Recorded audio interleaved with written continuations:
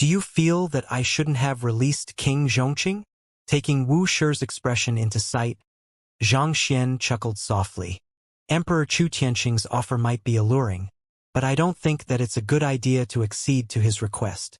Wu Shi nodded. Master teachers mustn't be sullied. This isn't a matter about compensation but pride. If a precedent were to be set, it might send out a wrong message about the master-teacher pavilion stand, and others might begin to emulate King Zhongqing's actions. After the affairs that they had gone through together in the Qiuwu Palace, he had come to know the young man before him as an extremely wise and discerning individual. As such, while he didn't agree with the latter's decision, he didn't interject during the discussion earlier on because he knew that the latter would surely have his considerations for making his decision. However, with Emperor Chu Tianqing's departure, he couldn't hold back his intrigue any longer. I'll explain the matter to you, but before that, I would like to ask Wu Shi a single question. Will you speak of the matter concerning Celestial Master Teacher to any other Master Teachers in your Master Teacher Pavilion? Xianxia asked. Upon hearing those words, Wu Shi's face immediately turned grim. He quickly set up an isolation barrier around him before assessing his surroundings to confirm that there was no one around. Only then did he respond with a soft voice. Principal Zhang, you must be absolutely careful when you speak of this matter. To respond to your question, due to the huge implications regarding the matter concerning Celestial Master Teacher, there's an absolute need to maintain a silence restraint on the matter. If word were to be leaked to the otherworldly demonic tribe, it could result in a disastrous outcome. Therefore, even if it's to the headquarters, I would choose to maintain my silence. He knew that the young man before him was a Celestial Master Teacher. However, this matter mustn't be spoken of lightly to others. If news were to fall into the wrong hands, it might cause the otherworldly demonic tribe to send its forces frenziedly after the other party. Putting aside the devastating destruction that would occur as a result of that, more importantly, it might result in the premature downfall of the Master Teacher before him. If that were to happen, he would become a sinner of history. I share the same thoughts as you. However, Vice Pavilion Master Tian revealed the existence of a Celestial Master Teacher right before me. Back when Vice Pavilion Master Tian was interrogating him at King Zhongqing Manor, the other party had once said these words. From what I know, even a Celestial Master Teacher has recently appeared in the world, so I don't think that the revival of the founder of the Poison Hall is something too absurd to believe. Back then, he had already realized that something was amiss. There was no Master Teacher who didn't understand the significance of those 3 words. It was the first time that Vice Pavilion Master Tian was meeting him, and yet the other party actually revealed such an important news to him. This was a clear breach of the silence restraint. That was also the main reason why he didn't hesitate in dealing with Vice Pavilion Master Tian. You are saying that Vice Pavilion Master Tian knows that you are Celestial Master Teacher? Wu Shi's face darkened. From the looks of it, that doesn't seem to be the case. If anything, he seems to be trying to sound me out instead. Xianxia shook his head.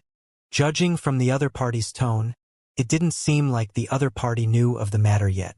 However, the fact that the other party raised the term Celestial Master Teacher before him showed that the other party harbored some doubts regarding his identity. However, given how calmly he was able to respond to the other party, not showing the slightest bit of fluster, he should have been able to dispel the doubts in the other party's mind. That's a relief. However, Principal Zhang, you must be careful. Next time, no matter where you head to, you must make sure to bring either me or Hall Master Xing with you for your own safety.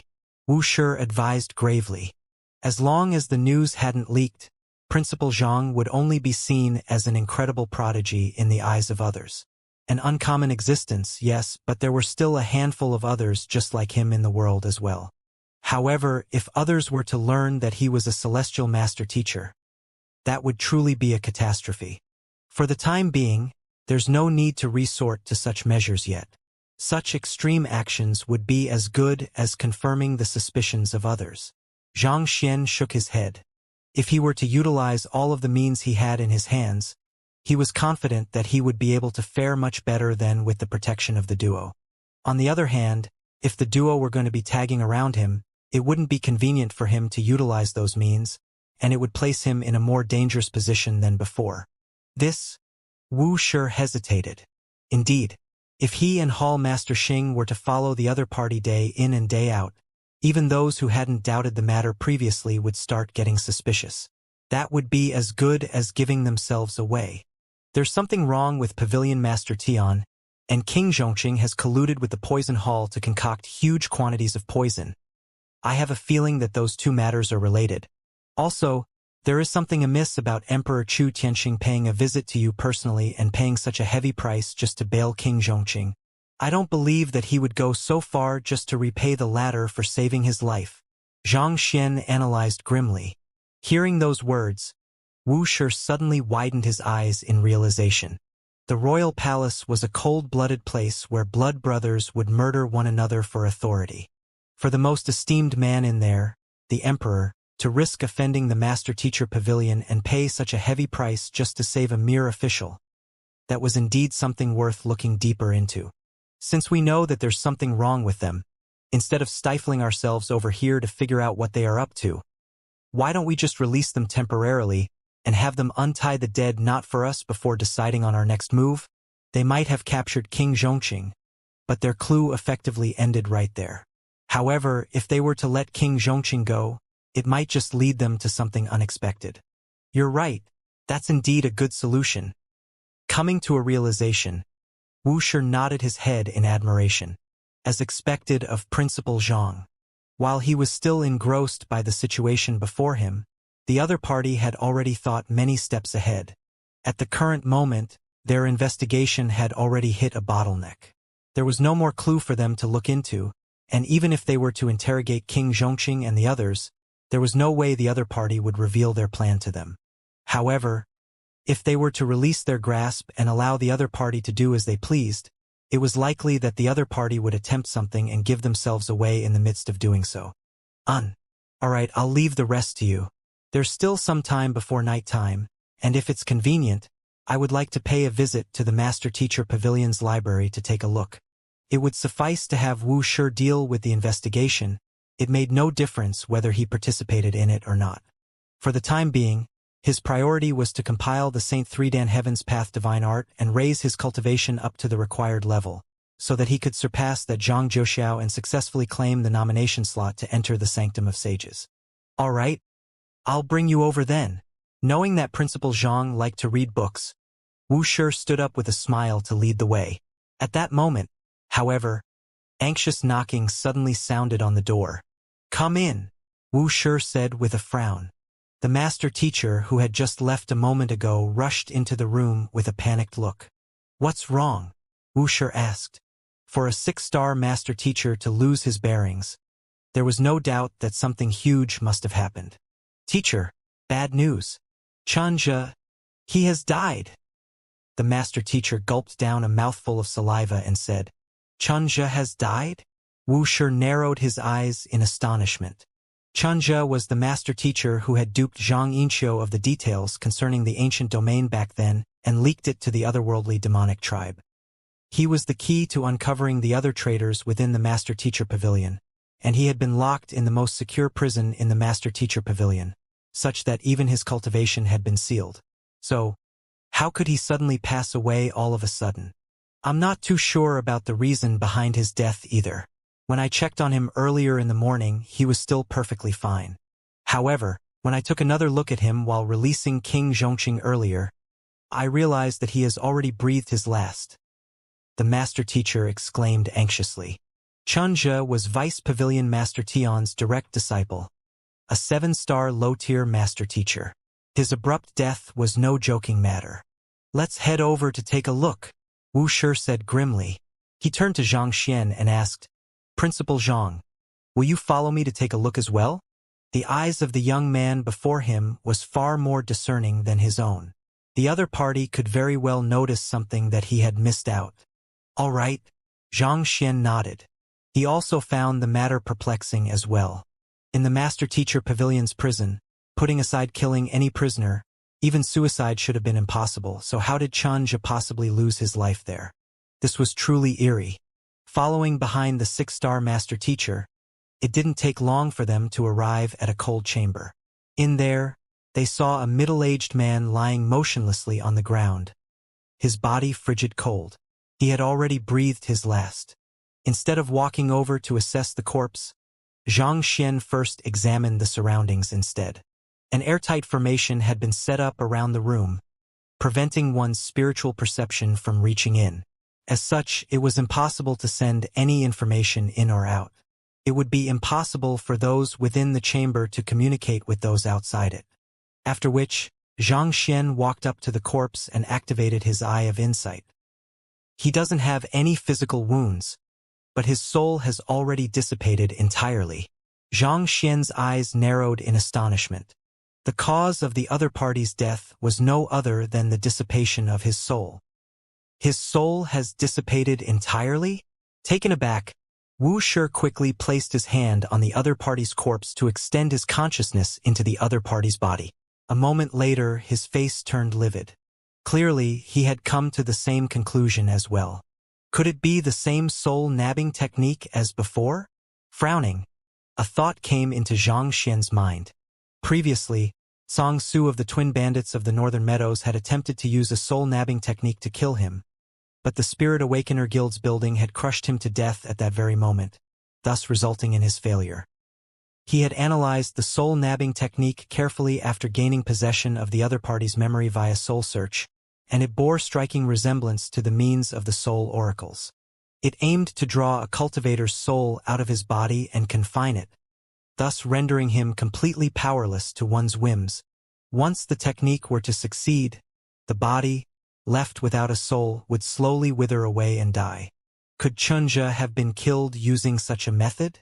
Could it be that Vicious has imparted this technique to someone else other than Song Su? Xianxia contemplated doubtfully. However, even if that was the case, why would the practitioner of the technique want to go through the trouble of killing Xianxia? Or could it be that Xianxia had something to do with Vicious and the Soul Oracle as well? Let's bring his corpse over to Division Head Xiao of the Combat Master Hall and have him help us analyze the situation. After examining the corpse for a while longer, Wuxia was still unable to make sense of the situation, so he stood up and said, "All right." The 6-star master teacher replied. Division Head Xiao was the head of the Soul Division, and he possessed deep knowledge in the study of souls. While Wuxia might not be able to determine anything from the corpse, perhaps Division Head Xiao might be able to see something that they couldn't in it. There's no need for that. Xianxia shook his head. The soul within the corpse had already vanished, so there was no point in finding Division Head Xiao anymore. Principal Zhang. Wuxia looked at Xianxia anxiously and said, Xianxia's death effectively means that we have lost our evidence to deal with Vice Pavilion Master Tian. Even though Vice Pavilion Master Tian has made a move on you, the evidence we have at the moment isn't sufficient to indict him for attempting to frame you. In other words, we don't have any reason to imprison him any longer. No matter what, Vice Pavilion Master Tian was a 7-star pinnacle master teacher, the vice head of the Master Teacher Pavilion. Previously, it was due to his direct disciple leaking critical intelligence to the otherworldly demonic tribe that he was implicated and imprisoned for the matter. However, with Xianxia's death, there was no longer anyone who could possibly point Vice Pavilion Master Tian to be the culprit of the matter, so naturally, they would have no reason why keep the other party imprisoned any longer. As for the crime of slandering and accusing Xianxia, he could dump it all onto King Zhongqing, and the remaining could be overlooked just on his prestigious identity in itself. Since we no longer have any right to imprison him, just let him go then. Xianxia shook his head. If not for the fact that he had discovered that there was a fatal flaw in Vice Pavilion Master Tian's primordial spirit through his Library of Heaven's path, which would hinder him from effectively executing any soul art, he would have truly doubted if Vice Pavilion Master Tian had killed his own student. Let him go. Wuxia was taken aback. But Principal Zhang, the humiliation that you have suffered because of him, there's no need to be bothered about that matter. In view of Vice Pavilion Master Tian's standing, it won't do us any good to keep him imprisoned for an extended period of time, especially when we don't have sufficient evidence on hand. Furthermore, it hasn't been long since you have been promoted to a Vice Pavilion Master yourself, so you can't afford to forcefully make a move against Vice Pavilion Master Tian yet. Xianxia shook his head and said, at the current moment it was imperative for them that Wuxia remained in power. Otherwise, there would be powerless to stand against Vice Pavilion Master Tian. All right then. Seeing that there was some sense in what Xianxia said, Wuxia could only reluctantly nod in agreement. Then, what should we do next? What do you think that we should do? Xianxia returned the question with a smile. I think that we should announce Qianzhi's crimes publicly and turn everyone against Vice Pavilion Master Tian. This would put Vice Pavilion Master Tian in a disadvantageous position, and we would be in a better position to make a move against him. Wuxia contemplated for a moment before saying, the news regarding Qianzhi's betrayal was currently known by only a very small group. If they could pin a crime on Qianzhi at this moment, Vice Pavilion Master Tian, as Qianzhi's teacher, would be placed in a precarious position as well. Otherwise, Vice Pavilion Master Tian would truly be getting away scot-free from the entire matter. Wrong. That course of action won't work. Xianxia shook his head. It won't work? What should we do then? Wuxia was taken aback. Simple. We should have Qianzhi buried with the grandest of master-teacher ceremonies. On top of that, we will compensate his family and accord them with the highest compliments. We shall dub him as a true master-teacher, the role model whom everyone should learn from. Xianxia replied with a mysterious smile. Ah? What kind of solution is that? Wuxia was stunned by Xianxia's unexpected suggestion. Qianzhi was the person who revealed the intelligence from Xianxia to the otherworldly demonic tribe, causing the latter to nearly be unable to return from the Qiu Wu Palace. A person like him should be deeply condemned by the Master-Teacher Pavilion, and yet Principal Zhang was proposing to offer the highest of compliments to him? This was too bizarre. On the other hand, seeing that Wuxia didn't comprehend what he was driving at, Xianxia shook his head and explained, at this point, Qianzhi's crimes are only known to a handful within the Master-Teacher Pavilion. This is actually disadvantageous to us. In order to officially indict Qianzhi of a crime and justify his arrest, we'll need to convince the entire Master-Teacher Pavilion of our case, and that would require more evidence than just old Principal Zhang Yinqiu's testimony. However, that is one thing that we are lacking at the moment. If we were to disregard that and forcefully pin an accusation on Qianzhi, it will appear as if we are trying to conceal our depraved actions instead. On top of that, the fact that Qianzhi has even passed away in the Master-Teacher Pavilion plays against us as well.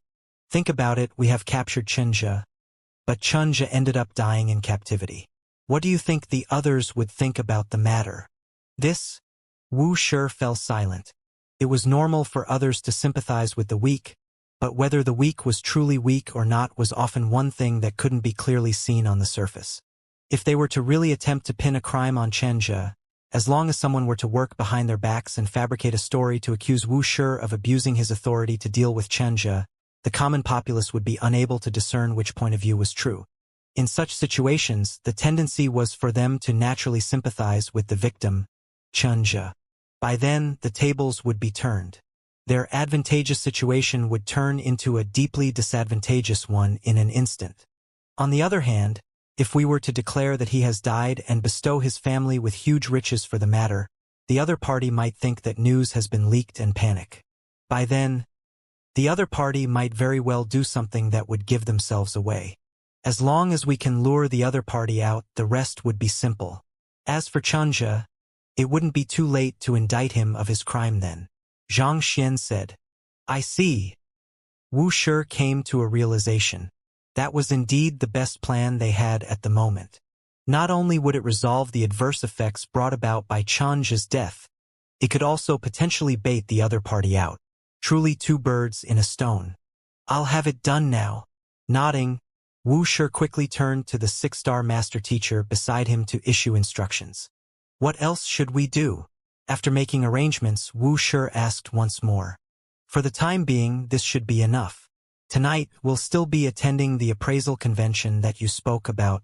Don't worry, we have already placed the bait dangling before them. Now, we just have to wait to hook something up. Xianxia smiled. Wuxia nodded before falling silent. After leaving Qianzhi's cell, Xianxia headed straight for the Master Teacher Pavilion's library. With Wuxia's identity token in his hand, he was qualified to access the Saint 3 Dan and Saint 4 Dan cultivation techniques in there. In less than 2 hours, he had already collected everything into his library of Heaven's Path. After that was done, he took out the books which Emperor Chu Tianqing had given him and collected them into his library of Heaven's Path too. Compile. The library of Heaven's Path jolted, and 2 new books materialized before Xianxia's eyes. They were the Saint 3 Dan and Saint 4 Dan Heaven's Path Divine Art. Swiftly browsing through them, Xianxia's eyes lit up in excitement. They have both reached the level of Heaven's Path. I can cultivate them straight now. This seemed to be the first time he had collected the Heaven's Path Divine Art for 2 realms in advance. With these 2, he would be able to make a breakthrough on the spot to Saint 4 Dan Primordial Spirit Realm. However, the sky seems to be getting dark. I should first head over to the appraisal convention with Wuxia before cultivating. Xianxia glanced out of the windows and saw that the sun had already set. The appraisal convention that Wuxia had mentioned previously should be starting anytime soon, so he couldn't afford to spend any time on cultivation for the time being. Thus, he stretched his back lazily and walked out of the library.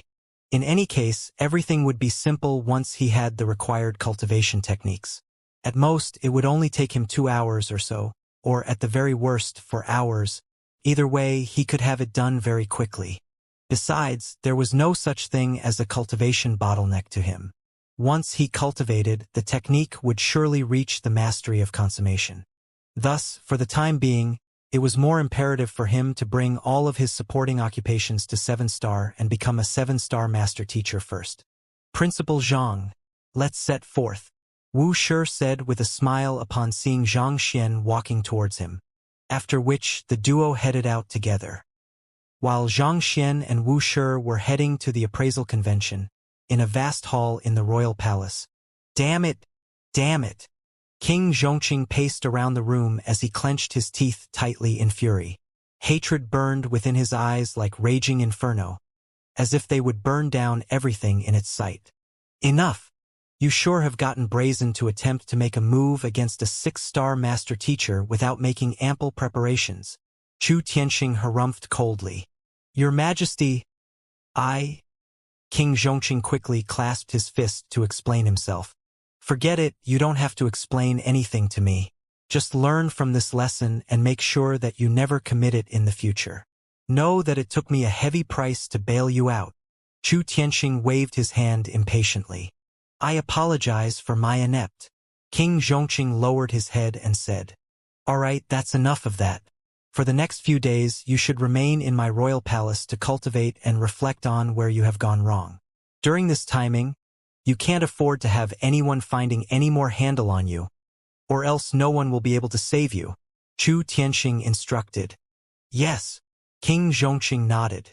Don't worry, there shouldn't be any more problems. The main issue at hand lies with that Xianxia. He really isn't an easy fellow to deal with. Furthermore, his cultivation is much higher than we have previously anticipated. As King Zhongqing spoke about Xianxia, he couldn't help but grit his teeth furiously. However, as soon as he said those words, his face suddenly paled, and his body began shaking uncontrollably. This is bad. King Zhongqing narrowed his eyes as goosebumps rose all over his body. What's wrong? Chu Tianqing frowned. I have been poisoned. Pooh! King Zhongqing's body began convulsing non-stop, and large mouthfuls of blood spurted from his mouth. He felt as if all of his organs were about to shatter anytime soon. Poisoned? How did you get poisoned? Chu Tianqing's eyes widened in alarm. King Xingqing had been beside him for the last few minutes. So how could he be suddenly poisoned without any warning? I have no idea either. The immense pain rendered King Zhongqing incapable of standing on his feet, and he rolled around the ground wildly, hoping that it would alleviate his pain somehow. Cold sweat trickled down his entire body, and no matter how he contemplated over the matter, he simply couldn't recall when he was afflicted with the poison. Did you eat or drink anything today? Chu Tianqing asked anxiously. For even King Zhongqing, a Saint 4 Dan pinnacle expert, to be unable to tolerate it, the poison was truly fearsome. An individual who had such a potent poison in his possession and could poison King Zhongqing without the latter noticing had to be a 7-star pinnacle poison master at the very least. But if such a figure had appeared by King Zhongqing's side, he would have known it. Why did he have no impression of it whatsoever? Today, King Zhongqing began recalling everything that had happened earlier. That Xianxia has fed me several gourds of fine wine, and that Sun Chong has sprinkled salt and pepper over my body. There couldn't be anything wrong with the food in his King Zhongqing manner, and he hadn't touched the food in the Master-Teacher Pavilion either. The only thing left was Zhang Xian's wine and Sun Chong's condiments. Sprinkled salt and pepper over your body? Chu Tianxing was stunned. What the heck was that? However, he knew that this wasn't the time to be asking about that. With a deep frown, he remarked, "From the looks of it, the culprit seems to be that Zhang Xian. Just that, what kind of poison is this? Men, summon royal physician's son over." Yes. A guard quickly bowed and rushed out of the room. Not too long later, an elder entered the hall. "Your Majesty, royal physician's son, King Zhongqing has been poisoned, and I would like you to analyze what kind of poison it is and treat him," Chu Tianxing instructed. Royal physician's son was a 7-star pinnacle physician specially employed by the royal court, and his comprehension of the way of medicine had already reached a profound level. If anyone could treat King Zhongqing, it had to be him. "Your Majesty, rest assured, as long as the poison isn't beyond grade 7, I'm confident that I'll be able to resolve it easily." Royal physician's son smiled, revealing a row of perfectly yellow teeth. With a flick of his finger, he swiftly weaved his jinqi into thin threads, which swiftly wrapped itself around King Zhongqing in the shape of a sphere. This was his exclusive diagnosis and treatment method, sonar diagnosis cocoon. By linking his jinqi threads to the vitals and acupoints of the patient, he would be able to take a closer examination on the patient's condition through the vibrations through the jinqi threads, and thus, making an accurate diagnosis of the patient's condition. There's something really weird about the poison. Royal physician's son analyzed King Zhongqing's condition for a moment, and a deep frown surfaced on his forehead. Weird. Chu Tianxing's face darkened. Can he be treated? Your Majesty, rest assured. Even though the poison is elusive and nearly indiscernible, I should be able to figure what is going on by sending my jinqi threads into King Zhongqing's body through the jinqi thread diagnosis method, and from that, resolve the poison, physician's son said confidently. Hurry up then. Seeing King Zhongqing's face turn ghastly pale, as if he would succumb to the poison at any moment, Chu Tianxing urged. Yes. Royal physician's son nodded. Taking a deep breath, he flicked his fingers forward. Tzzzzzzzzzz. A surge of jinqi shot from his fingers into King Zhongqing's glabella, and it swiftly dived its way into the latter's meridians. The jinqi thread diagnosis method involved sending jinqi threads into the body of the patient to examine the latter's inner condition to determine the source of the injury or illness, thus allowing the physician to treat the issue at its root. Since the sonar diagnosis cocoon wasn't sufficient to determine the lethal poison which King Zhongqing was suffering from, he could only resort to this method. Before long, his jinqi had already made its way around the King Zhongqing's body, but there was still no lethal poison to be seen. Perplexed, royal physician's son retracted his jinqi and contemplated with a deep frown. He had checked every nook and cranny within King Zhongqing's body, but there was not a trace of any poison to be seen. Yet, the other party's internal organs were corroding, clearly the doing of a lethal poison. These contradicting situations had left him deeply bewildered. How is it? Chu Tianxing asked anxiously. There's something really bizarre about the poison. I need some time to think of a solution. Halfway through his words, royal physician's son's face suddenly turned ghastly pale. His body abruptly fell heavily onto the ground before convulsing wildly. Huge mouthfuls of blood spurted wildly from his mouth, rendering his face a shade paler each time. Darn it, I was poisoned as well. As he said those words, his body convulsed a few more times before he passed out altogether. Chu Tianxing was astonished. It was just a moment ago that the other party declared confidently that he would be able to resolve the poison, and yet, before he could even determine what kind of poison it was, he had already passed out. The other party was already the most formidable physician in the royal palace, but he still ended up succumbing to the poison. Against a lethal poison which could affect even a 7-star pinnacle physician unknowingly, what could they possibly do? Your Majesty, I have a handful of poison masters imprisoned in my manor. Bring one of them over, King Zhongqing uttered weakly. Hold on. I'll send my men to bring them over, Chu Tianqing said before turning to his men to issue some commands. Under the orders of the emperor, the guards swiftly made their way over to the King Zhongqing manor, and not too long later, they returned with a black-robed young man. He was no other than Butler Qin. Old Master. The poison masters in the residence has been released by Xianxia. Released? Pooh! At this point, King Zhongqing was already withered internally and externally. At this moment, he didn't even have the strength to move around anymore, as if an old man languishing on his deathbed. There are no poison masters left, and the physicians aren't capable of treating it either. I'll go look for Xianxia personally. To think that a master teacher would actually resort to such underhanded tricks. Chu Tianqing roared lividly. He had to pay such a heavy price in order to bail King Zhongqing out. If the latter were to die of poison shortly after, wouldn't his Qingyuan royal family become a laughingstock of the populace? Xianxia? Poison? Upon hearing those words, Butler Qin swiftly turned to Chu Tianqing and asked with his head lowered, Your Majesty, was our old master poisoned by Xianxia? It must be him. No one else had a chance to strike other than him. Chu Tianqing harumphed in anger. If he's the one behind the poison. Butler Qin paused for a brief moment as confidence emerged on his face. I know how to alleviate the poison. You know? Chu Tianqing and King Zhongqing looked at Butler Qin in bewilderment. It was a poison that even the 7-star pinnacle royal physician's son was helpless before, even passing out after being afflicted with the poison himself. So how could a butler who didn't know the slightest thing about poison possibly know how to alleviate it? To be honest, I was also afflicted with the poison a while back, but I managed to keep it under control using a certain method, Butler Qin replied. Hearing that his subordinate had been poisoned by Xianxia, as well but managed to overcome the poison, King Zhongqing immediately exclaimed, Is that true?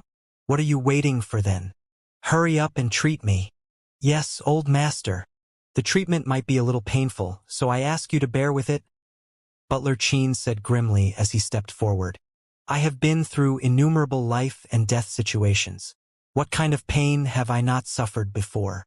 Rest assured and do it, King Zhongqing replied proudly.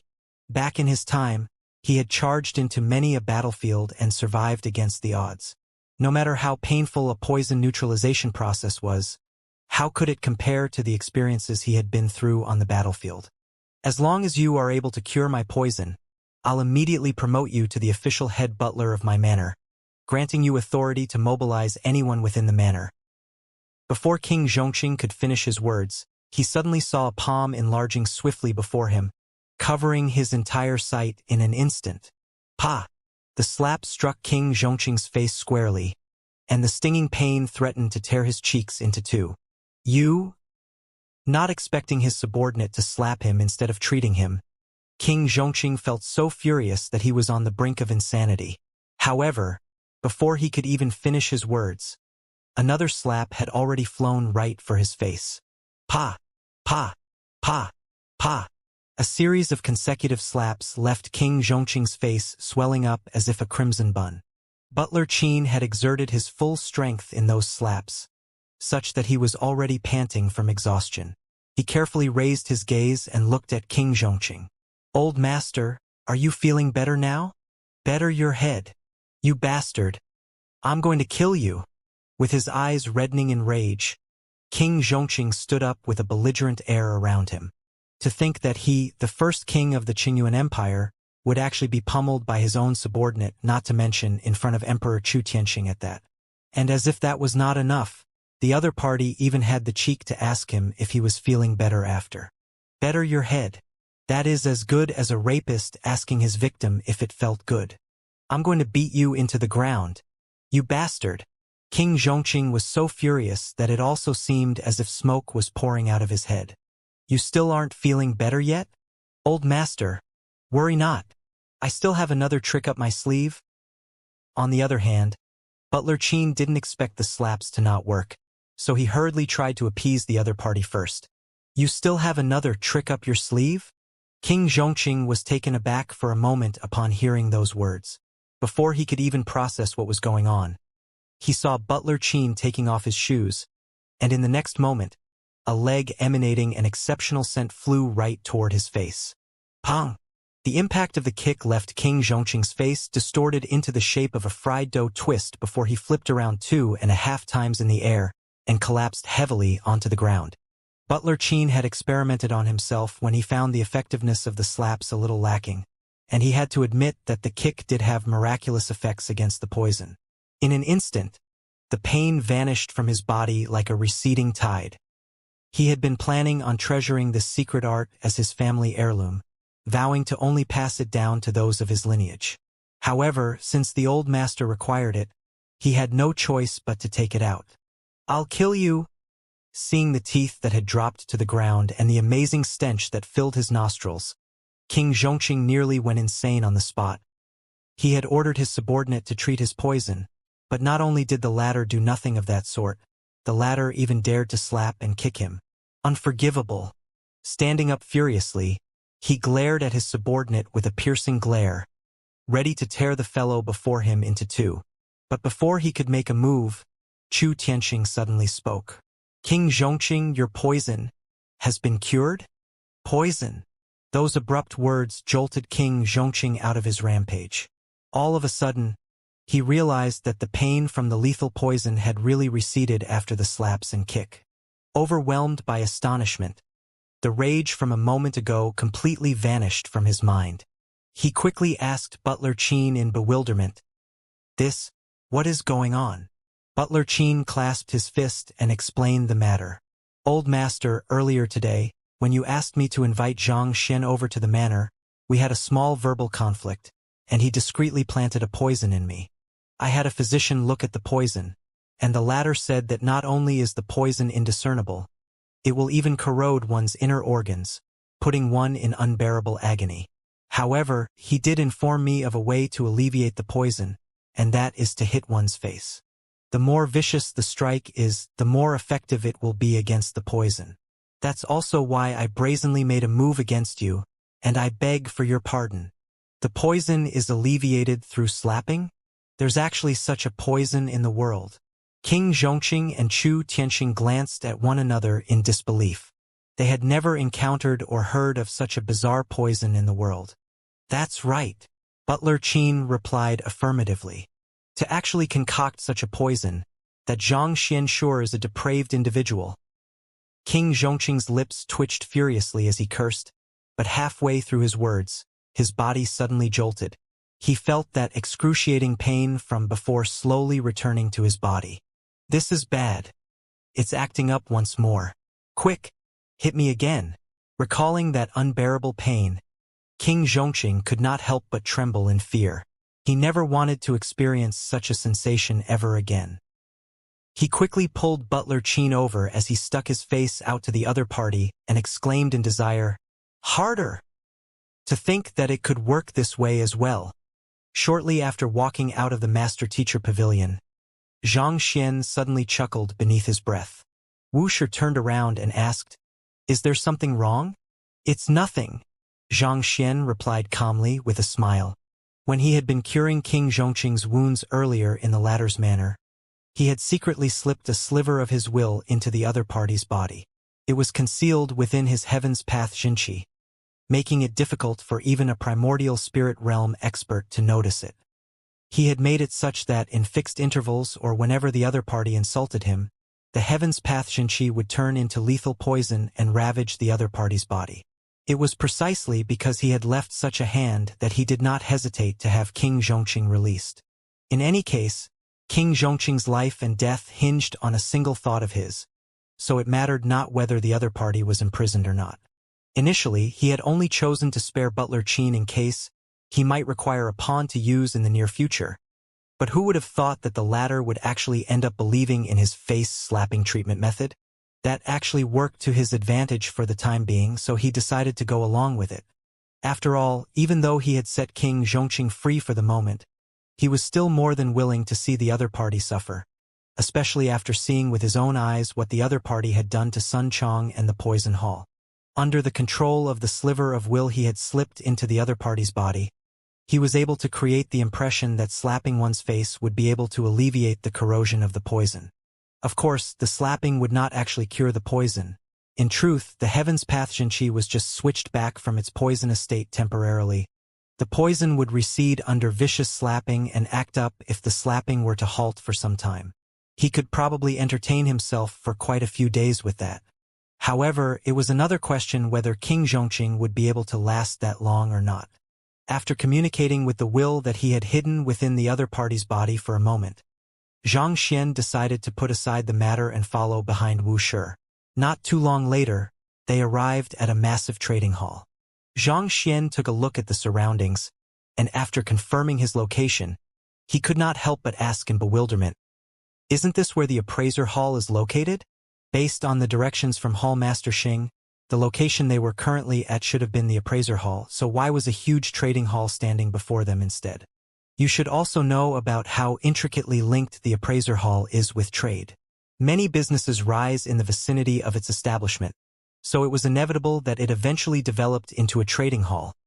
Wuxia explained with a smile. That's true. Xianxia nodded. Appraisers were capable of determining the authenticity of artifacts, and in the master-teacher continent, authenticity had always been a problem for both buyers and sellers alike. Receiving an appraiser's certificate on a good was equivalent to having a guarantee on the quality of the good, and naturally, sellers would be able to sell it at a higher price.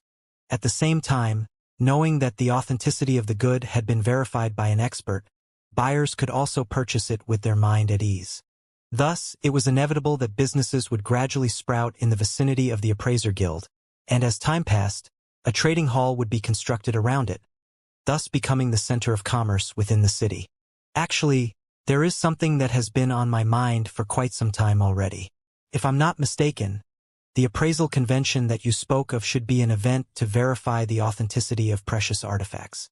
However, if that's the case, why would the head of the Painter Guild attend the convention as well? Xianxia asked.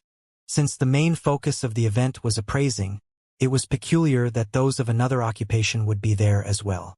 As you know, appraisers deal with artifacts of all sorts. Tonight, one of the artifacts that will be appraised is a painting left behind by the sorrowless old man. Wuxia explained. Sorrowless old man? He's the most famous painter in the history of the Qingyuan Empire. An extremely talented individual, he was an 8-star painter before he reached 300 years old. Unfortunately, on the third day after his 300th birthday, he vanished without a trace. As for where he went, no one knows for sure. However, there are rumors that he was killed by his enemies, Wuxia explained. 300 years old? Isn't that age considered young for Saint Realm cultivators? Why would others address him as the sorrowless old man? Xianxia asked in confusion. Even Hall Master Xing and Wuxia were at least 500 years old. In comparison, 300 years could really be considered young among Saint Realm cultivators, so that title seemed to be a little inappropriate. It is said that in the earlier years of the sorrowless old man, his talents in cultivation and painting were unexceptional. Even as he approached 180, he was still nowhere near to reaching Saint Realm. However, his talents suddenly blossomed one day. Within a short 10 years, his mastery in painting surged all the way to 7-star, and he managed to advance his cultivation to Saint Realm as well. Nevertheless, due to his late breakthrough, he still retained his old appearance despite his lengthened lifespan, and it was because of his old appearance that others addressed his as the sorrowless old man, Wuxia explained. I see. Xianxia nodded. The average lifespan of a transcendent mortal was around 200, and typically speaking, a 180 years old transcendent mortal cultivator stood no chance of achieving a breakthrough at all. To suddenly be enlightened in the way of painting and successfully advance to sainthood at his age, it must be said that the sorrowless old man was indeed a legend. While chatting, the duo entered the trading hall. The trading hall was far larger than Xianxia had expected.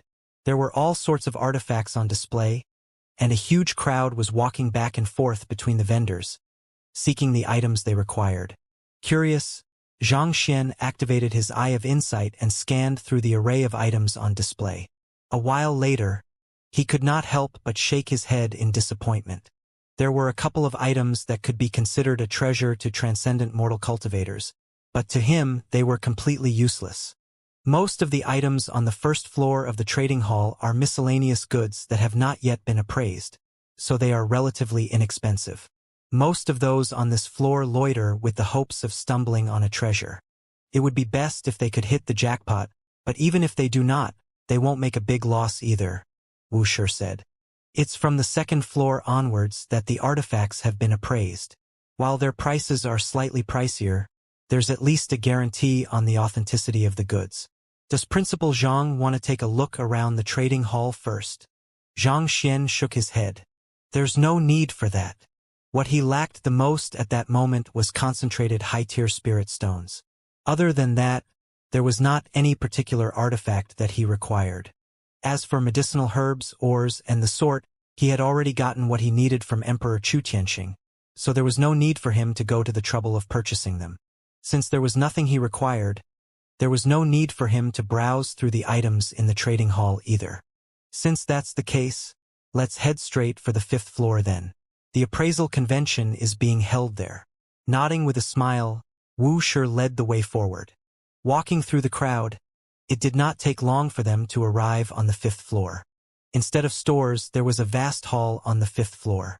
Before Xianxia could enter the hall, he suddenly spotted 2 men walking over, and upon seeing one of their faces, he could not help but halt for an instant. The person was none other than the young man whom he had encouraged earlier in the day, the offspring of the Zhang clan, Zhang Zhouxiao.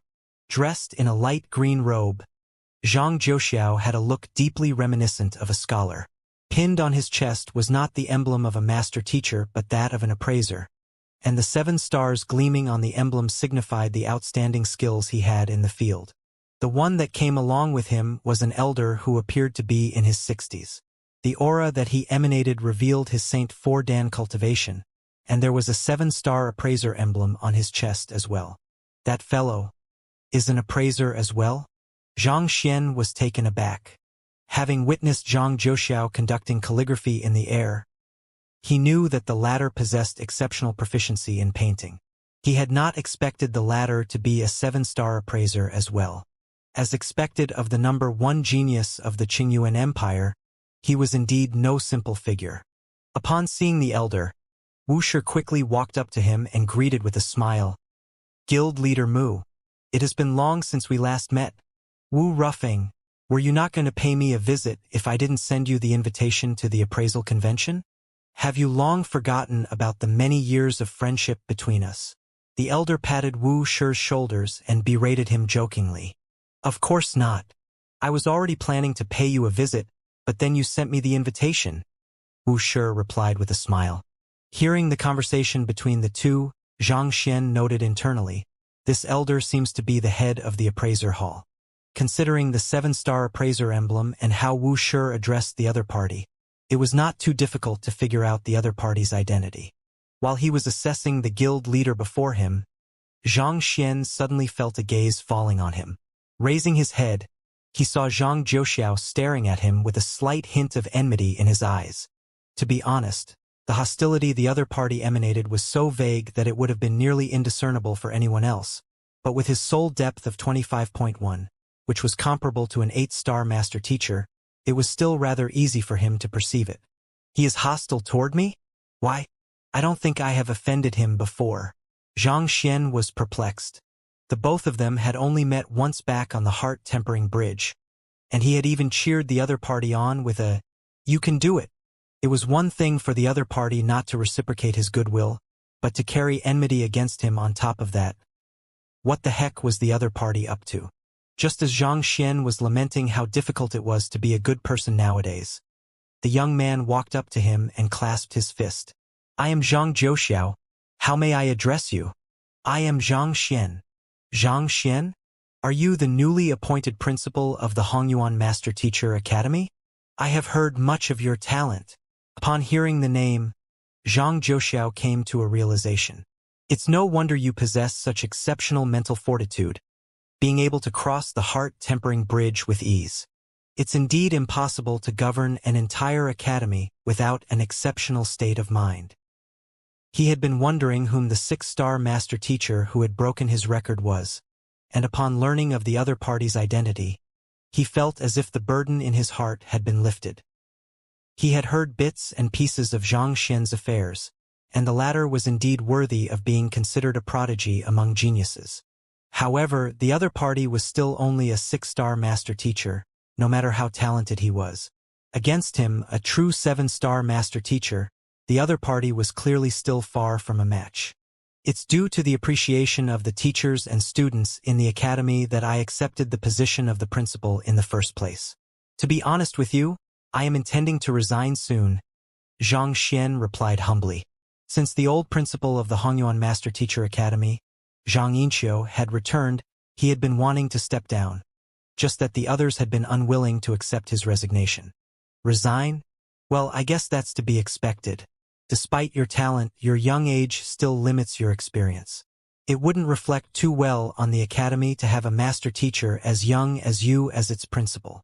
Zhang Juxiao nodded in agreement. Not expecting his words of humility to be taken for real, Xianxia shook his head with a helpless smile. It was the norm in such social settings to keep up pleasantries. More than manners, it was a sign of politeness and respect for the other party. He could tell that Zhang Juxiao was trying to put him down, and while he would not go to the extent of getting into a squabble with the other party over something as inconsequential as this, he was not interested in putting up with it either. Thus, he chose to take his leave instead. However, before he could do so, the other party continued speaking. Since Wuxia has brought you to this appraisal convention, it must mean that he has a high opinion of you. Is Xianxia an appraiser as well? Out of politeness, Xianxia replied, Yes, I have learned a little bit of appraising in my spare time. May I know what your current rank in it is? Zhang Juxiao asked curiously. I am currently a 5-star appraiser, replied Xianxia nonchalantly. The previous appraiser hall that he had been to was in Honghai City of the Myriad Kingdom Alliance. Over there, the highest emblem he could receive was only 5-star, so he had been stuck with it until now. 5-star? I see. Given your current age, it's actually not too bad. At the very least, it does show that you have some talent in the field. As long as you work diligently on it, it might be possible for you to overtake me in the future. Zhang Juxiao nodded. To tell you the truth, 5-star appraisers are actually unqualified to attend the appraisal convention. But it seems like Wuxia has specially brought you here to expand your horizons. Seems so, Xianxia replied casually. Zhang Juxiao nodded before continuing. The appraisal convention this time around is far grander than the previous few. The appraiser hall has invited many leading figures in their own occupation this time around, so it's very likely that a few valuable treasures might appear later on. Since it's fate that we have met, and the both of us have the same surname, Zhang, why don't you follow behind me later on, and I'll show you around? If there's anything you don't recognize or know of, you can ask me. We are all master teachers, and as your senior in the field of appraising, it's only right for me to offer you a few pointers here. Hopefully, my words will be of some help to you in pushing for a breakthrough to 6-star. I'll be counting on you then, Xianxia replied. It did not seem like the other party had any bad intentions in mind, so Xianxia did not think that there was any need to create unnecessary acrimony between them. There's no need to stand on ceremony. While I am a master teacher as well, I have devoted quite a bit of my time to studying appraising, and I do have some reputation of my own in the Qingyuan Empire Appraisal Hall as well. Zhang Juxiao replied calmly, but the slight hint of pride in his tone was unconcealable. He had been feeling rather traumatized by the other party after the affairs at the heart-tempering bridge, so he could not help but feel exceptionally refreshed after returning the favor. Xianxia nodded. He was just about to speak when Wuxia and guild leader Mu suddenly both turned their sights over, and the latter spoke with a smile on his face. I was too busy speaking earlier that I forgot to introduce him to you both. As all of you are master teachers, I believe that I need not specially introduce him. Zhang Juxiao over here has studied appraising under me for 3 years, and within this short period of time, he has already achieved 7-star proficiency in the occupation. His talent in this field is truly fearsome, an outstanding youth indeed. Wuxia nodded upon hearing those words before saying, Guild Leader Mu, this young man over here is my friend, Xianxia. Don't underestimate him just because of his young age. He's truly an exceptional genius. He was previously intending to look for you to take the appraiser examination, but since we coincidentally met one another here, I thought that it would be good to introduce him to you. Your friend? I thought that he is your junior. Guild Leader Mu was taken aback. Wuxia was almost 800 this year, so he had automatically assumed that the 20-year-old lad whom he had brought with him to the appraisal convention would be a new student that he had accepted recently or a close junior. Who would have thought that the other party was his friend instead? The fact that Wuxia chose to address the young man as his peer showed how high an evaluation he had of the other party's capability. Principal Zhang is a man of great talent. It's already a great honor for me to have him as my friend. So how could he possibly be my junior? Wuxia quickly waved his hand to deny the claim. The young man before him was a celestial master teacher and a celestial saint. To be honest, he already felt as if he was being a little conceited to address the other party as his friend. So he nearly died of a heart attack when Guild Leader Mu asked if the other party was his student. Oh! Noting that his old friend was not say those words out of humility, Guild Leader Mu could not help but take another good look at Xianxia, and the casual attitude he took before slowly turned into graveness. A friend of Wuxia is a friend of mine too. Principal Zhang, feel free to look for me if you ever require any help concerning appraising. Having known Wuxia for many years, Guild Leader Mu knew that the other party was an austere man who viewed formalities with grave importance. The fact that he was willing to address a person as young as Principal Zhang with such deep respect showed that the latter was no ordinary figure. Xianxia clasped his fist and replied, Guild Leader Mu, you are being too polite. There's no need to stand on ceremony with me. Wuxia and I have been close friends for many years, Guild Leader Mu said with a smile. He turned to Zhang Zhouxiao and said, Zhouxiao, I know that the both of you are around the same age, but since Principal Zhang is a friend of mine, you will have to address him as senior uncle. All right, hurry up and greet him. Zhang Zhouxiao nearly vomited blood. He reluctantly voiced those two words from his mouth. Senior, uncle. It was just a moment ago that he had said that he would show the other party around the appraisal convention to teach the other party a thing or two. His face turned so red that it looked as if he would burst into flames at any moment. Guild Leader Mu nodded. Wuxia and Brother Zhang, it seems like most of the guests have arrived. Allow me to bring you two to your seats. All right, Wuxia nodded. Thus, the group began making their way into the hall. The hall spanned roughly 30 meters from one end to the other, and there was a long rectangular table stationed at the very center. Both ends of the tables were already surrounded with all kinds of finely dressed gentlemen and ladies, and most of them seemed to be roughly around the age of Guild Leader Mu. Xianxia spotted two familiar figures amid the crowd, Guild Leader Ruan of the Spirit Awakener Guild and Guild Leader Wei of the Terpsichore Guild. Guild Leader Mu first brought Wuxia and Xianxia to their seats before heading to the principal seat of the rectangular table and gestured to them. All right, please take a seat. Xianxia and Wuxia sat down side by side. Zhang Zhouxiao also walked up to one of the seats as well, but Guild Leader Mu frowned at that moment and said, Zhouxiao, you shall stand behind me. Yes. Zhang Zhouxiao's face twitched slightly, but he quickly nodded and took his place behind Guild Leader Mu. He was initially thinking that with his standing as a 7-star appraiser, he would at least be able to vie back some dignity from the other party, but who would have thought that before he could really do anything, he would already be suppressed to the point where he could hardly raise his head before the other party.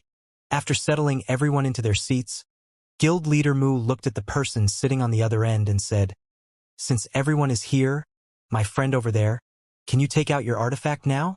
That person was wearing a copper mask, making it impossible to distinguish his facial features. Nevertheless, from his skin, one could roughly tell that his external appearance should be one of a middle-aged man in his late 40s. Everyone present here is a reputable figure of Qingyuan City, and I see that even Vice Pavilion Master Wu is here today, so naturally, I have no qualms regarding your credibility. However, I think that there is still a need for me to put the ugly words at the forefront and make my stand clear. I only wish for my artifact to be appraised so as to decipher the secret hidden within it. Regardless of what is discovered in the process, I wish to make it very clear that I have no intentions of selling my artifact to anyone else. However, be assured that I will handsomely reward those who help me in deciphering it, the copper-masked figure said. His voice was slightly scratchy, a sign indicating that he had intentionally altered his voice so that no one would be able to recognize him. Rest assured, the friends that I have invited to the appraisal convention this time around are trustworthy individuals. Guild leader Mu nodded. The copper-masked figure nodded. I trust Guild leader Mu's judgment.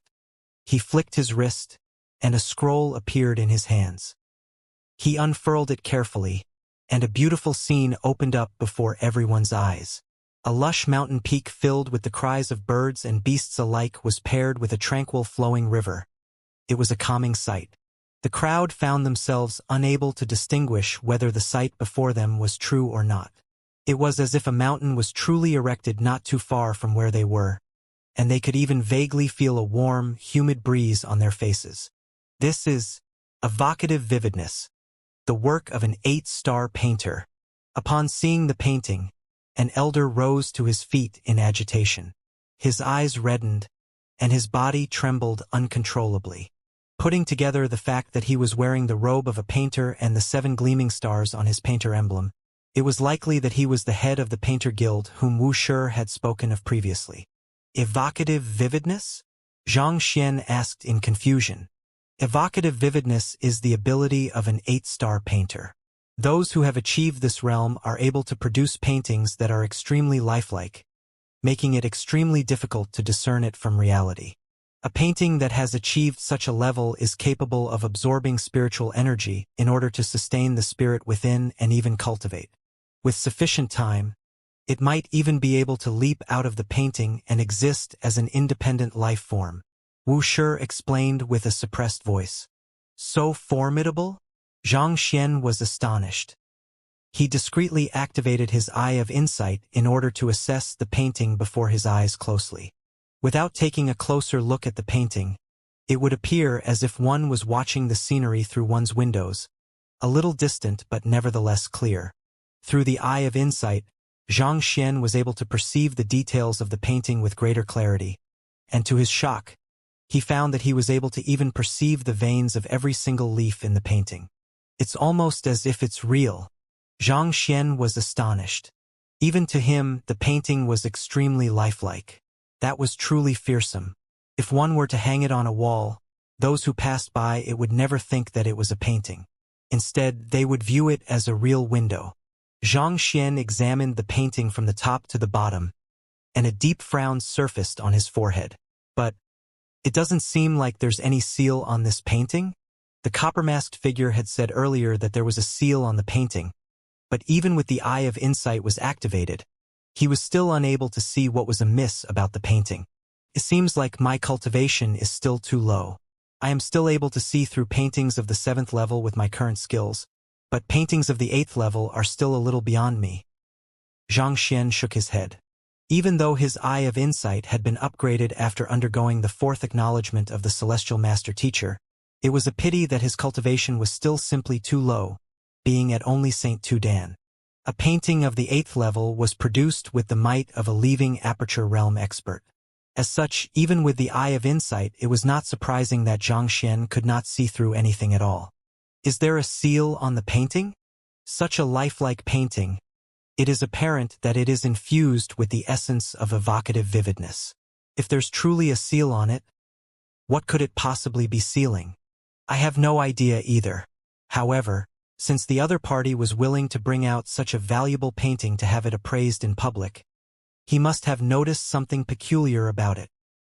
Xianxia was not able to notice what was wrong with the painting, and the others in the room also had confused frowns on their foreheads. With hushed voices, they discussed the matter among themselves, unable to figure out what was wrong. At this moment, the perplexed guild leader Mu stood up and asked, "May I take a closer look?" "Feel free," the copper-masked figure said nonchalantly. Thank you. Guild leader Mu walked up to the painting before whipping out a magnifying crystal ball. After which, he began examining the painting bit by bit carefully. As he was the most capable appraiser in the room, the others waited with bated breaths for his conclusion, fearing that they would interrupt his work.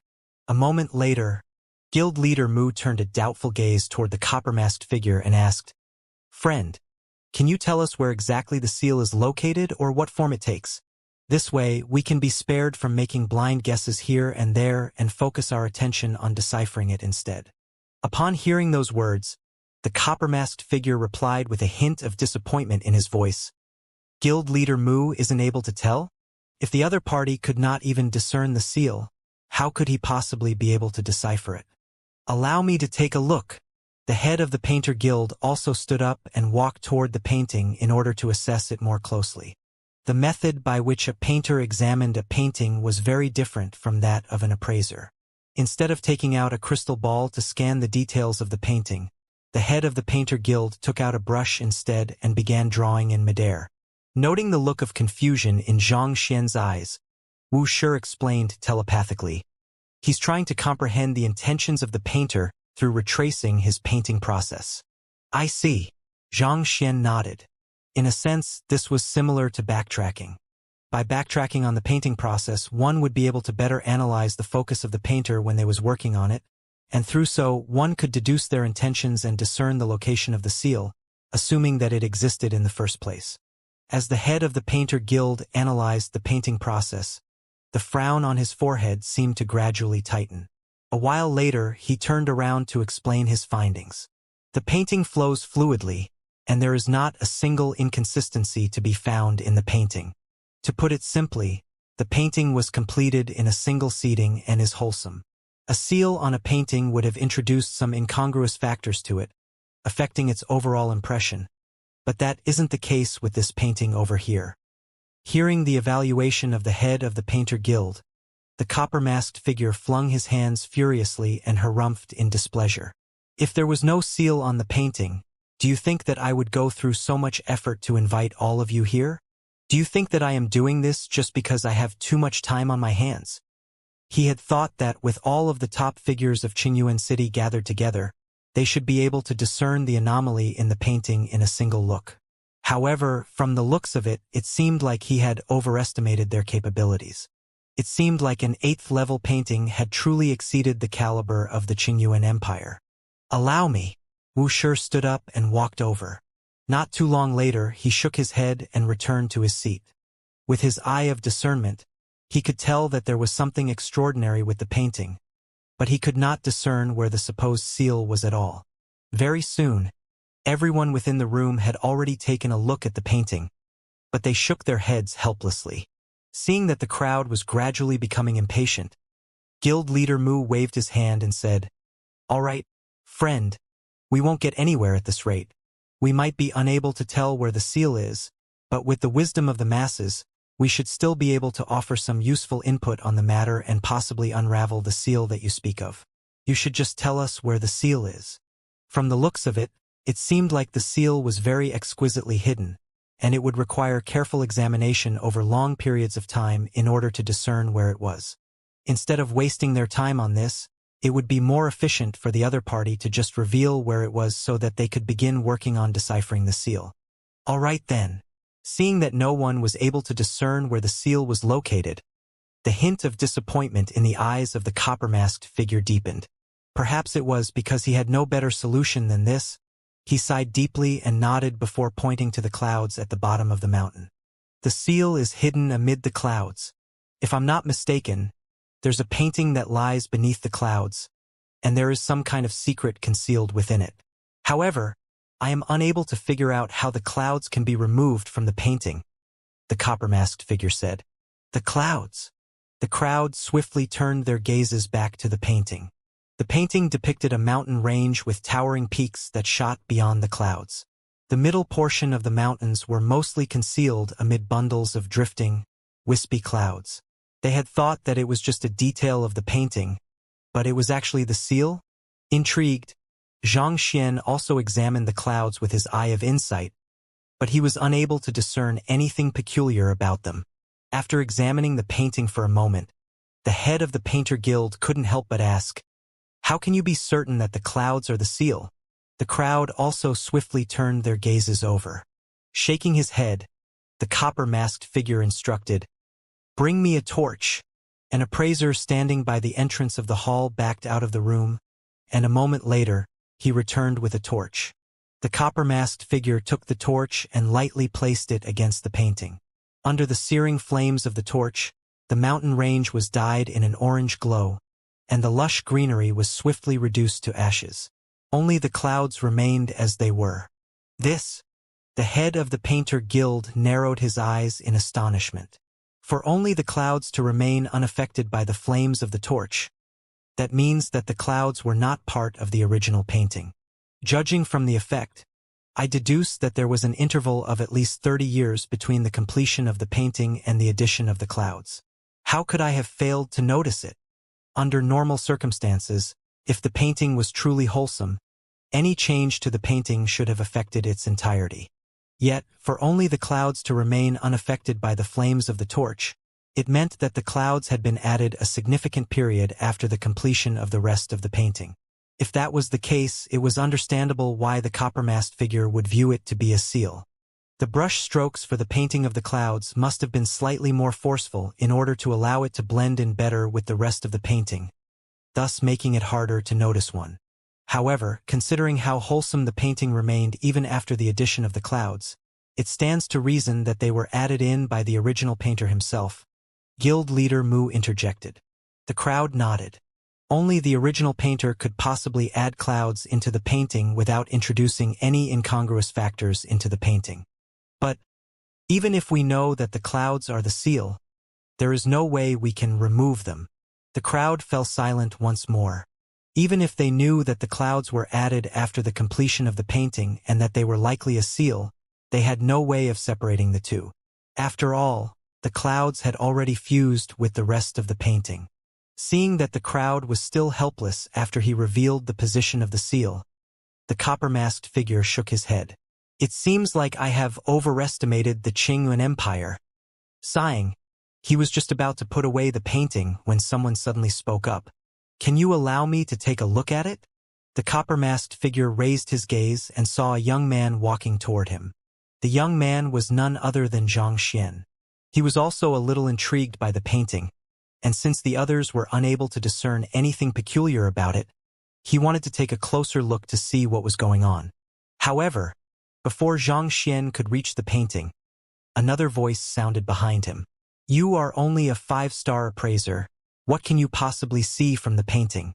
Allow me to do it instead."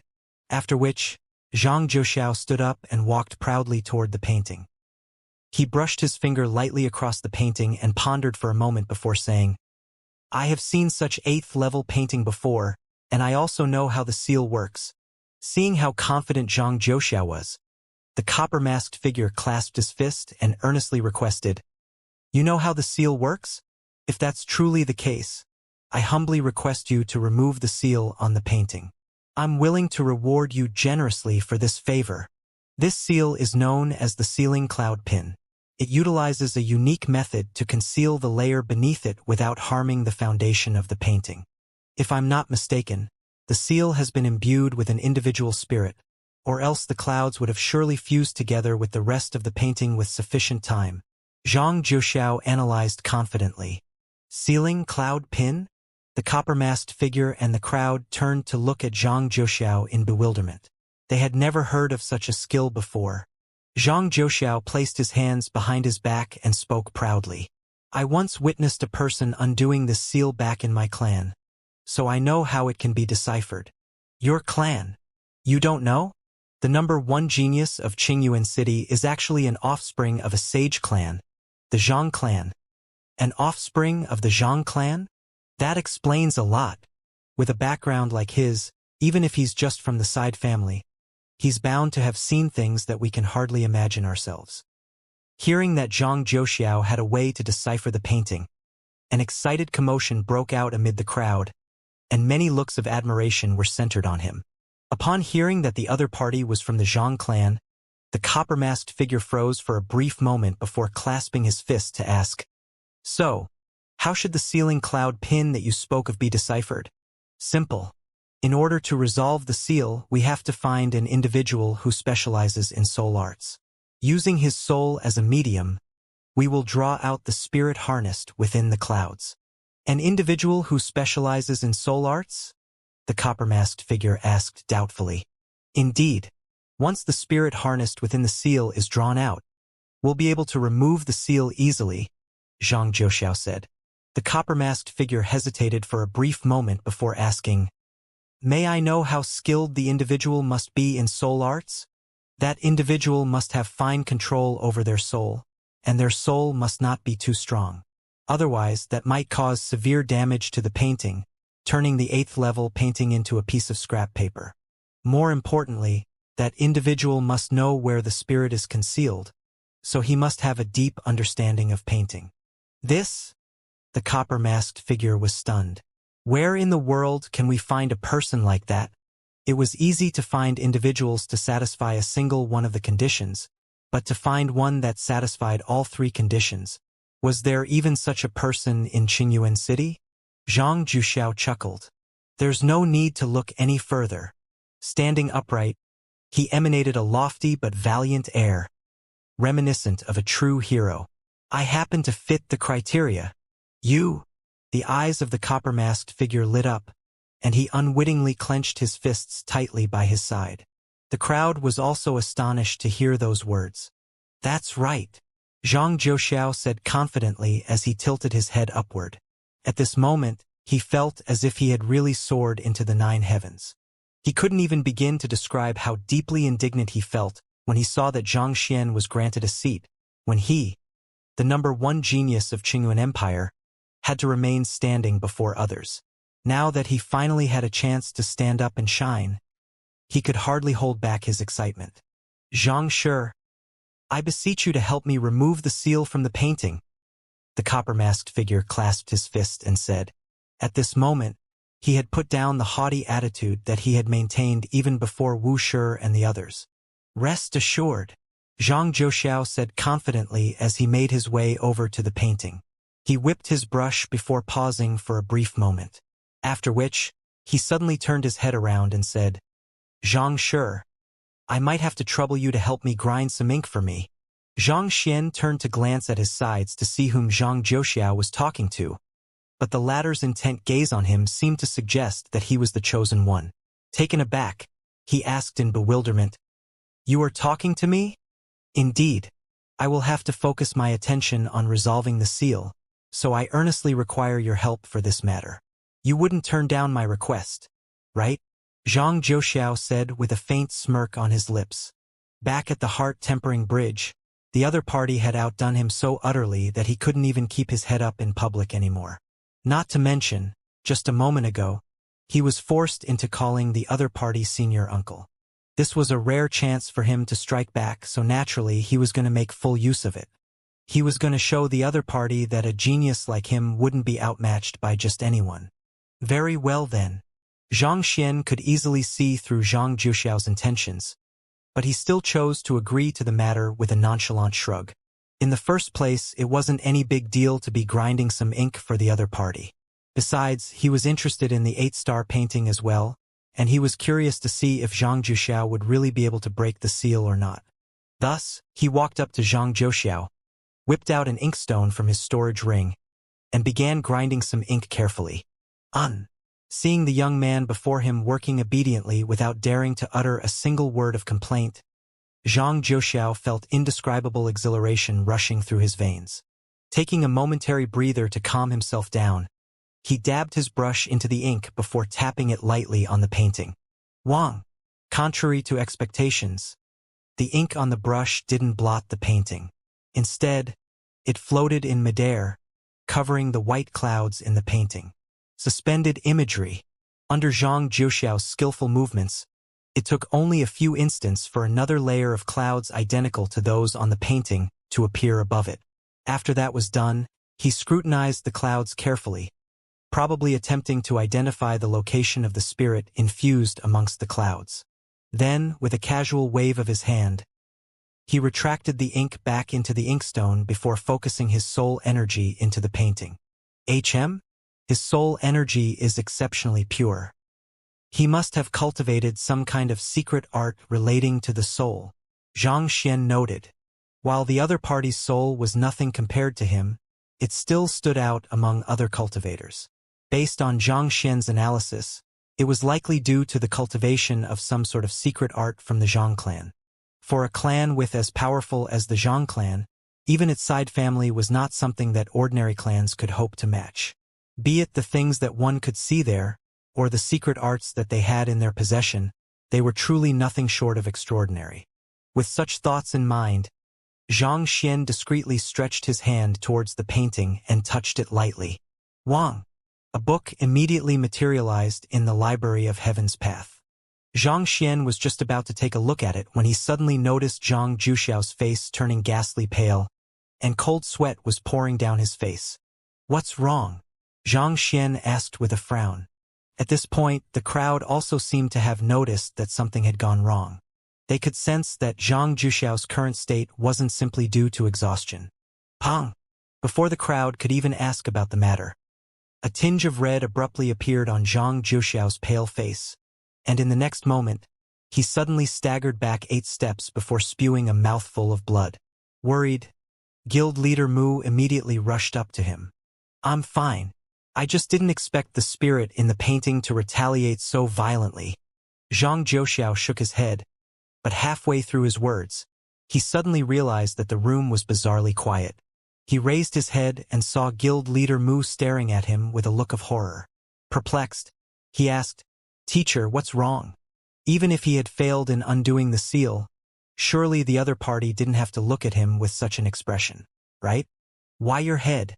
There are durians growing out of your head," guild leader Mu exclaimed in shock. "Durians?" Zhang Juxiao was taken aback by those abrupt words. "There is a tail on your bottom as well," another elder amidst the crowd exclaimed. "Ah!"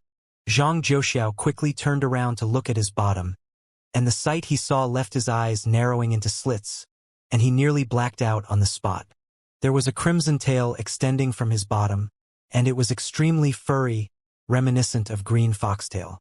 At the same time, through his spiritual perception, he also noticed the large spiky lumps that bore a striking resemblance to durians were emerging from his head one after another, and it didn't take long for them to fill his entire head. To make things worse, they were showing signs of flowering. "What's going on?" Zhang Juxiao's face paled in disbelief as he subconsciously took several steps back. At this point, he was already on the verge of insanity. All he had done was to attempt to break the seal on the painting, so why would such an issue suddenly happen to him? From the looks of it, it seems like a plant spirit has taken root within your primordial spirit. Fortunately, it seems to be an ordinary plant spirit, or else the growth of the plants would be much faster than this. Seeing through the root of the problem, guild leader Ruan spoke up and explained. As a 7-star pinnacle spirit awakener, she had heard of such a situation before. However, it was still rather shocking to see it in person. "Plant spirit? What's going on?" Zhang Juxiao asked anxiously. The situation was really driving him insane. All he had wanted to do was to resolve the seal and bring some dignity back to himself, and yet, before he could achieve anything, such a thing ended up happening to him instead. Durians were actually growing out of his head, and there were already 4 of them now. "It is probably the retaliation of the spirit in the painting. You tried to get rid of it, so it got even with you." Xianxia shook his head in sympathy. He had seen this situation of Hall Master Xing before as well. He had tried to mend the rift in the other party's primordial spirit through spirit enchanting it, but he failed to destroy the spirit in time. As a result, he ended up bearing fruits on his head and blooming flowers on his bottom. For such a situation to occur with Zhang Juxiao at this moment, there was no doubt that it had something to do with the spirit within the painting. Most likely, the latter had attempted to get rid of the spirit, only to get done in himself instead. "What do I do?" Zhang Juxiao's face paled in despair. He was the #1 genius of Qingyuan Empire, the idol of countless young women. How could he possibly walk around with durians on his head? He would become the laughingstock of the town. It's very simple. You just have to get rid of the spirit that has taken root within you. Xianxia explained in composure. He had panicked a little when he saw it happen to Hall Master Xing the previous time around, but the past experience had truly tempered his mind well. At this point, he no longer felt anything towards the matter anymore. Get rid of the spirit? How can I get rid of it? Zhang Jiuxiao looked at Xianxia anxiously, as if a desperate man clutching onto his final straw of hope. Simple. Bear open your soul to me, and I'll help you check for the spirit and destroy it. Xianxia said. Even someone as powerful as Hall Master Xing was unable to deal with the plant spirit by himself, let alone Zhang Jiuxiao. This was already the most effective and easiest way to get rid of the spirit. You want me to bear open my soul to you? That won't do. Zhang Jiuxiao swiftly shook his head. As an offspring of the Zhang clan, he had many secrets concealed within him, especially within his soul. Given such, how could he possibly bare his soul to a random stranger? One must know that baring one's soul was effectively no different from standing completely nude before another. There was no way he could do that. That won't do? I guess that can't be helped then. Let me take a look at what the spirit within the painting is first, and I'll see if I can concoct some kind of medicine that could isolate and kill the spirit within you. Xianxia said. It was a little more troublesome, but as long as he could figure out what kind of spirit it was, he was confident that he would be able to concoct a corresponding poison to deal with it. Back then, he had raised it as one of the potential solutions to Hall Master Xing as well, but it was a pity that the latter didn't agree to it. All right, you should go on and take a look at the painting then. Zhang Jiuxiao heaved a sigh of relief upon hearing that he didn't have to bare his soul before urging the other party forward. Xianxia nodded nonchalantly before turning his gaze towards the painting. His eyes were fixated on the painting, but his mind had already slipped into the library of Heaven's Path to take a look at the newly compiled book. After taking a quick look, a frown emerged on his forehead. Did you notice anything? Noticing Xianxia's expression, Wuxia asked in intrigue. Instead of answering Wuxia's question, Xianxia turned his gaze towards the copper-masked figure and asked, "Where did you obtain this painting from? I have only invited all of you over to decipher the seal for me. I don't think that I'm obliged to tell you the background of the painting." The copper-masked figure replied curtly, "You're right. You are indeed not obliged to tell me the background of the painting." Xianxia placed his hands behind his back and replied, "The marshlands of the northern meadows is an extremely humid place. An 8-star painting it might be, but having spent 2,000 years in a place like that, it is already permeated with an air of dampness. It's not apparent from a distance away, but it's quite easily discernible at close proximity. You!" Even with his face concealed, the shock of the copper-masked figure was palpable. To be able to deduce the history of the painting just through the slightly damp aura around the painting, wasn't the other party's eye of discernment a little too formidable? Before the copper-masked figure could recover from his state, Xianxia had already continued. "The marshlands of the northern meadows is a treacherous land, but many cultivators still flock there in hopes of stumbling upon treasure. It's not too surprising that you were able to find the work of the sorrowless old man there. There's one thing that I have to concede that you are right about. It's indeed suspicious that the sorrowless old man would suddenly conceal what he has drawn within the mountains 30 years after he has created the work. Judging from that in itself, it must have been quite a huge secret." The eyelids of the copper-masked figure twitched slightly as he narrowed his eyes. "It doesn't seem like we are getting anywhere at this rate. If none of you are able to decipher the seal, I'll be taking my painting away with me then." "Who says that none of us are able to decipher the seal?" Xianxia spoke up. "Since you don't want me to speak about the origin of the painting, I can't be bothered to waste my breath on it either. I'll talk about the painting itself then. The canvas for the painting is specially created by fusing the skin of the emerald horned fish and white reindeer together, and the ink used is a compound between the sapphire stone and golden source water. It's due to the usage of these precious materials that there isn't the slightest wear and tear on it despite spending 2,000 years under damp condition. On the contrary, the artwork is getting more and more lifelike and touching as the years go by.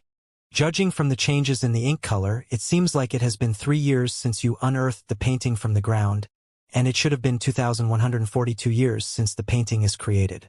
Judging by the timing, I stand to believe that it's the work of the sorrowless old man back when he's around 270 years old. When he eventually added the clouds on the painting, he was already close to 300. In other words, the addition of the clouds could very well be the last thing he did before he went missing. As for whether he was killed or kidnapped, there is no way to say for sure now. Everyone was astonished by the analysis. By the side, Guild leader Mu couldn't help but widen his eyes in shock. Even he was unable to determine the history of the painting despite examining it for a long time earlier, and yet the young man was actually able to detail the history of the painting with just a short glance. Wasn't his appraising capability a little too fearsome? On the other hand, the durian head Zhang Juxiao's body also staggered upon hearing those words. At this point, he really felt like bursting into tears. Didn't the other party say that he was a 5-star appraiser? On normal days, he wouldn't even spare a second glance to other 5-star appraisers.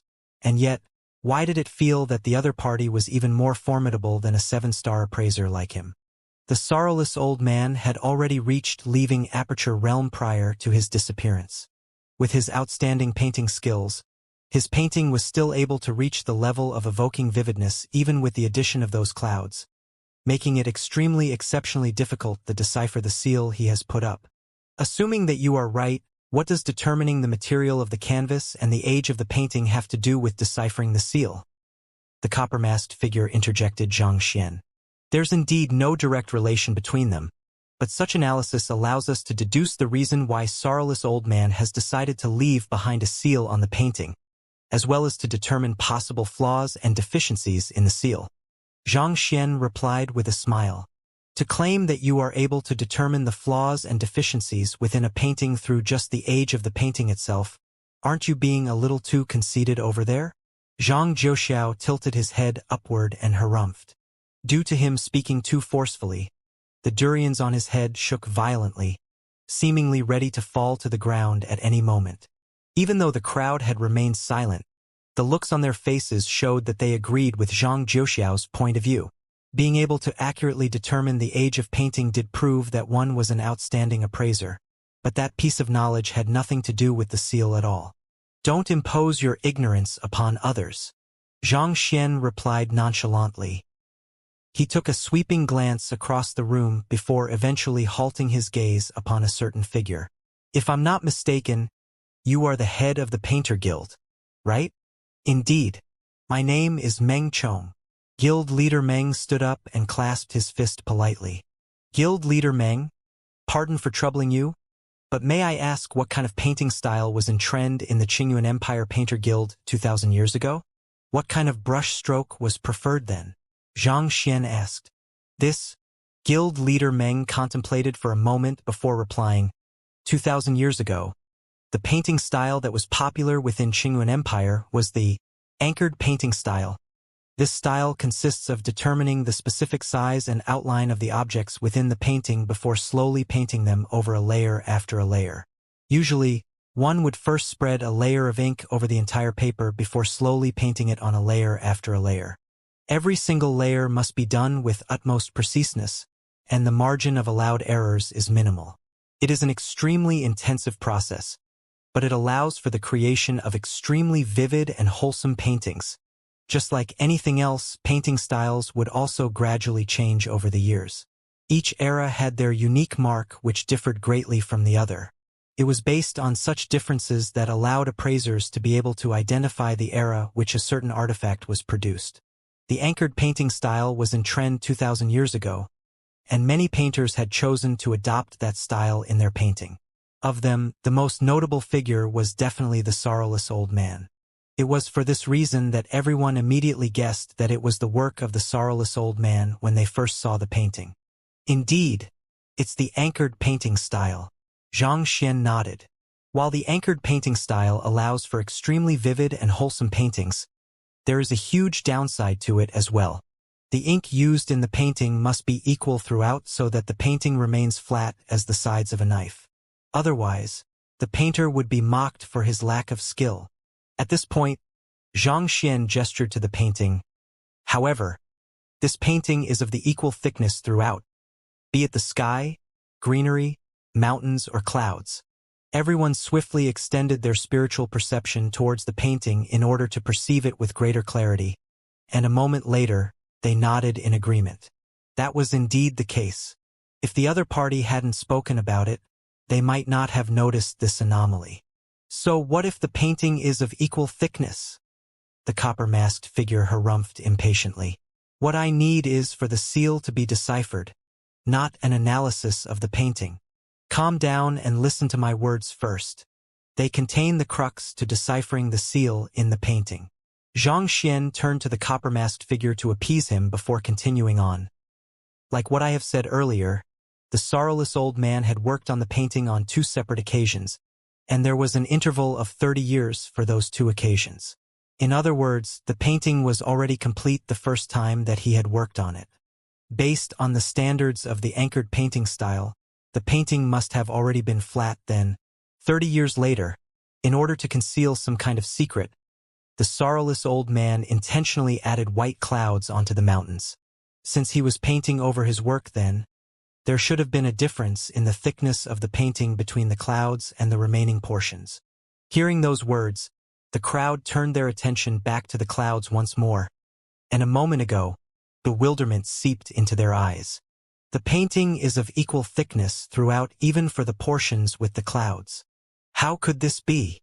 Such voices could be heard throughout the hall. As spoken by the voices in the hall, the clouds were of equal thickness with the rest of the painting. Just looking at the painting by itself, there was nothing that suggested the painting had been worked on twice. I believe everyone should be able to tell that the painting is of equal thickness throughout. What this means is that he had shaved off a layer of the painting prior to adding on the clouds. Xianxia nodded. This? The crowd widened their eyes in disbelief.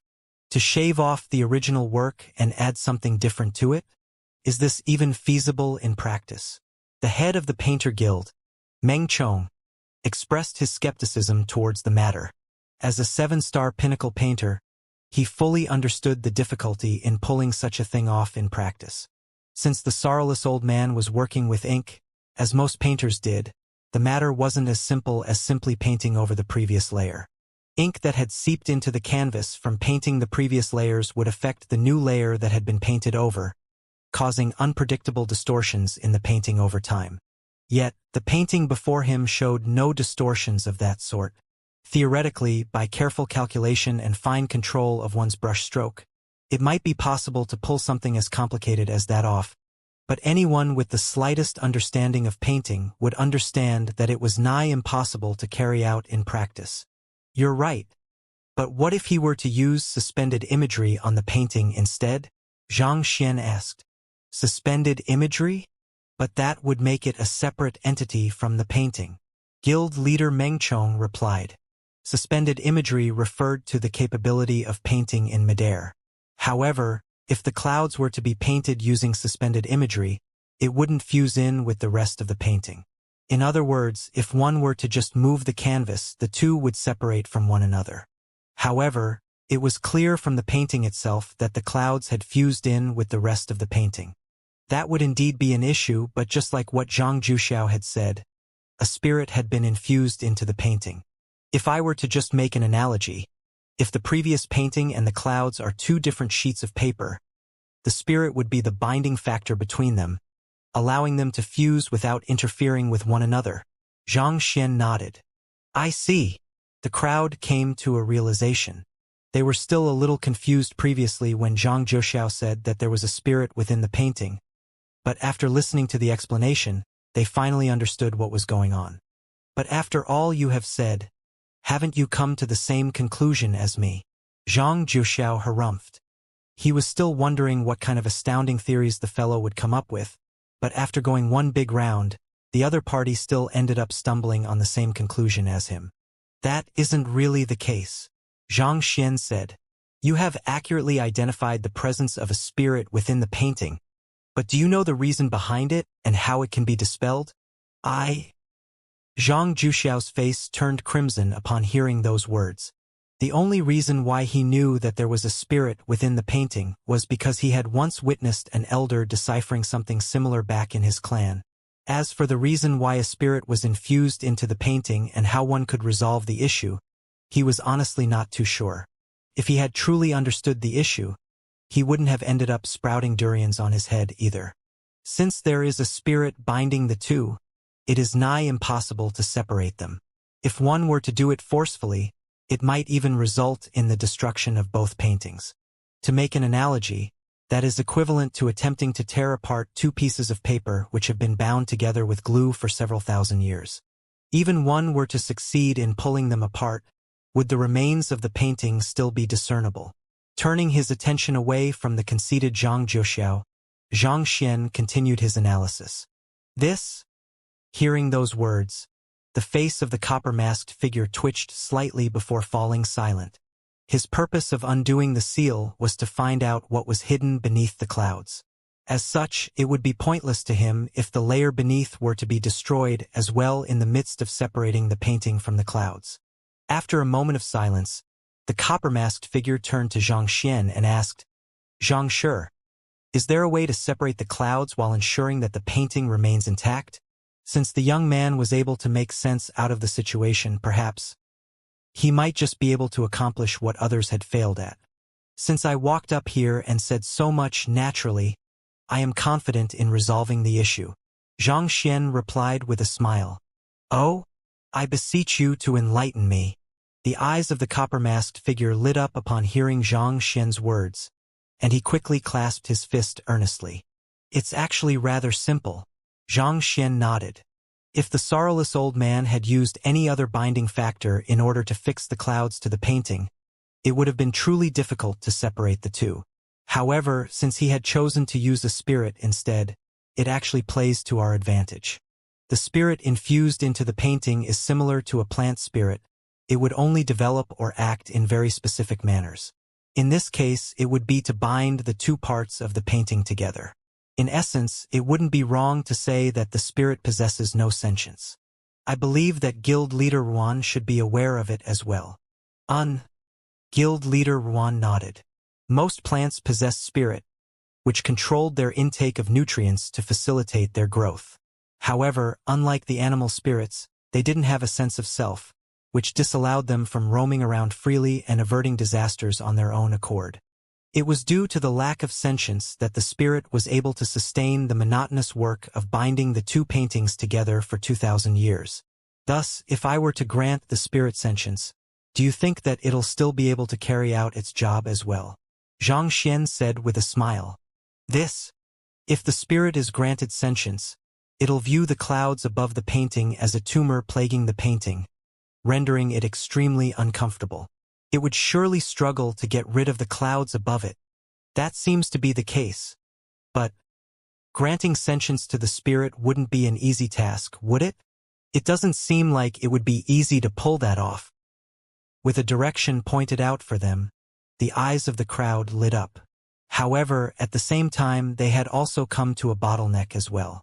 Enchanting spirit into a weapon was easy, but granting sentience into a spirit which had laid dormant for more than 2,000 years was clearly something not as simple. It's indeed something not too easy to carry out in practice, but I happen to be able to do it. Xianxia smiled. Xianxia, I implore you to help me. If you are able to do so, I'll surely reward you handsomely for this. The copper-masked figure bowed deeply to Xianxia. Previously, he had thought that the crowd of Qingyuan Empire was inept, being unable to even discern the presence of the seal of the painting. However, after hearing Xianxia's analysis, he couldn't help but find himself in awe of the other party. To be able to find the root of the problem within such a short period of time and deduce a feasible solution to it. His wisdom and eye of discernment were indeed extraordinary. Rest assured, I'll help you on this matter. However, I still need to make some preparations beforehand in order to ensure that the painting wouldn't be damaged in the process. Xianxia said. Of course, the copper-masked figure nodded. May I know what Xianxia requires? If there's anything that requires my help, I'll try my best to satisfy your needs. Speaking was always easier than doing. If it was so easy to decipher the seal, he wouldn't have been helpless before the painting despite having obtained it for so many years. I don't need anything for the time being, Xianxia replied with a shake of his head. He paused for a brief moment before flicking his wrist and taking out a brush. After which, he explained, it would be difficult to enchant the painting as it is. In order to do so, I would have to either destroy the conception of the painting or carve an opening in it so as that I can extend my consciousness into it. However, doing so would inevitably cause some damage to the painting, so I would like to seek your pardon regarding this issue. Don't worry. Feel free to do anything that you deem necessary. What he truly valued was the secret hidden beneath the seal. In his view, no matter how valuable the painting was, it couldn't be more important than what lay beneath. That would be great. Heaving a sigh of relief, Xianxia was just about to dab the brush in his hand into some ink when he suddenly halted for a brief moment. Then, he turned around to look at Zhang Juxiao and bellowed. What are you waiting for? The ink slab won't grind itself. You? Hearing that bellow, Zhang Juxiao's body staggered, and he nearly vomited blood. It was just a moment ago that he had asked the other party to grind some ink for him, and in the blink of an eye, the favor had been returned to him. This face slap had come way too quickly. Overwhelmed with agitation, a durian from his head plopped to the ground. Zhang Juxiao was just about to give Xianxia a tongue lashing when the other party's voice sounded once more. I will have to focus my attention on resolving the seal, so I require your help with this. For something as important as this, surely you won't turn down my request, right? Zhang Juxiao's face immediately turned black. All the words that he had intended to say choked up in his chest, rendering him completely speechless. It seemed like those were the words he had said to the other party before. He had just stood majestically before the crowd, as if a hero paving the way forward, but now, with their identities switched all of a sudden, he suddenly felt a stinging pain on his face. Karma really comes around. As frustrated as Zhang Juxiao was, he knew that the other party was getting back at him for what he had done earlier. Even though he was extremely furious, he still obediently stepped forward and began grinding some ink. Seeing that, Xianxia nodded in satisfaction. To be honest, he was not one to bear grudges. That was because he never had to remember one. He could sense the other party's hostility toward him, and since that was the case, there was no need for him to act like a good man any longer. Not to mention, a person from the Zhang clan was planning to take Luo Ruoxin as his bride. One must know that even Feng Sun had nearly died from his hands just by confessing to Luo Ruoxin. While he had no idea where the Zhang clan was and did not yet have the strength to get them for that matter, that did not stop him from obtaining a small down payment first. After Zhang Juxiao was done grinding the ink, Xianxia was just about to begin painting to destroy the conception of the painting so that he could extend his consciousness in when a thought suddenly came to him. He turned to Guild Leader Meng Chong and asked, Guild Leader Meng, do you have any 7-star painting books on you? I need as many of them as possible. I intend to quickly browse through them in order to analyze where I should enchant the spirit to minimize the damage to the painting. You want to browse through painting books right now? Not expecting the young man to request books from him at this crucial moment, Guild Leader Meng was taken aback for a moment before shaking his head. I don't have many books on me at the moment. However, if you really need them, the Painter Guild just happens to be located in the vicinity. I can fetch some for you right now. I'll be troubling you then. Xianxia clasped his fist and bowed. There's no need to stand on ceremony, Guild Leader Meng Chong replied before walking out of the room. Not too long later, he returned to the hall, and with a flick of his wrist, a huge pile of books appeared before him.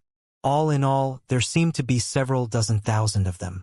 As the head of the Painter Guild, he had the right to take the books in the Painter Guild out at his whim.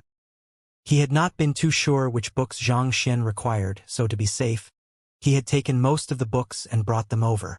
Xianxia walked up to the pile of books and swiftly swept over them with his gaze. After which, he picked up one of them and casually flipped through it as he delved his consciousness into the Library of Heaven's Path. 7-star Heaven's Path Paint Art. Xianxia smiled in satisfaction before flipping through the book in his hand. It was based on the astounding prowess of the 6-star Heaven's Path paint art that Xianxia was able to pull off suspended imagery. In truth, he had never gathered the required books to learn the 7-star Heaven's Path paint art before. A short hour later, he had managed to fully comprehend the essence of the 7-star Heaven's Path paint art. Exhaling deeply, Xianxia finally placed down the book in his hands. At this moment, his comprehension of painting had already reached the level of 7-star pinnacle, which was comparable to most 8-star primary painters. Xianxia, can we start now? The copper-masked figure asked anxiously. The young man before him had picked up an unimpressive-looking book among the huge pile and dazed off for a whole hour. This period of time had felt like an eternity to him, and it was more than enough to turn his anticipation into anxiety. I'm done. Nodding confidently, Xianxia took in a deep breath before making his way toward the painting. Activating his eye of insight once more, he took another good look at the painting before him. If the painting had been a complete enigma to him a moment ago, with the flaws he had seen in the Library of Heaven's Path and his enhanced understanding of painting at the moment, he was already able to see roughly what was going on with the painting, and many aspects that had bewildered him previously had become clear. I'm going to start now. Without wasting any words, Xianxia dabbed his brush lightly into the inkstone, soaking it with ink, after which he positioned his brush carefully before moving it majestically. Hoo. In the blink of an eye, a painting appeared right before everyone's eyes, floating peacefully in midair. What profound suspended imagery this is, Guild leader Meng remarked with a mix of astonishment and awe. The unskilled revel in the commotion while the experts assess the mastery. 1. Zhang Juxiao had pulled off suspended imagery previously as well, but he had only brought out the bare basics of its capability. On the other hand, the young man before him had managed to infuse a beautiful conception on top of the suspended imagery, a clear indication that he had achieved incredible mastery in the way of painting. Profound. Guild leader Mu was surprised to hear that Guild leader Meng had such a high opinion of Xianxia. He could not help but ask in curiosity, "How does he compare to you then? To tell you the truth, even I wouldn't be a match for him." Every single stroke of his suspended imagery further enhances the artistic conception that he's trying to build, allowing him to create a painting so vivid that it feels as if it will leap out at any moment. He has already accomplished a level of mastery very close to that of an 8-star painter. Guild leader Meng said with a look of helplessness. As reluctant as he was to admit it, the fact was that the other party's proficiency in painting was far higher than his. It was no wonder he was able to see through the crux of the painting in a single look. In the Qingyuan Empire, there was probably no one who could compete with him. Upon seeing this sight, Zhang Juxiao's eyelids began twitching alongside his lips. He felt as if the world had collapsed on him, and he was very close to suffering from a mental breakdown. He could not help but recall how he had said that he would offer Xianxia some pointers earlier. At this point, it could not have been any clearer that the other party had already achieved a level far beyond him in both appraising and painting. To say such big words before a true expert, if it was possible for anyone to die of embarrassment, he was probably going to join the list of victims very soon. Hoo. Before everyone's astonished gazes, Xianxia finally placed his brush down. A door stood right before his eyes. A door? Why did he draw a door? The view that we are receiving of the 8-star painting is actually similar to looking the scenery beyond a window. While the mountain range in the painting may seem to be in close proximity to us, it's actually another massive world within the painting itself. If one attempted to traverse through the painting with one's consciousness, it would take an eternity to arrive at one's destination. As such, it is imperative to first open up to a door leading to one's destination within the painting prior to extending one's consciousness in. With Guild leader Meng's explanation, everyone's initial astonishment swiftly turned into nods of realization. The group that had gathered for the appraisal convention tonight consisted of the top figures of Qingyuan City. While most of them were not painters themselves, they still had a certain degree of understanding of the field. The painting left behind by the sorrowless old man had achieved the level of evoking vividness, and the striking verisimilitude of the painting had left everyone with the misconception that the mountain range in the painting was very close to them.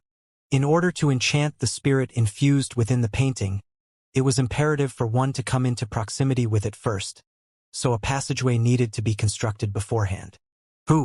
After putting his brush down, Xianxia placed his hand on the door that he had just painted and pushed it forcefully. Voila! The door swiftly imprinted itself onto the painting. Hong Long. In an instant, the mountain range seemed to suddenly magnify right before everyone's eyes, and the freshly painted door seemed to open a passageway into it. After doing this, Xianxia heaved a sigh of relief. He turned to Wuxia and said, "Wuxia, I'll be going in now. I'll have to trouble you to protect me." As unlikely as it was for anyone to assault him on this occasion, Xianxia still felt that it was better to be safe than sorry. "All right." Wuxia stepped forward and took a position by Xianxia's side. Reassured, Xianxia finally took a seat on a ground before extending a sliver of his consciousness toward the door. Upon entering the door, he immediately felt a damp air gushing right at his face. Paying no heed to it, he swiftly traversed forward, and before long, he arrived at the midpoint of the mountain. White clouds covered the mountain peak, making it impossible to see anything beneath it. He extended his consciousness further into the clouds, and in an instant, his surroundings suddenly turned completely dark. He knew that this was a result of the lack of sentience of spirit infused within the painting.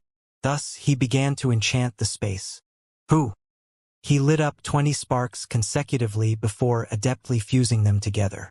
At this point, the space was nearly fully lit up, just a breath short from triggering the spirit's sentience. Even so, the light still illuminated the scenery beneath the clouds, and the entire mountain appeared before Xianxia's eyes clearly. It was a lush mountain forest, not much different from the other parts of the painting. However, at the very center of the mountain, beneath the bright rays of the sun, a vague figure could be seen. Despite his faint silhouette, he emanated an aura that commanded the veneration of others. Upon seeing the figure, Xianxia's eyes narrowed in astonishment. He had seen the figure before. Kongshi. At this very moment, Kongshi was standing quietly on the mountain, exuding a peaceful and harmonious air. But at the same time, his figure felt a little indistinct, as if his presence was just a mere illusion that would vanish at a touch. "This is a sight that the sorrowless old man saw?" Xianxia clenched his fists tightly in agitation. It went without saying that the Kongshi amid the mountain forest was only part of the painting. But the sorrowless old man had accurately captured the distinct aura that Kongshi commanded, and that was not something that one could simply conceptualize from mere thoughts. In other words, it was very likely that the sorrowless old man had seen this sight himself, and too striking a sight it was. He could not resist painting it. Wuxia said that the sorrowless old man was an untalented individual in his earlier years. It was due to a sudden enlightenment in his 180s that his cultivation and mastery in painting abruptly soared. Is it possible that this was the result from seeing Kongshi's silhouette? Wuxia had once told him about the history of the sorrowless old man, and his history truly felt like something that had leaped right out from a fantasy novel. For such a massive change to occur to him all of a sudden, there was no doubt that he had stumbled upon a life-changing encounter. Perhaps it might have been the sight of Kongshi that had granted him sudden enlightenment, allowing him to advance his cultivation and understanding of painting swiftly. Out of gratitude, he had decided to dedicate this painting to Kongshi. However, anything that is related to Kongshi has great implications. He knew that trouble would come knocking on his door should others learn that he had stumbled upon Kongshi's silhouette. Or perhaps, trouble might have already been at his doorstep, so he decisively chose to conceal the secret beneath a layer of clouds. Nevertheless, it still did not stop tragedy from befalling him, Xianxia deduced. Having undergone 4 celestial master-teacher acknowledgments, it did not take long for him to connect the dots and make sense of the situation. It was a mystery why Kongshi's silhouette had abruptly appeared in the mountain, but without a doubt, it was bound to be something huge. After all, Kongshi was the world's teacher. All that was associated with him was anything but ordinary. If news leaked to those with malicious intentions, it could very well spell a calamity. As an 8-star painter, a leaving aperture realm expert, it was impossible for the sorrowless old man to not know this fact. But ultimately, this was still a masterpiece beneath his brush, and he could not bring himself to destroy it. He had hesitated for 30 years before he eventually decided to seal away a portion of the painting. However, that did not stop death from creeping upon him.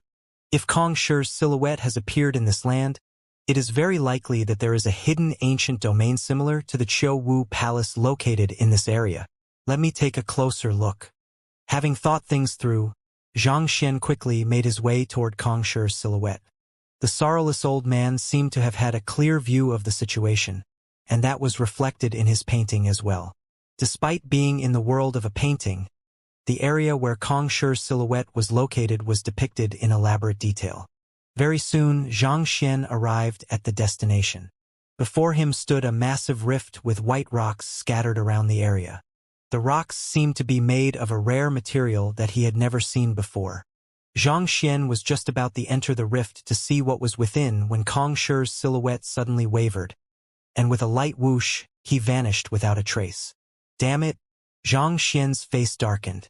He had thought that Kong Shi's silhouette would at least be able to last a little longer, but it seemed like he had misjudged the situation.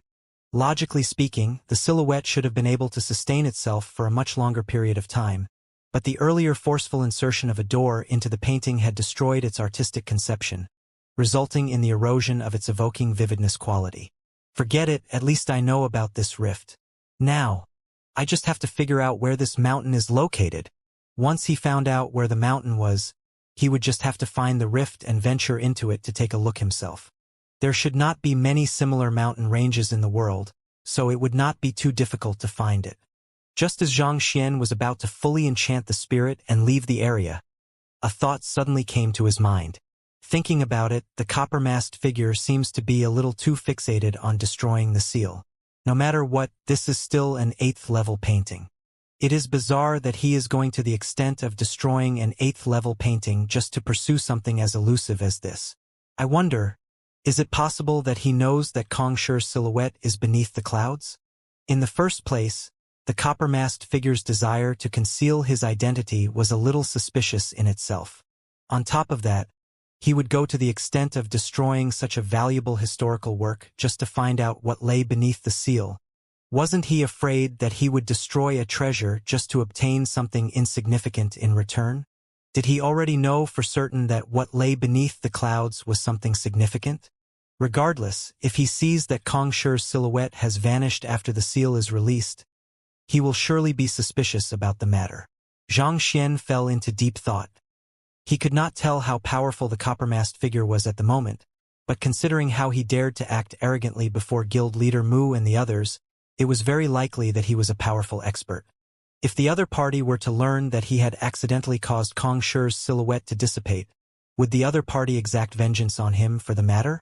Considering that this is a matter related to Kong Shi, it's best for as few people to know about it as possible. It was best to take caution with anything relating to Kong Shi, or else he could very well end up in the same plight as the sorrowless old man. Since that's the case, perhaps I should make some alterations myself. Xianxia pondered for a moment before creating a brush with his consciousness.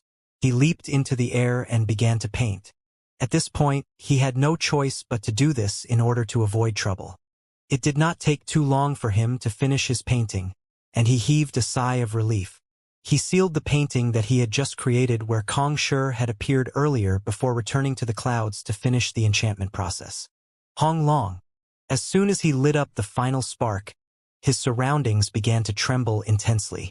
Knowing that he had succeeded in enchanting the spirit, he swiftly retracted his consciousness out of the painting through the door and back into his body. Whew! Exhaling a mouthful of turbid air, Xianxia opened his eyes once more. Seeing that Xianxia had come to, the copper-masked figure quickly rushed forward and asked anxiously, "How is it?"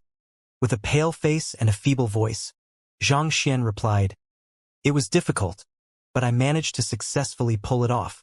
However, I seem to have overexerted myself in the midst of doing so." If there were 100 concentrated high-tier spirit stones before me at this moment, I would be able to recover a little. 100 concentrated high-tier spirit stones? The mouth of the copper-masked figure twitched upon hearing those words. I don't have that, but if you have truly helped me unseal the painting, I'll surely compensate you fairly. Even the Qingyuan Empire royal family only had a couple of concentrated high-tier spirit stones in their hands. So how did this fellow manage to ask for 100 of them so unabashedly? On the other hand, hearing that the copper-masked figure did not have any concentrated high-tier spirit stones with him, Xianxia sighed in disappointment. Shaking his head, he walked up to the painting and tapped it lightly. Wake up! Who? Shortly after those words were spoken, the painting suddenly moved.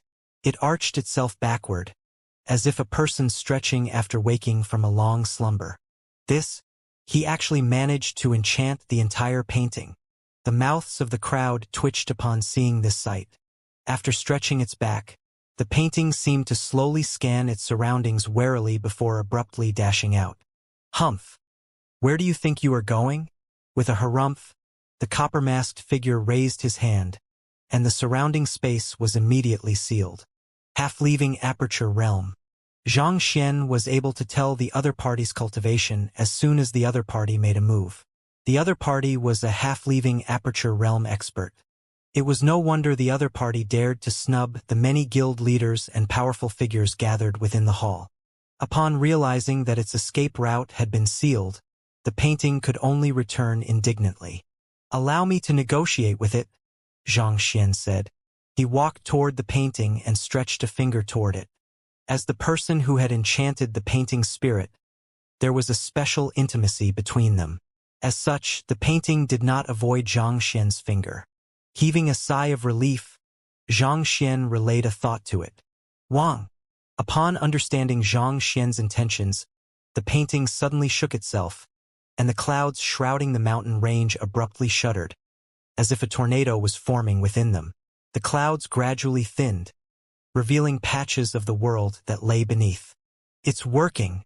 Upon seeing this sight, the eyes of the copper-masked figure and the crowd in the hall lit up in excitement. This was the first time that they had seen such a seal, and to witness it being deciphered right before their eyes, even the calmest of them all could not suppress their agitation any longer. Jai! Jai! As the painting continued shaking itself vigorously, the white clouds on it shuddered more and more vigorously. Before long, unable to withstand the intense shaking, it finally flew off the canvas and fell with a loud splat onto the ground. Seeing that the seal had finally been removed, everyone quickly focused their gazes on the painting, curious to see lay beneath. Even Wuxia could not help but pay close attention to the painting at this moment. He wanted to see what it was that would leave the copper-masked figure so desperate to decipher the painting. However, what lay beneath the clouds consisted only of lush greenery and glistening lakes. As beautiful as they were, there was nothing particularly noteworthy about them as compared to the rest of the painting. Wait a moment! What's that? Someone amid the crowd suddenly shouted at this moment, and everyone quickly turned their gazes over once more. By a rift near the center of the mountain, surrounded by countless bizarrely shaped stones, a natural hot spring could be seen. Several beautiful silhouettes were currently soaking in it delightfully. Too far away, those beautiful silhouettes were extremely blurred. Nevertheless, with but a glance, it was apparent that they were extraordinary beauties. The crowd had been wondering what kind of wondrous artifact or astounding secret would be hidden so securely beneath the clouds. Who would have thought it was a group of beautiful ladies bathing? They could not help but freeze on the spot. It was too unexpected. I get it. The sorrowless old man must have stumbled upon a group of bathing ladies while he was venturing through the mountain range, and in a moment of inspiration, he swiftly painted the scenery before him. However, he soon realized that it was extremely disrespectful of him to peek on others while they were bathing, and ashamed by that encounter, he decided to seal away a portion of his painting. I was wondering why the sorrowless old man would go through so much trouble to put a seal on it and ruin the artistic conception of his masterpiece. So, this is the true reason behind it. Ha ha ha. to be able to paint those bathing beauties with such amazing semblance. The sorrowless old man is indeed a passionate individual. At this point, the crowd could not help but burst into laughter.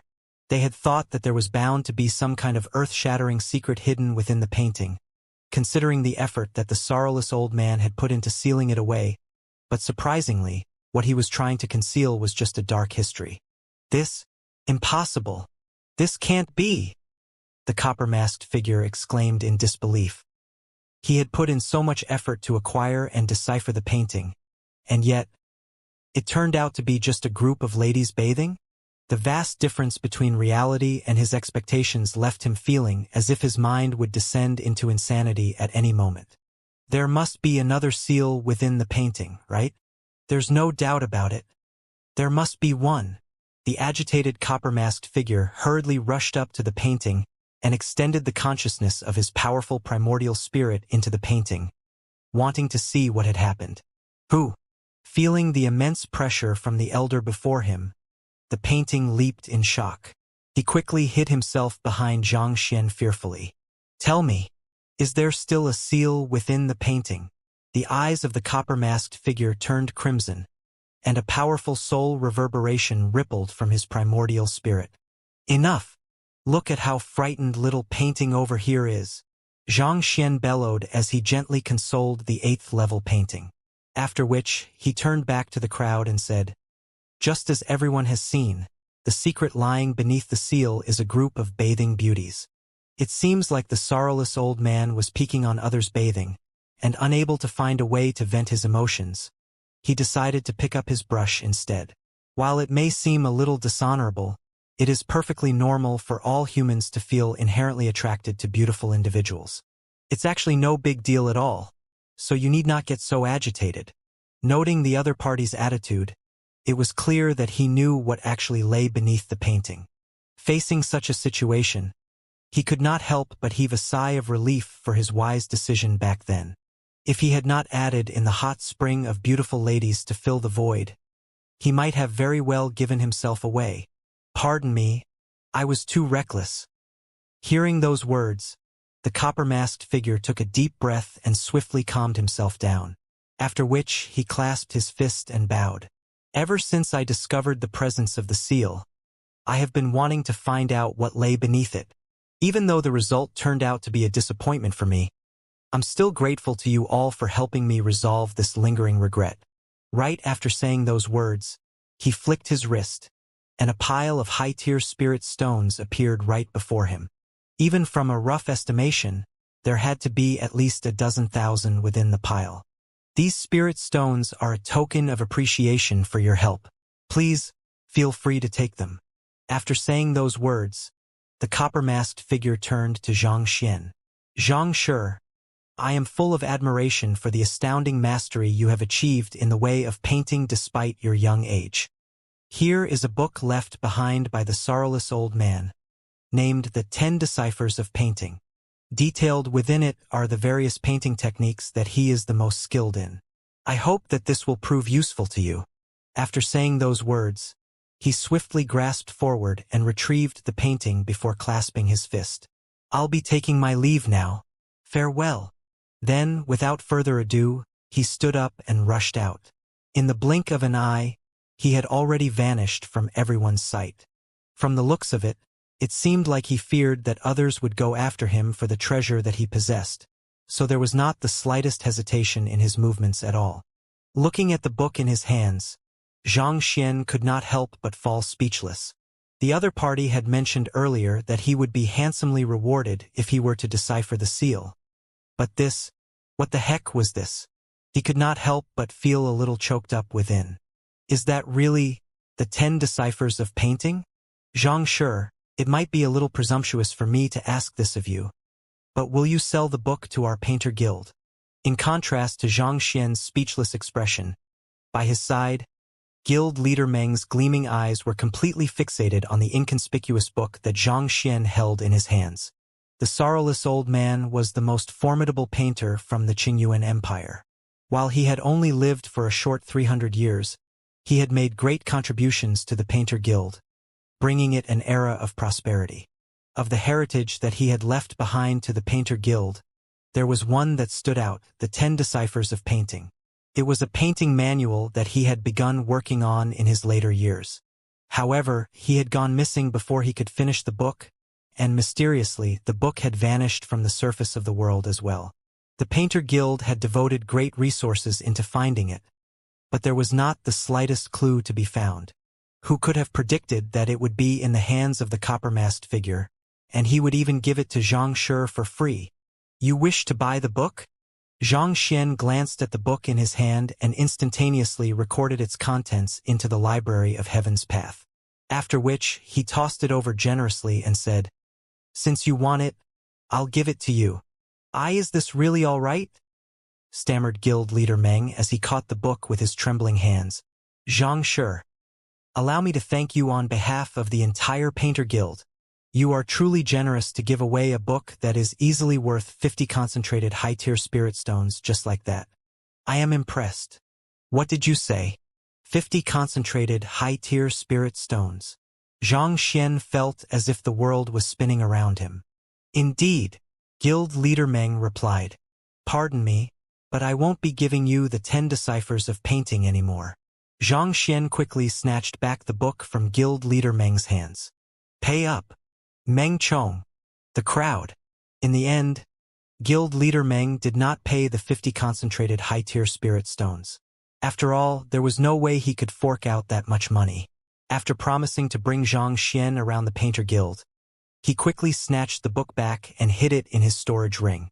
Xianxia could not help but lament how the noble values of the past were gradually eroding with time. "Xianxia, we didn't contribute much to the unsealing of the painting, so we won't be accepting any of the high-tier spirit stones here," Guild Leader Mu said as he passed over a storage ring filled with the high-tier spirit stones that the copper-masked figure had left behind. He had gathered everyone here today in hopes of combining the wits of the masses to decipher the secret of the painting, but they had ended up contributed nothing at all. The case ended up being resolved by the sole efforts of the young man before him. While the high-tier spirit stones were the compensation that the copper-masked figure had offered to all of them, they were too embarrassed to accept any. "All right then." Xianxia initially refused it, but seeing that the crowd was unwilling to accept the high-tier spirit stones, he could only reluctantly take it. Actually, these spirit stones were not of much value to him. However, considering that he could possibly exchange them for concentrated high-tier spirit stones in the future, he chose to take them. At this point, Guild Leader Mu suddenly stepped forward and remarked, "Xianxia's capability in appraising is truly exceptional. If I'm not mistaken, you are an appraiser, right?" Considering how the other party had been able to sharply determine the year in which the painting had been created and deduce the solution to deciphering the seal through analyzing its creation method, there was no doubt that he was a skilled appraiser as well. Xianxia nodded. "That's right. I'm a 5-star appraiser at the moment. Actually, I was intending to pay the appraiser hall a visit to take the 7-star examination, but I haven't yet found the time to do so. With eyes as sharp as yours, there's no need for you to take the examination.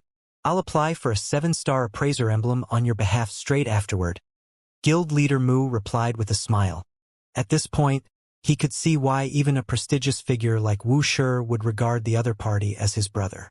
With the other party's capability, it was clear that he would clear the examination perfectly, so there was no need to waste their time on such formalities. Guild Leader Meng also hurriedly stepped forward and said, "I'll apply for a 7-star painter emblem on your behalf as well." Judging just from the suspended imagery that the other party had performed earlier, it was apparent that the other party's proficiency in painting was far above his. Even 7-star pinnacle painters would struggle to be a match for him. Naturally, he was more than qualified to be promoted straight to 7-star. "Thank you." Xianxia heaved a sigh of relief. It seemed like his trip here was not wasted. Not only did he manage to bring his painting up to the level of 7-star pinnacle, he had even managed to obtain 2 7-star emblems simultaneously. With this, he had finally gathered the supporting occupations required for his promotion to 7-star master teacher. Once all the emblems arrived, he would be qualified to apply for the nomination slot to the Sanctum of Sages. Guild Leader Mu, May I know where the library of the appraiser hall is located? Xianxia asked with a polite smile. If it's possible, I would like to take a look at your books. Since he had already come to the appraiser hall, it would be good to take this opportunity to collect all their books into the library of Heaven's Path as well. Of course, of course. Guild leader Mu nodded. That isn't a problem at all. He was just about to lead the way forward when a conflicted voice sounded. Teacher, Xianxia, may I trouble the both of you to help resolve this thing first? It was only upon hearing the voice that the duo suddenly recalled that there was still a certain figure whose head was blooming durians. Over the past hour, Zhang Jiuxiao had flourished well. Another 9 durians, along with a dense congregation of lush leaves, had sprouted on his head, and the tail behind him had grown longer and more bulky, reminiscent of a valiant tiger. Give me a moment. Xianxia pondered briefly before whipping out a brush and penning down a prescription. He passed the prescription over and said, "Concoct the medicine according to the way I have stated and consume it. It should be able to destroy the spirit within your body. The process will be a little painful, but you must endure it." Since the other party was unwilling to bear his soul open to him, Xianxia could only resort to poison in order to deal with the spirit. It was fortunate that he had gotten a close glimpse of the spirit earlier when he entered the painting, so he knew what kind of poison had to be concocted in order to kill it. The poison that Xianxia had prescribed was a relatively simple one, such that even ordinary cultivators would be able to concoct it. However, it was extremely damaging to the body, dealing excruciating pain to those who consumed it. Whether Zhang Jiuxiao would be able to endure the pain or not would be dependent on him. If Zhang Jiuxiao felt that the poison was too dangerous, he could always choose to keep his head of durians. In any case, that would only affect his appearance. It would not make too much of a difference to his physical functions. In fact, his transformation into a plant might even enhance certain functions of his. Considering the fact that the other party was from the clan of his love rival, there was really no reason for Xianxia to do this for the other party. It was already a great mercy that he had offered this much help in the first place. Thank you. Zhang Jiuxiao took the prescription with a conflicted expression on his face. Nevertheless, he still bowed in gratitude. After dealing with this matter, Xianxia and Wuxia bade everyone else farewell before following guild leader Mu to the library of the appraiser hall. Appraisers were valued for their knowledge. In order to be a good appraiser, one had to have some understanding of everything, be it knowledge on other occupations, history, geography. Investigating the background of an artifact was the foundation to determining the authenticity of a certain artifact. As such, there were several dozen million books within the library of the appraiser hall. Walking between the shelves, it took Xianxia 4 whole hours before he managed to collect everything. By the time he was done, it was already late at night. He swiftly compiled the 6-star and 7-star Heaven's Path appraising art and internalized them. Before long, his understanding of appraising had reached the level of 7-star pinnacle. Even without the library of Heaven's Path or the Eye of Insight, he was able to easily discern most artifacts of Saint Intermediate tier and below without any errors. Returning from the library of Heaven's Path, he began reflecting on what had happened earlier. This was the first time he had come to an appraisal convention, and it had truly been a fruitful trip. Not only had he managed to advance his knowledge to the level of a 7-star appraiser and painter and obtain the 7-star emblems of those 2 occupations, more importantly, he had learned that Kong Shi's silhouette had once appeared on the peak of a mountain. If there was a chance in the future, he should really investigate this matter. Perhaps he might be able to uncover something special. Xianxia. As soon as Xianxia walked out of the library, he saw guild leader Mu walking toward him. Even though it was the middle of the night, it seemed like the other party had not gone to rest yet. There was a young man following behind guild leader Mu with a slightly conflicted look on his face, Zhang Jiuxiao. The durian head and tail that had been on Zhang Jiuxiao's body a few hours ago had vanished without a trace. But in place of that, his face and body were slightly swollen. Most likely, that was the aftereffect of consuming the poison. The swelling looked a little glaring, but it would swiftly fade after some rest. After trading some pleasantries, Xianxia clasped his fist and took his leave. A starry night sky welcomed him as he stood outside the appraiser hall. It felt as if someone had used a needle to pierce through the night sky, leaving behind innumerable holes for light to pass through. The bustling streets from a moment ago had become a little cold, with nary a person in sight. Stretching his back lazily, Xianxia began making his way toward the Combat Master Hall. But before he could get very far, goosebumps suddenly rose all over his body. He could clearly sense that someone was following him, but regardless of whether he used his spiritual perception or his eyes, he was unable to find the other party. Who? Sensing that the person following him was a dangerous individual, possessing strength far beyond him, he swiftly executed the Heaven's Path movement art and dashed forward. In a single breath, he flitted over a distance of 10 kilometers. But despite that, he was still unable to shake off the feeling of being eyed. Anxious, he turned around and saw a black-robed man standing not too far away. For the other party to be able to catch up even though he had pushed his Heaven's Path movement art to its very limit. Not to mention the fact that the other party was able to prevent even his spiritual perception from noticing the other party. There was no doubt that the black-robed man standing before him was a true expert. This was the very first time Xianxia had encountered this situation, and it left cold sweat drenching his back. Nevertheless, he did not panic. He began assessing the figure before him carefully. It was not possible to see the face beneath the other party's black robe, but his very presence seemed to meld into the essence of the world itself, leaving him with an impression that the other party would vanish at any moment. Xianxia activated his eye of insight to get a closer look of the other party, but he was unable to discern the other party's cultivation at all.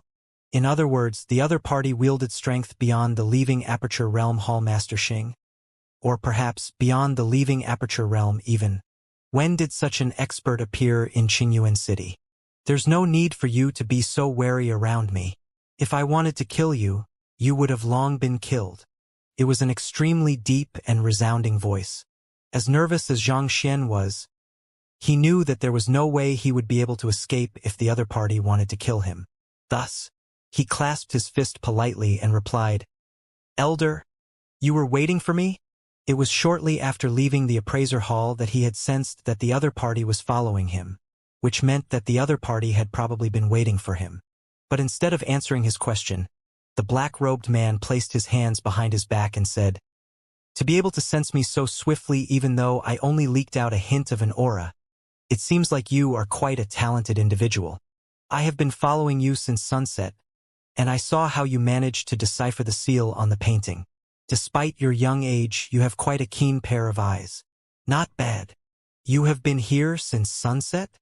Xianxia narrowed his eyes in alarm.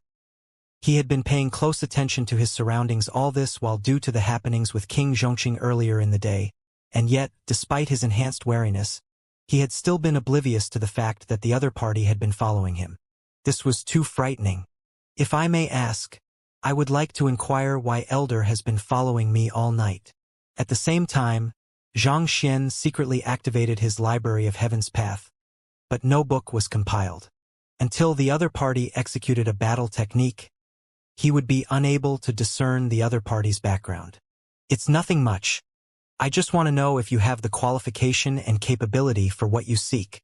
The black-robed man harumphed as he finally raised his head, revealing the appearance of an old man in his 60s.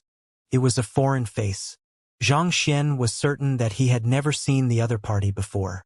Pang! In the next moment, Xianxia suddenly felt a choking sensation in his chest, as if some kind of force had struck him. At the same time, the space before him suddenly compressed together, as if someone was forcefully denting it, trapping him in place. As if a caged beast, no matter how he struggled, he was unable to free himself. This, Xianxia's eyes narrowed further and further. The fact that the Library of Heaven's Path had not compiled a book meant that the other party had not executed a battle technique. And yet, the other party was still able to wield such strength, rendering him completely helpless. Just how strong could the other party be? Saint 5 Dan Pinnacle? 6 Dan? Or was it 7 Dan? In any case, the other party was a figure whom he could not stand a chance against at this moment. Despite knowing the deep danger he was in, Xianxia knew that the more threatening a situation was, the more he should not panic. Thus, driving his soul depth, he began speaking with a unique aura in his voice. Elder, if you are only seeking me to display your strength, there's really no need for you to do so. I am a mere Saint Tudan cultivator. I won't understand it no matter what you show me. The gap between him and the other party was simply too great. The only thing he had that could possibly match the other party was his exceptional soul depth.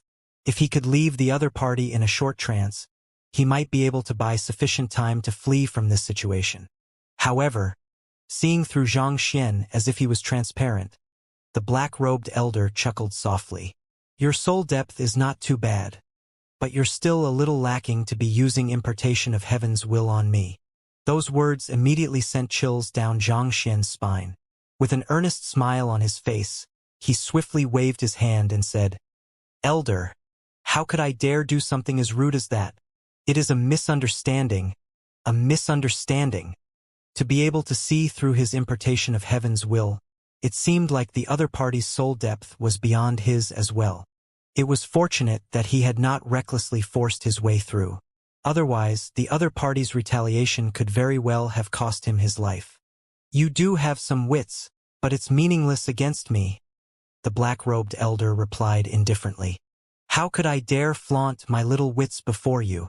Elder, your ability to track me without catching my notice and seal my movements so easily must mean that your soul depth has reached a level far beyond my imagination. If I may request, could you display a battle technique for me? At this point, Xianxia shook his head and sighed. I have come from a humble place, and I have never met a person as strong as you. I truly respect experts like you, and if you could just accede to this request of mine, my life would be truly fulfilled. The black-robed elder harumphed coldly. Humph, you do have quite a glib tongue.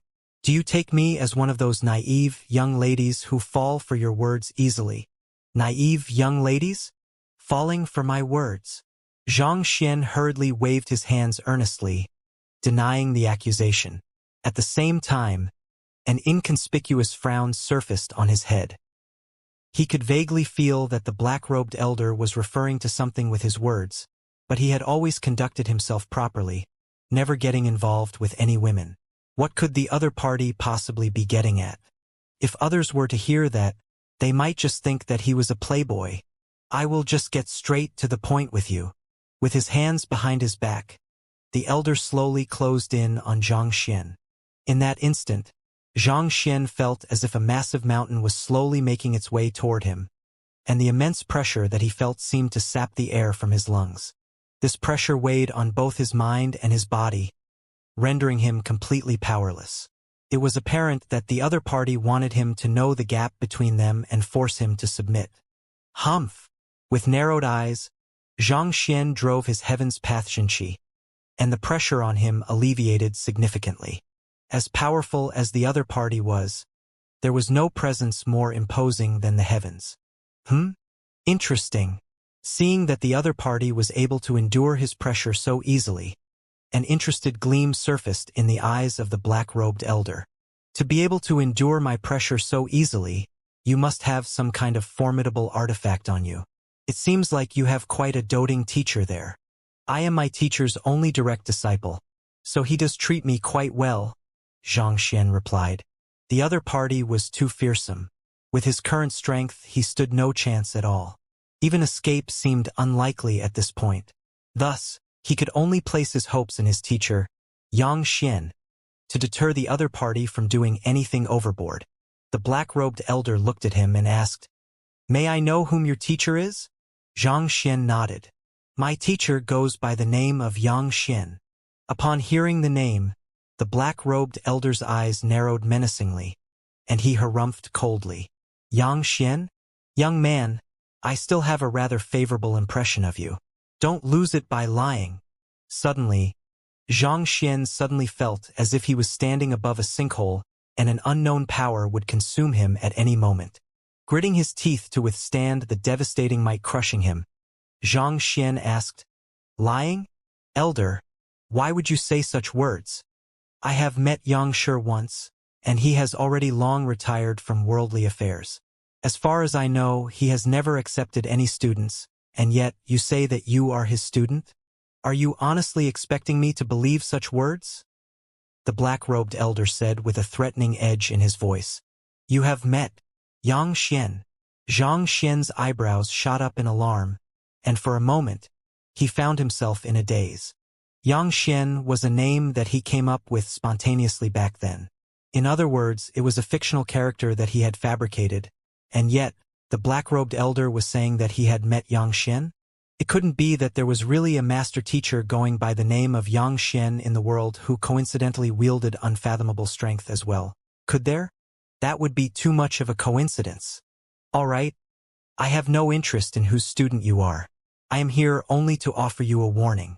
It's good to dream big, but a human should know his own place and limits. If you attempt to pursue things that are unreachable to you, not only will you bring pain upon yourself, you will also hurt those around you as well. By then, things will not be resolved with just mere words. And I cannot promise that those whom you associate with will remain unharmed in the process as well. Know my place and limits? Pursue things that are unreachable. Xianxia was confused as to what the other party was saying. Just as he was about to ask about it, his eyes suddenly widened in astonishment. You are from the Luo clan? The threat, coupled with the previous words about naive young ladies, could the other party be Luo Ruoxin's family? Only a clan as powerful as the Luo clan would be in command of experts who could subdue him without using any battle technique at all. The pieces of the puzzle seemed to fit together perfectly. While he and Luo Ruoxin had never told anyone that they had gotten together, it was not surprising that a family as powerful as the Luo clan would be able to uncover that. Quite a keen mind you have there, the black-robed elder harumphed, not denying the matter. With a lofty look on his face, he gazed down at Xianxia as if looking at a mere ant and said, By this point, you should be aware that she's the little princess of our Luo clan. She carries heavy responsibility on her shoulders. I advise you not to have any thoughts toward her. Someone like you will never be good enough for the Luo clan. Someone like me will never be good enough? Xianxia subconsciously clenched his fists tightly together. Indeed, the Luo clan is one of the top 3 sage clans on the master-teacher continent, and there is no one who doesn't know that our little princess wields immense power. As long as she wills it so, anyone whom she favors will be able to rise to the top of the world. You might have some wits, and your talent isn't too bad either, but if you think that you are qualified to get together with our little princess, I suggest that you take a closer look at yourself. A toad lusting over the flesh of a swan will never end well. The black-robed elder sneered in disdain. Who were they? One of the behemoths of the sage clans, a top-notch power on the master-teacher continent. On the other hand, the other party was just a bumpkin from a remote place. Even if he possessed exceptional talent, he was still nowhere near to matching up to the peak. In the first place, they were existences from 2 wholly different worlds. Who are you to judge my worth? The other party's words left a surge of fury rising in his chest. He could not accept the other party saying that he was not good enough for Luo Ruoxin, and he raised his head proudly and bellowed, So what if you are from a sage clan? A higher starting point doesn't give you the right to look down on others. A day will come when even sage clans like yours won't catch my eyes. So what if the other party was from a sage clan? So what if the other party wielded strength far greater than him at the moment? As a celestial master teacher, he would eventually reach heights that no one had seen before. Perhaps, in a few decades' time, the supposed sage clans would be little more than mere ants before him. Many conceited fools have uttered such words in the past as well, but the Luo clan's position still remains unshakable in this world. The elder harumphed with a cold glint in his eyes. I have met countless talents in the world, and there are plenty whose talents you don't even come close to matching. Yet, there was not a single one of them who managed to shake the Luo clan. So, I advise you not to bring trouble upon yourself. I hate to pull my weight before my juniors or to incur the dislike of our little princess, but if you still don't back down, it's my responsibility to give you a good reason to do so. Hong Long. As soon as those words were spoken, the stars up above suddenly seemed to plummet from the sky. Unimaginable might crush down on Xianxia, threatening to smash him into pieces. Under the overwhelming strength of the power, Xianxia found himself unable to breathe. As if an ant standing before a giant, he felt utterly vulnerable. "Swear on your identity as a master teacher that you won't see her, and I'll spare you," the black-robed man uttered coldly. Xianxia felt as if someone was grabbing his neck tightly, and the feeling of death encroaching on him felt more vivid than ever. He struggled with all his might, but he was unable to struggle free. "Damn it! This won't do. At this rate, I might really die." The other party's strength was omnipresent around him. There was nowhere he could escape to. It was as if a guillotine was hanging above him, ready to claim his life at any moment. While the other party had not shown any killing intent yet, he hated the feeling of having his life in the hands of another. It felt as if his entire existence was banking on the whims of another, and he abhorred such a feeling of helplessness. His fingernails sank deep into his flesh, causing a stream of blood to drip down his hands. For the first time, he vividly felt the need for power in this world. Without power, there was truly nothing at all. Dignity, love, master-teacher rank. All of that was meaningless if one did not have absolute power to protect them. Ever since his transcension to this world, things had always gone favorably for Xianxia. While the situation might have gotten a little dangerous from time to time, he had always been able to overcome any adversity with his wits. This was the very first time he had felt completely helpless and powerless. He could not help but realize that if the person before him harbored malevolent intentions, no amount of words would get him out of this situation. For the first time, he desperately craved greater strength. Only with greater strength would he be able to embrace and protect those whom he held dear. Xianxia anxiously sent a message to Vicious discreetly. "Vicious, what is the strength of that fellow? Are you able to deal with him?" With his current strength, he stood no chance against the black-robed elder. His only hope lay in the person who had once stood at the very pinnacle of the master-teacher continent. "Master, his cultivation has probably reached Saint Seven Dan. I have yet to recover my true strength, so I fear that I won't be a match for him," Vicious replied with a hint of anxiety in his voice as well. If his master was killed, he would dissipate on the spot as well. This was the effect of the soul contract between them. If he wished to survive, he would have to do his best to ensure the safety of his master. "I have to find a way to make him execute a battle technique. Only with some information on him will I be able to find a way out of this situation," Xianxia replied, unsurprised by Vicious' response. Saint Seven Dan, that was a level that had nearly reached the peak of the master-teacher continent. With such strength, even the entire Qingyuan Empire would be helpless before him. Vicious was currently only a mere heart and a finger, so it was natural that he would not stand a chance against an expert of the other party's caliber. "I should be able to force him into executing a battle technique, but I fear that my killing intent might be a little too strong. He could easily discern that I'm an otherworldly demon, and that might get you into greater trouble," Vicious replied. Xianxia gritted his teeth and replied, "I'll give you the permission to devour Kong Shi's writing, so do it." Back on the Saint Ascension platform, he had received Kong Shi's personal handwriting. Schemed by Lu Feng back at the Master Teacher Academy, a third of it had been consumed for his clone to act as Kong Shi. To deal with Vicious Finger, another one-third of it had been consumed. Thus, only a third of the original text remained in the booklet. This was the last time he could use this card. It was a heavy price to pay, but after consuming Kong Shi's writing, not only would Vicious' aura become much stronger, he would also be able to morph his aura into that of a true master teacher.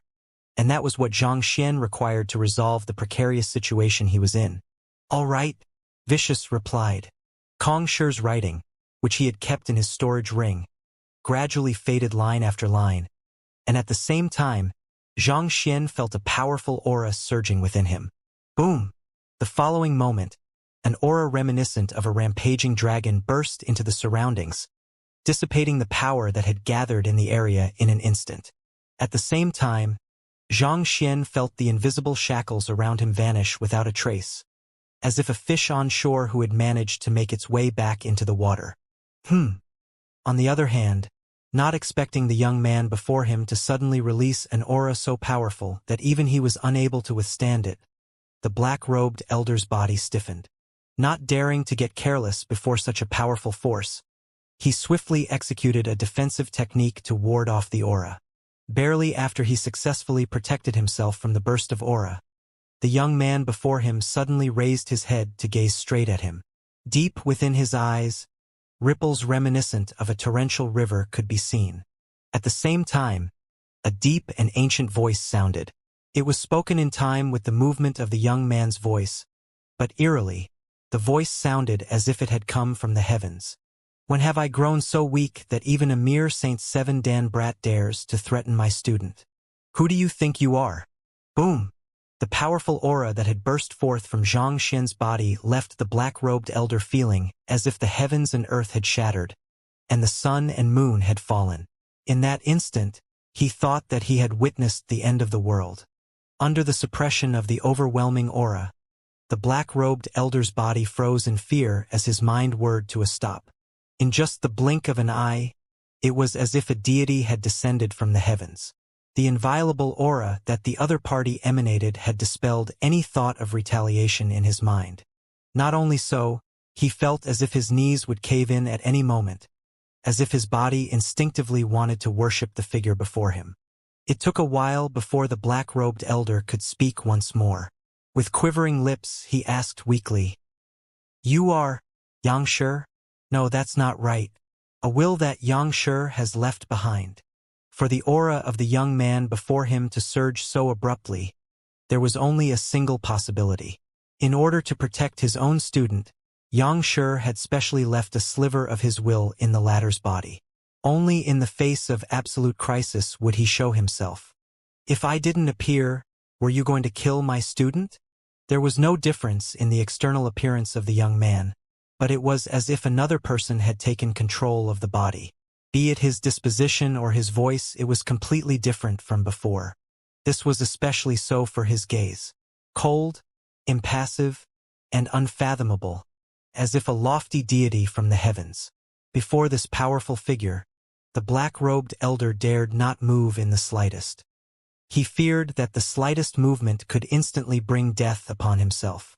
Even though he was a Saint Seven Dan cultivator, he knew that before those who stood at the very pinnacle of the master-teacher continent, his strength was not even worth a mention. Even the hostile intent from an expert of that caliber was too much for him to bear, let alone facing one in a proper battle. Despite his trembling body, the black-robed elder asked with a hint of doubt in his voice, "Are you really Xianxia?" He had once had the honor of meeting Xianxia, and the latter's voice did not sound like that. On top of that, his aura felt a little different as well. It did not seem likely that they were the same person. "Luo Qingxin, are you doubting me?" The young man took a step forward. Voila! In an instant, the aura intensified, and the surrounding air crackled furiously. It was as if even the world was unable to withstand the overwhelming strength emanated by the young man before him. "I dare not." The face of the black-robed elder paled, and he quickly clasped his fist and lowered his head respectfully. At this point, he did not even dare to breathe loudly. He had only felt such overwhelming pressure from the old ancestor. Who could have thought that the other party wielded such immense strength as well? And more importantly, he was certain that he had never said his name throughout the entire encounter. Not even once. Yet, the other party was still able to identify him correctly. This meant that the other party knew who he was. To call himself Xianxia on top of that. Could he really be that legendary figure? But he had only met that legendary figure once, and before that figure, he was even less than an ant. It was only because of the old ancestor that he had been able to meet that figure, and he did not even dare to report his name for fear that he would sully the other party's ears. So how could the other party possibly know his name? "You dare not?" It doesn't seem that way to me. Completely different to the humble young man from a moment ago, the person that stood before him at this moment carried an air of disdain for all life forms, as if a being who had transcended the world. The Luo clan's bloodline is powerful, and the art of the Dimension Silencer is a masterpiece. Despite your fortune of being born in the Luo clan, you still managed to make a wreck of yourself. You have reversed the yin-yang of your Sanjiao 1 yin meridians and introduced filth into your Jinqi, resulting in your inability to concentrate your strength. Not only that, your 7 acupoints of primordial chaos are plagued with turbidity, and 3 of them are even reversed. During your breakthrough to the primordial spirit realm, the shortcut you attempted to take ended up damaging your foundation, resulting in the corruption of your internal state. Yet, instead of devoting your time to resolving these problems, you chose to head down here to take advantage of my student. Is it because you think that you are too powerful? At this point, a faint, disdainful smile surfaced on the lips of the young man. Shall I play with you? Shivers immediately ran down Luo Qingxin's spine as he quickly lowered his head in abject fear. The terms that the other party had used, the Sanjiaoyin meridians and the 7 acupoints of primordial chaos, would seem like utter nonsense to any other cultivator, but they left him shaking nonstop as if he had heard something terrifying. Those were the unique terms used only in their Luo clan's art of the Dimension Silencer. The Luo clan's bloodline granted the offspring of the Luo clan with exceptional talent in spatial manipulation. In fact, its ultimate treasure, the Dimension Silencer, was a powerful artifact that could bring about the complete freezing of space. It was due to this reason that the art of the Dimension Silencer was completely different from other cultivation techniques, tailored solely to those with the Luo clan's bloodline. Sanjiao, 7 acupoints. These were terms that only the core members of the Luo clan would know of. Yet, the young man before him spoke of them so easily as if they were nothing at all, accurately identifying the flaws in his cultivation even. This had left his entire body turning freezing cold, and sweat trickled down his back endlessly. If he had been doubtful whether the other party was Xianxia or not a moment ago, at this moment, he dared not harbor such thoughts. Regardless of whether the other party was truly Xianxia or not, the other party was definitely of the same caliber as their old ancestor. Otherwise, it was impossible for the other party to see through the problems in his cultivation with a single look. As one of the inner clan members of the Luo clan, he had been guided by top-notch master teachers from birth, but limited by his talent, it was inevitable that he erred in his cultivation from time to time. As these errors accumulated, even though it did not hinder him from exerting his strength, it had capped his cultivation. At this point, it was already nigh impossible for him to achieve a breakthrough to higher realms. This was not uncommon among those of the sage clans. After all, no matter how formidable a teacher one had, it was impossible for a teacher to constantly overlook one's cultivation. Not to mention that even advanced master teachers too were not infallible either. Besides, if a cultivator could really avoid erring in one's cultivation, wouldn't he be able to advance through the cultivation ranks easily without facing any bottlenecks? That was clearly daydreaming. But, while it was true that he had errors in his cultivation, it would be difficult for most master teachers to discern it. To be able to see through him with just a glance, that was clearly the prowess that only 9-star master teachers wielded. I dare not to. Luo Qingxin's body trembled uncontrollably upon that realization. Humph! If I had not left a sliver of my will in the body of my student, I might have just lost a student today. The young man gazed down at Luo Qingxin coldly in his eyes, as if contemplating whether he should have the latter killed for his insolence. I didn't intend to make a move on Xianxia. Luo Qingxin gulped down a mouthful of saliva as he hurriedly explained. I watched our little princess grow up, and no matter how reckless I am, I would not dare hurt the person she loves, or else she would hate me for life. No matter what, the relationship between her and Xianxia is impossible, and I fear that she will be hurt if the both of them get any further involved with one another. That's why I chose to seek Xianxia to convince him to step away from the matter. Humph! Are you saying that my student is unworthy of the Luo clan? The young man said once more, his tone laced with threat this time around. That's not what I mean. Luo Qingxin shuddered in fear as he hurriedly explained. Xianxia, you should know the current circumstances surrounding our Luo clan as well. The matrimony between our little princess and the young prodigy of the Zhang clan cannot be changed. At this rate, the both of them will only be hurt in the end.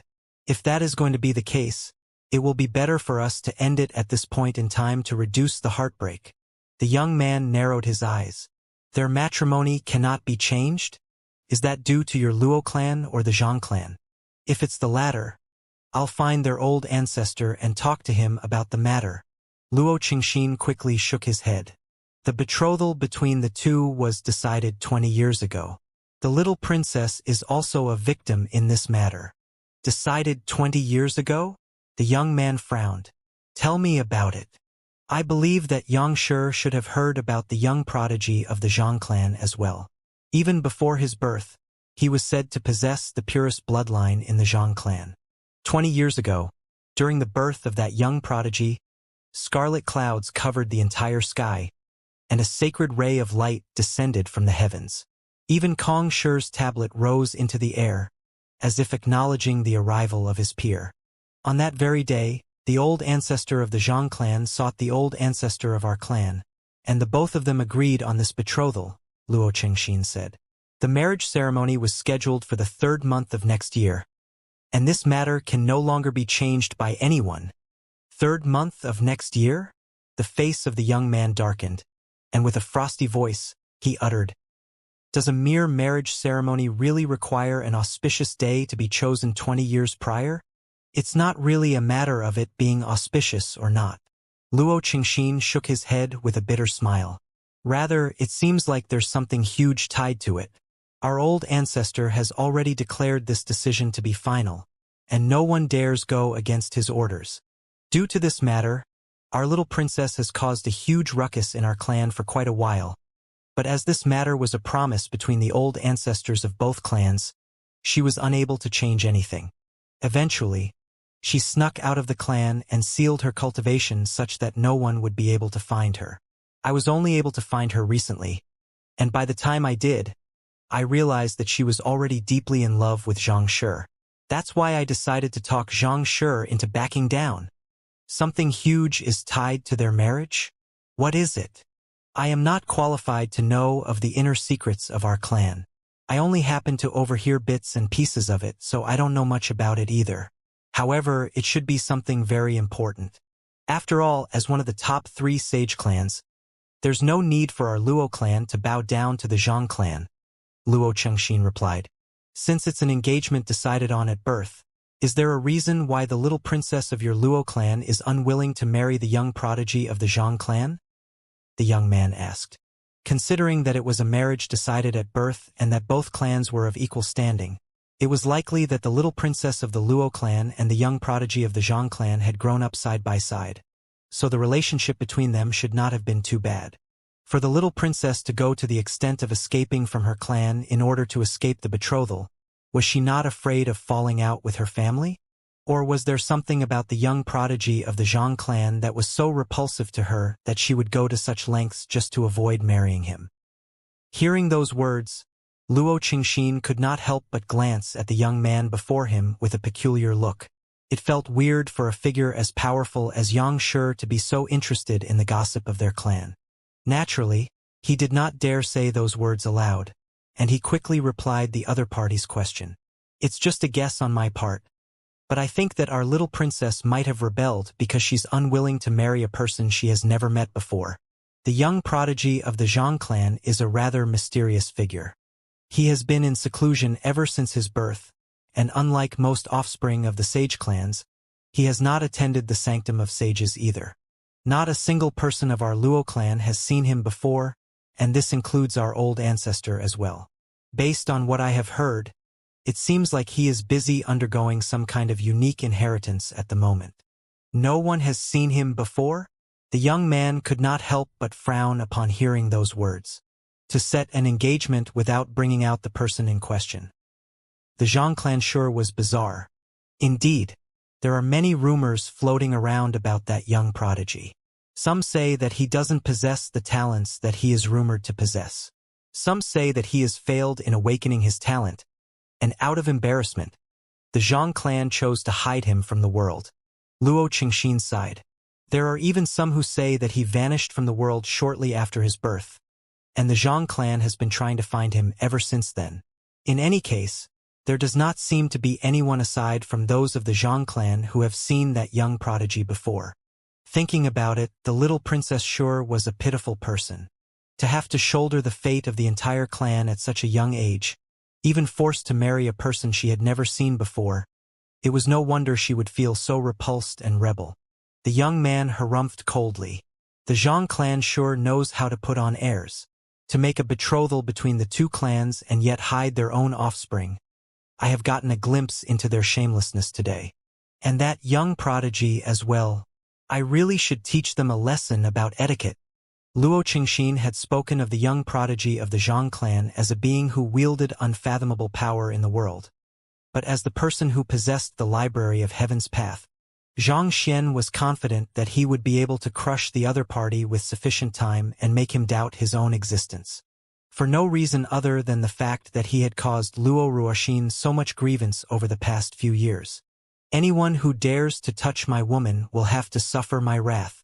Noting the killing intent in Yang Shi's eyes, Luo Qingxin shuddered once more. With a wary tone, he said, Yang Shi, since Zhang Shi is your student, I shall not impose on you any longer. I'll take my leave. If only that he had known that Yang Shi had left his will within the young man's body. He would have never dared to come over and warn the latter. Go! The young man waved his hand. Thank you, Yang Shi. Luo Qingxin quickly turned around to flee, but barely after taking a few steps, he suddenly halted and hesitated for a moment before fearfully turning around. Mustering all the courage he had, he said, Yang Shi, pardon me for saying this, but I hope that you will talk Zhang Shi into letting her go. Our little princess has suffered too much while growing up, and I really hope that she won't be hurt by this matter. Those words left Zhang Xian with a deep frown on his face. But knowing that the other party was really thinking for Luo Ruoxin, he shook his head and said, I'll think about it. You may leave now. Thank you, Yang Shi. Heaving a sigh of relief, Luo Qingxin quickly left the area. Watching as the other party disappeared into the distance, Zhang Xian finally heaved a sigh of relief himself. That earth-shattering aura vanished in an instant, and as if a deflated balloon, he felt so weakened that it was difficult to even lift his own arm. That was a close shave. I was nearly unable to hold on anymore. Zhang Xian patted his chest in relief. Even though Vicious was able to exert an incredibly powerful aura after consuming Kong Shi's writing, the fact was that he could not maintain the state for too long. It was fortunate that his soul depth was only slightly beneath the other party's, allowing him to avoid giving himself away. It was also fortunate that he had dashed out of the city to a remote location earlier, or else with the abrupt emanation of such a powerful aura, it would have surely drawn the attention of the experts within the city. Alright, I should hurry up and leave. If that fellow finds that something is amiss and returns, I won't be able to deal with him again. Zhang Xian thought as he quickly rushed back to the Combat Master Hall. Not too long later, he finally returned to his accommodation. The tension in his mind finally snapped, and a weariness similar to a soldier who had just fought a war consumed him, lulling him into a deep sleep. However, he forced himself to remain awake so as to ponder over the information he had just received. Even though he had managed to beguile the other party through his means, he knew that luck had a factor to play in it as well. Putting on a disguise before experts of the other party's caliber was no different from dancing above a bed of knives. A single wrong move could very well have cast him into oblivion. Had it not been for his superior mental resilience, he would have long been seen through. Taking a seat on the ground, Zhang Xian meditated for roughly 2 hours before the exhaustion finally receded from his body. I need to possess the strength to stand against the Zhang clan by the 3rd month of next year. Recalling the conversation that he'd had with Luo Qingxin earlier, Zhang Xian could not help feeling greatly pressured. Judging from the other party's tone, it seemed like the marriage was not just to create a bridge between the both clans. It also involved an extremely important matter as well, thus fixing it in stone. Not even the beloved little princess of the Luo clan, Luo Ruoxin, had a say in the matter. As talented as Zhang Xian was, it was too dangerous for him to reveal the fact that he was a celestial master teacher to others. After all, he could not tell for sure what the Luo clan and Zhang clan's attitude toward a celestial master teacher would be. So until he had sufficient power to back up his identity, it was best to keep it under wraps. Thus, he was not intending to play the card unless it really became necessary. So, if he really wanted to marry Luo Ruoxin openly, he would have to swiftly raise his cultivation and his standing. By the 3rd month of next year, he needed to possess sufficient strength to stand toe-to-toe with the Zhang clan. Only then would the Luo clan take him seriously and consider their relationship. Otherwise, there was no way they would offend the Zhang clan and choose a supposed genius over a prodigy whose very birth had caused Kong Shi's tablet to levitate in the air. There is still another 8 months or so. I am currently only at St. Tudan Pinnacle. If I wish to gain enough power to negotiate with the Luo clan and the Zhang clan, I must at least cultivate to the same level as Luo Qingxin. St. Seven Dan, Xianxia thought as immense pressure weighed down on him. Even though he had taken less than a year to advance from the bare bottom to St. Tudan, he knew that it would be harder and harder for him to advance higher from this point onward. Not only would it be harder for him to find the necessary cultivation technique manuals, more importantly, there was a lack on cultivation resources as well. In the past, a couple of low-tier spirit stones were enough for him to advance several realms at once. But now, he was not even certain how long concentrated high-tier spirit stones would suffice for him before he would require pinnacle spirit stones. And more importantly, advancing one's cultivation in Saint Realm required one to cultivate one's soul and mind as well. Sufficient spiritual energy was only the minimum requirement to achieving a breakthrough at this point. Without accomplishing the required state of mind, it was impossible to achieve a breakthrough. Tempering one's state of mind had to be done over a long period of time. It was not something that could be accomplished within a short period of time. As such, even though it was only 5 realms, he knew that it would be extremely difficult for him to cover the gap within just 8 months. Even he did not have absolute confidence in being able to pull it off. Thus, all he could do was work himself down to the bone and make every single second he had count. I must hurry up and cultivate. Ruoxin, wait for me. I won't let you suffer any grievances, Xianxia muttered with unwavering resolution. After his conversation with Luo Qingxin, it was not hard for him to imagine how difficult it had been for Luo Ruoxin to accept his confession back then. Since the other party had chosen him over everything else, as a man, he could not possibly let her down. No matter what, he was determined to have her marry him openly. He did not want her to suffer the fate that Mu Shi had suffered over the past few centuries. If the Zhang clan stood in his way, he would just have to trample them. With this newfound determination in his mind, he felt his mind suddenly clearing up. His soul seemed to have undergone some kind of change, and his soul energy became even purer than before. Time to cultivate.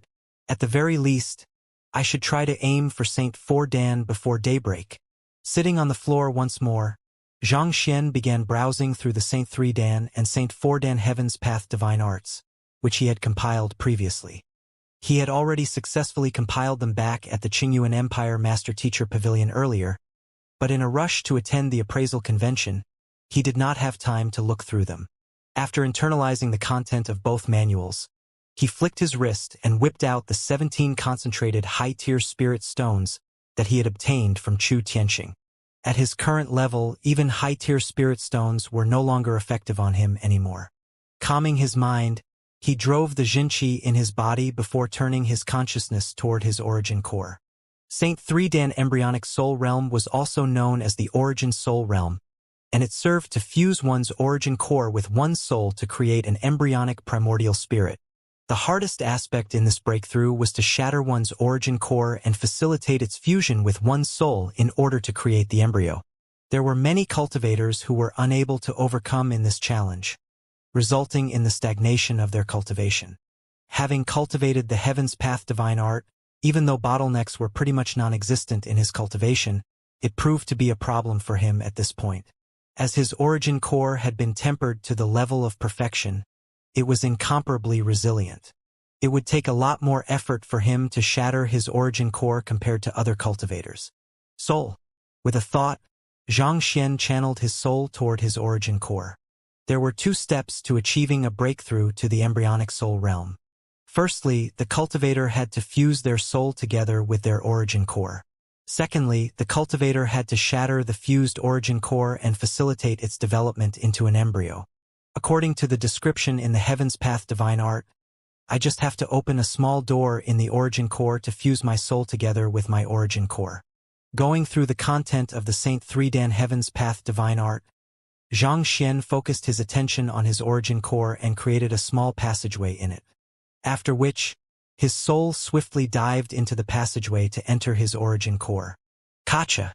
But barely after diving in, its movements suddenly came to an abrupt halt. This is bad. My soul is stuck. Xianxia's soul was simply too big. After undergoing the Saint Ascension ordeal, it had returned to its original size of 10 meters. While his origin core was much stronger than that of other cultivators, it was still too small to house his soul. He had never thought that he would face such a problem in his cultivation. While it was possible for one to morph the size of one's soul, there was a limit to doing so. This was just like how an elephant would never fit into a walnut no matter how it squeezed itself together. After struggling for a very long to no avail, Xianxia could only retract his trapped soul with a conflicted look on his face. He already had the required concentrated high-tier spirit stones, and his Heaven's Path Divine Art had also been perfected. But his soul had turned out to be too big to enter his origin core. If that was the case, he would not even be able to complete the first step of his breakthrough. At this rate, would he be unable to even achieve a breakthrough to Saint 3 Dan? What should I do? Xianxia gave it a few more tries, but each time, his soul ended up being stuck without fail. There was even one instance when he was nearly unable to pull out his trapped soul. At this point, he felt like he was going to burst into tears. It had not been easy for him to gather so much drive to cultivate, and he had put his mind to achieving a double breakthrough to the primordial spirit realm. But he had already encountered a bump at the very first step of his cultivation. There's no error in the Heaven's Path Divine Art, but due to me cultivating my soul, it's not suitable for my current state. Xianxia rubbed his glabella. In the previous realms, the cultivation of his Jinqi and soul were separate, so he had not faced such a problem to date. But the embryonic soul realm required the fusion of the both of them. Typically speaking, Jinqi cultivation and soul cultivation were considered two different branches. Both paths would lead to the peak, so there was little point in pursuing both paths simultaneously.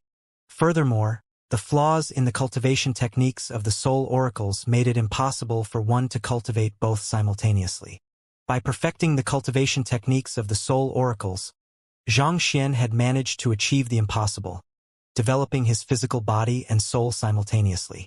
There had not been many problems in the earlier stages, but it was proving to be a problem for him at this moment.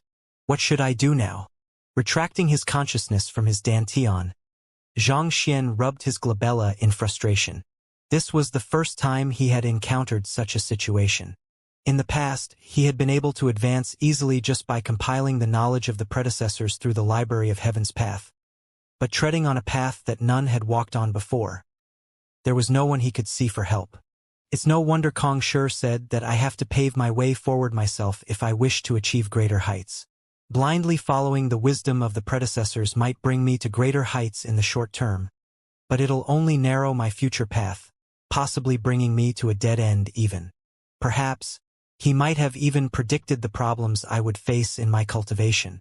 Back in the Qiu Wu Palace, Kong Shi had warned him that he should not just follow the teachings of the predecessors but seek his own individual path instead. He had kept the other party's teachings in mind, but it was only at this point that he truly understood what it meant. Walking my own path. How can I do so?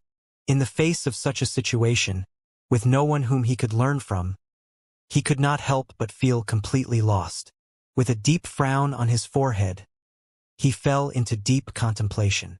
Walking one's own path was easier said than done. That was equivalent to venturing into uncharted territories, an extremely dangerous feat. After a long moment of contemplation but still coming up with nothing at all, Xianxia sighed deeply. Should I head to the Qiu Wu Palace to take another look? Perhaps, I might be able to find something that Kong Shi left behind that will bring me some inspiration. Flicking his wrist, a sphere appeared in his palm. Unique patterns reminiscent of a map were carved on top of it. Back then, he had kept the entirety of the Qiu Wu Palace in the sphere through fusing the map together with it, allowing him to bring it around anywhere he went. Let me go in to take a look. As the master of the sphere, he could easily open a passageway into it. With a thought, he vanished from the spot. Who? In the next moment, he was already standing before the tablet erected right outside the Qiu Palace. The tablet was a gigantic high-tier spirit stone in itself, and it had left him deeply moved back then that he had even considered stealing it. But now, high-tier spirit stones were already completely useless to him, so it no longer held as great of an allure to him anymore. These words, they have actually reached the level of evoking vividness. Xianxia exclaimed as he looked at the three large words, Qiu Palace. Back then, his proficiency in painting wasn't too high, so he wasn't able to accurately discern its level. However, looking at it once more now, he was very certain that those three words had reached the 8th level. As mere words, the feelings that evoked from them were unable to match up to an entire painting, but nevertheless, if one were to stare at it for too long, they might find themselves sinking uncontrollably into a trance. Those words, why does it seem like there is something strange about them? After a short look, just as Xianxia was about to take his leave, he suddenly exclaimed with a frown. He didn't think that there was anything peculiar about those three words initially, but after staring at them for some time, he suddenly felt his Xianxia jolting within his body. To his shock, his Xianxia had suddenly begun flowing on its own accord. It's the circulation pathway for the heavenly demon Great Sorrow Palm. Feeling his Xianxia flowing under the effects of the three words, Xianxia couldn't help but fall in a dazed state. He recognized the circulation pathway which his Xianxia was moving at to be the heavenly demon Great Sorrow Palm, which he had learned in ancient sage Qiu Wu's trial back then. But why would he have such a reaction just by looking at those three words? Let me give it a try. Allowing his Xianxia to move freely, Xianxia raised his palm and lightly thrust it towards the tablet. After resolving all of the flaws of the heavenly demon Great Sorrow Palm, raising it to the level of a Heaven's Path technique, he had gained the ability to manipulate the strength of battle technique freely at his will. Even though he had struck the tablet squarely, the latter didn't sustain the slightest damage at all. Wang! As soon as his palm struck the tablet, those three words suddenly emanated a blinding glow. With a stagger, Xianxia vanished from the spot. When he opened his eyes once more, he found that he had entered another space. The space wasn't too large, and the area was filled with all kinds of inscriptions. Heavenly Art of Dimension Unravel? Xianxia read the line of words right before him, and his eyes narrowed in astonishment. When those inscriptions were placed together, they formed a unique secret art known as the Heavenly Art of Dimension Unravel. Just by reading its content, Xianxia could tell that it was an incredibly profound technique, far exceeding any other secret art he had learned thus far. Could this be the heritage of the Qiu Palace? A thought suddenly struck Xianxia's mind, and he couldn't help but gasp. Back then, after being traumatized by him, ancient sage Qiu Wu's will ended up vanishing before it could reveal where the heritage was located. Xianxia had thought that the heritage was a gone case after that matter. But who could have thought that it would actually be hidden within a tablet at the entrance? All who had entered the Qiu Palace had headed straight for its deepest regions in hopes of acquiring the greatest treasure within it. What an irony it was for the most valuable heritage to actually be located in the most conspicuous and open place instead. However, it seemed like the key to entering this place was to execute the heavenly demon Great Sorrow Palm. Without knowing the battle technique, even if one were to stand before the tablet and notice its peculiarity, one would still be unable to enter it and obtain the heritage. The Heavenly Art of Dimension Unravel views the space of heavens and earth as two separate entities, and it seeks to manipulate the two through calculations made through the number of grand transformation 1. While those inscriptions looked foreign to Xianxia, for some reason, he was still able to fathom the meaning behind them. Similar to the heavenly demon Great Sorrow Palm, this secret art is also divided into 5 dan. Those who have mastered the 5th dan will be qualified to stand at the very peak of the world, possessing strength not beneath mine. Taking the inscriptions into sight, Xianxia's eyes lit up in excitement. Initially, due to his possession of the Library of Heaven's Path, he wasn't particularly concerned about obtaining ancient sage Qiu Wu's heritage.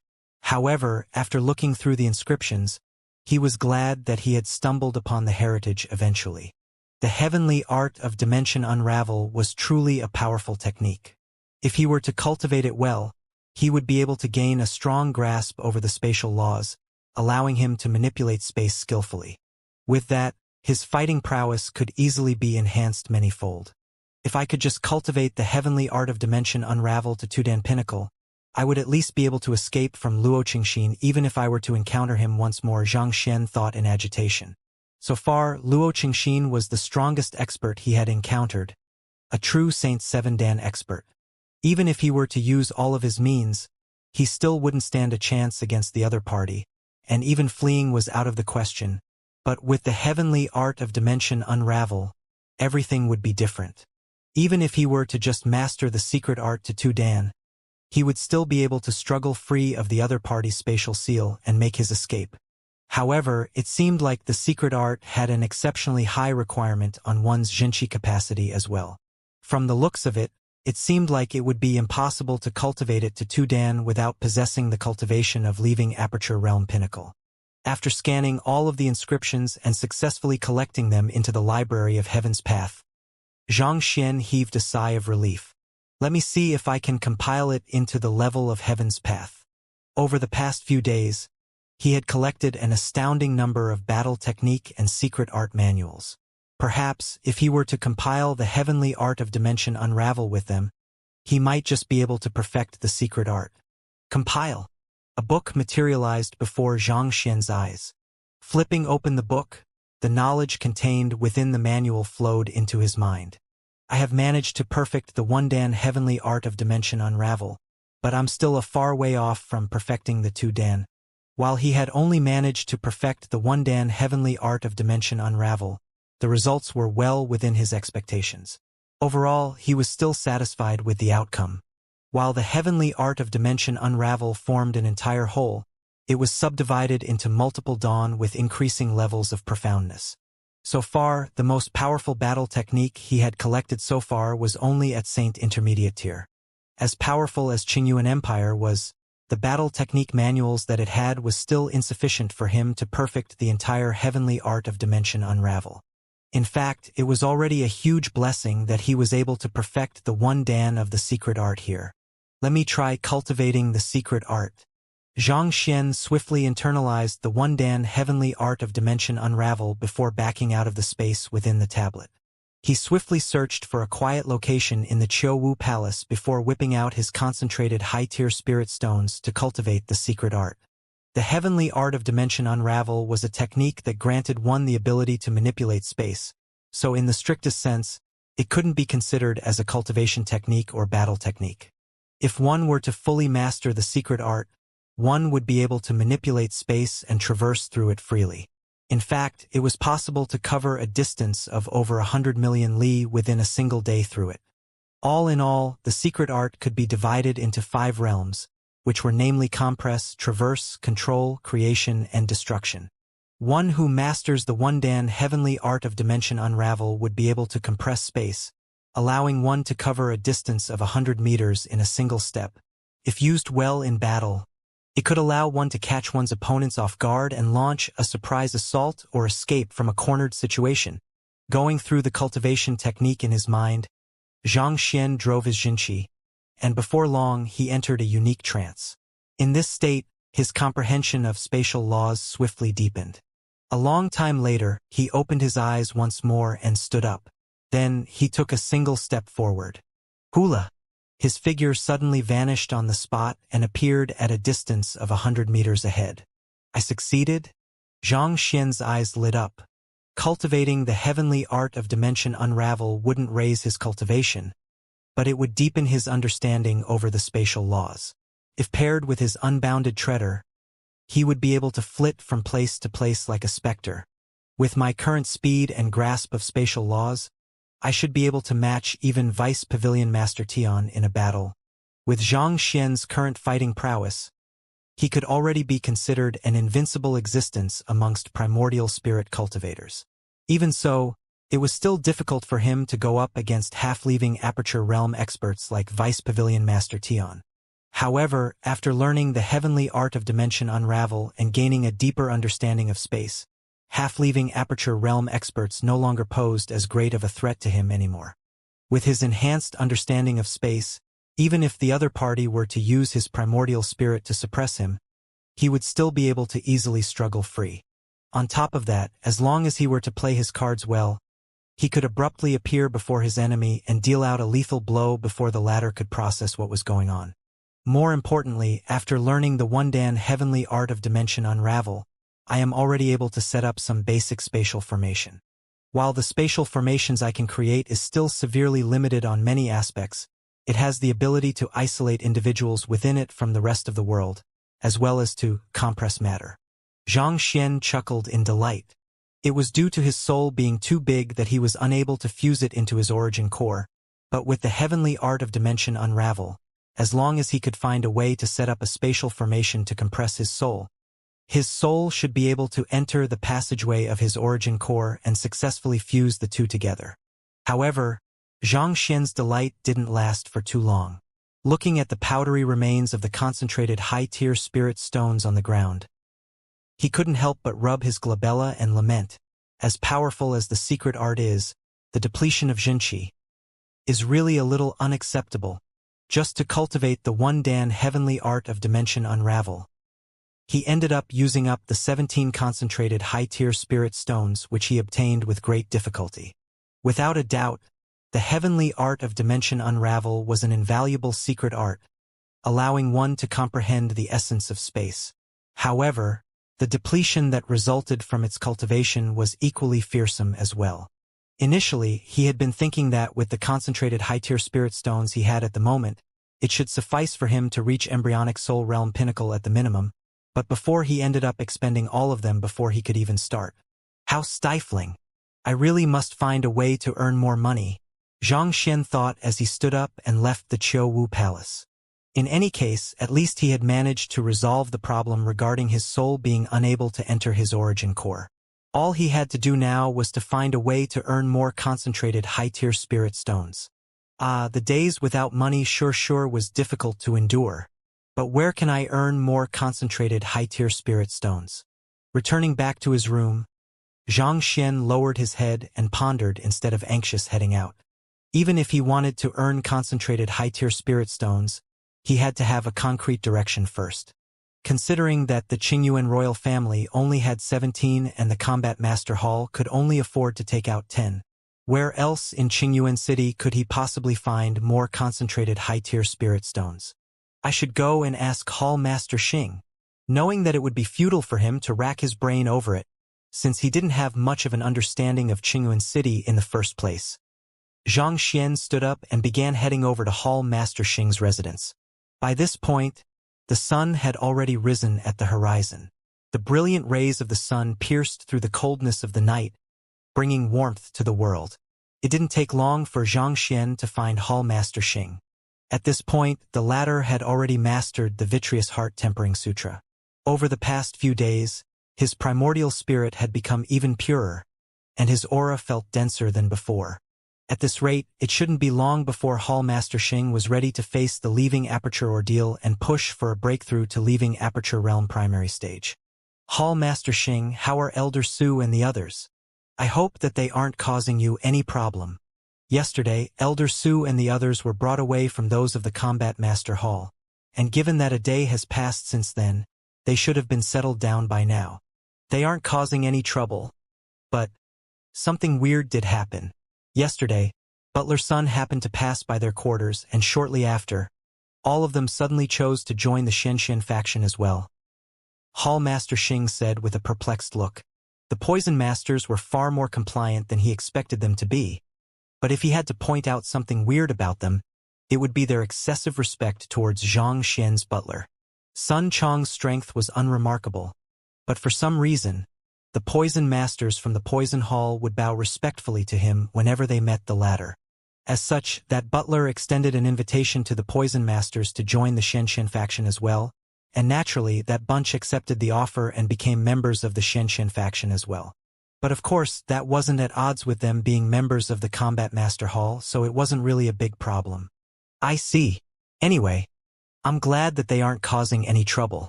They have been through a lot, so I hope that you can treat them kindly.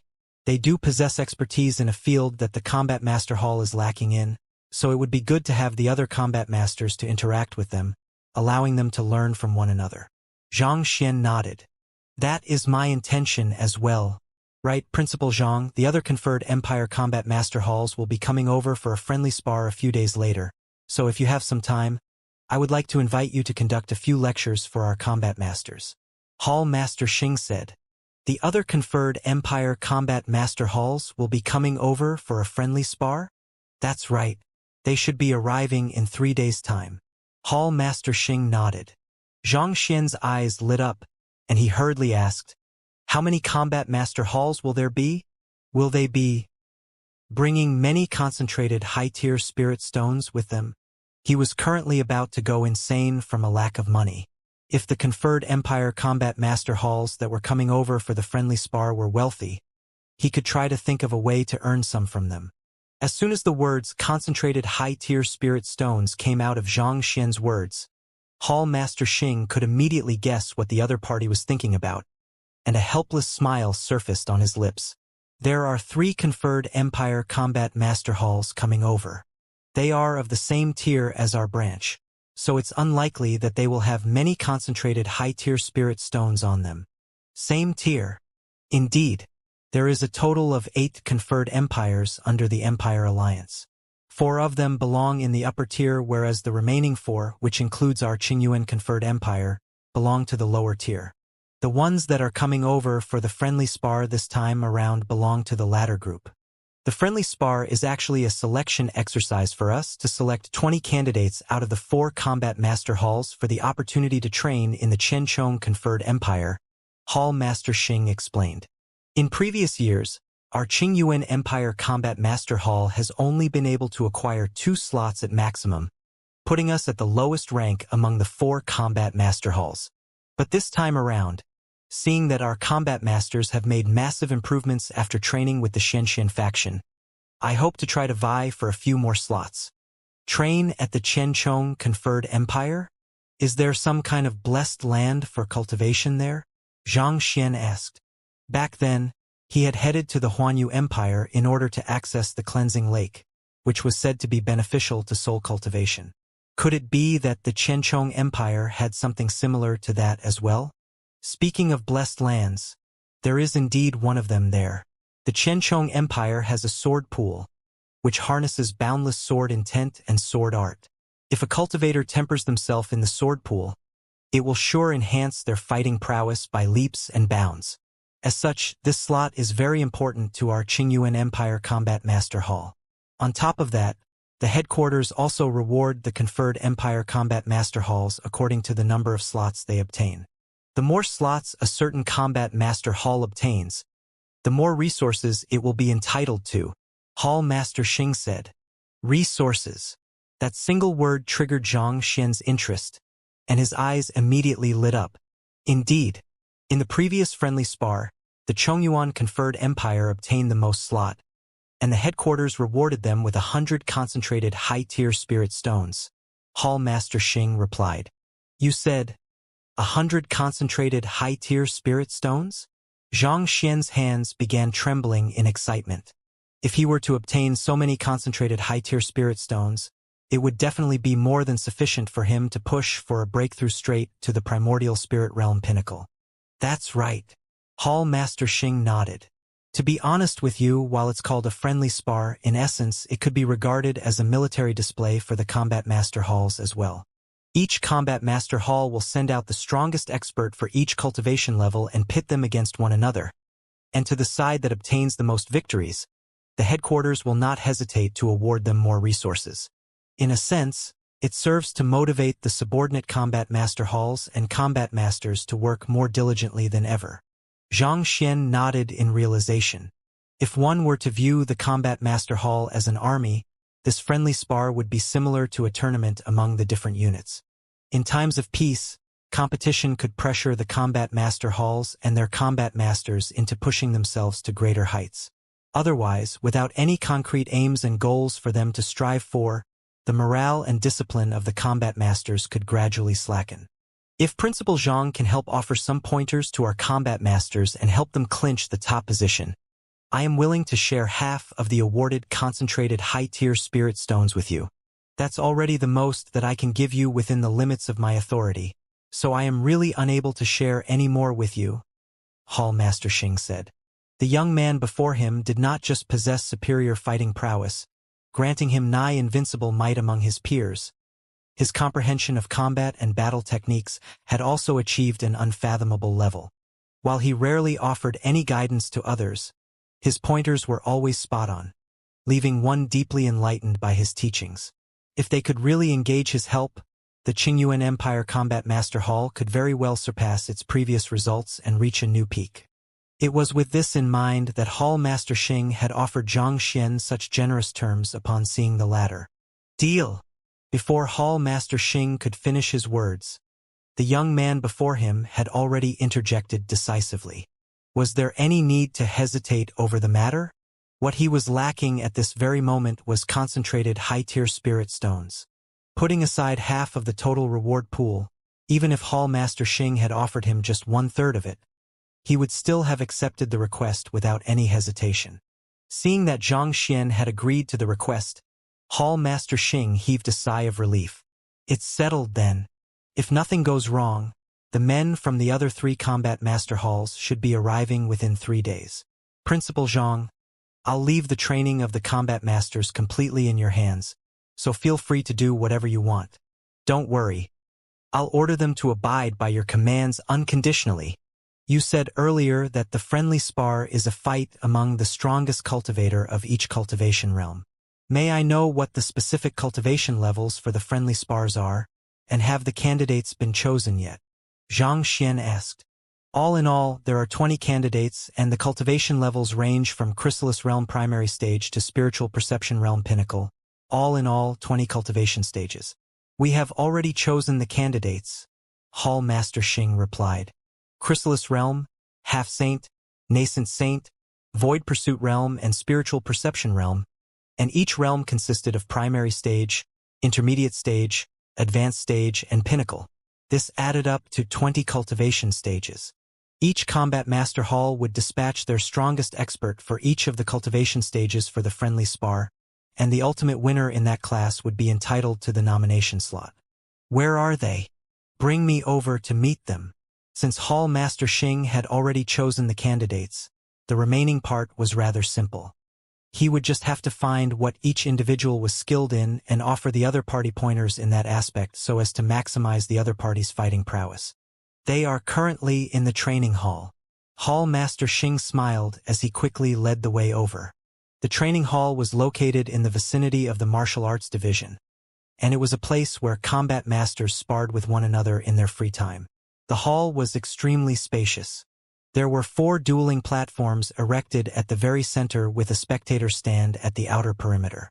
At the same time, there were also seclusion chambers for combat masters to rest in between battles as well. Even before entering the training hall, the sound of swift air currents could be heard in the air. It seemed like there were quite a few people sparring within the training hall. Excited cheers and anxious shouts could be heard here and there, creating a lively atmosphere. Walking into the training hall, Zhang Xian swiftly saw 2 combat masters clashing with one another on one of the dueling platforms. Elegant moves sprung forth from both parties one after another as their immense strength collided again and again, drawing in fixated gazes on them. Surrounding the dueling platform was around a dozen combat masters. Whenever they saw a formidable move being executed, they would cheer in excitement. Zhang Xian took a swift look through the group, and to his astonishment, he found 2 familiar faces, Sure Hao from the Inner Breath Division and Jiao Tan from the Martial Arts Division. These 2 were top-notch geniuses from the Combat Master Hall, so it was not too surprising that the both of them had made it onto the list of candidates to participate in the friendly spar. Hall Master Xing, Zhang Shi. Upon seeing the 2 figures walking over from the entrance, the crowd quickly halted what they were doing and clasped their fists respectfully. Hall Master Xing stepped forward and said, "There's no need to stand on ceremony. I believe that all of you should be familiar with Principal Zhang, so I shall not waste any time introducing him to you all again." The crowd nodded. In the past few days that Xianxia had spent in the Combat Master Hall, he had paid a visit to all the divisions and caused a huge ruckus in each of them. They would have to have been living under a rock to have not heard of him. A person who consecutively broke the records of every single trial in the Combat Master Hall, and by an inconceivably large margin at that. At this point, they were filled with nothing but admiration and awe for the other party. Our Combat Master Hall has high expectations for the friendly spar with the other conferred Empire Combat Master Halls that will be coming here in 3 days' time. In view of that, we have specially invited Principal Zhang over here to conduct special training for all of you. I expect all of you to cooperate fully with him. Got that? Yes, Hall Master Xing. Upon hearing that Xianxia was going to train them, the eyes of the combat masters immediately lit up in excitement.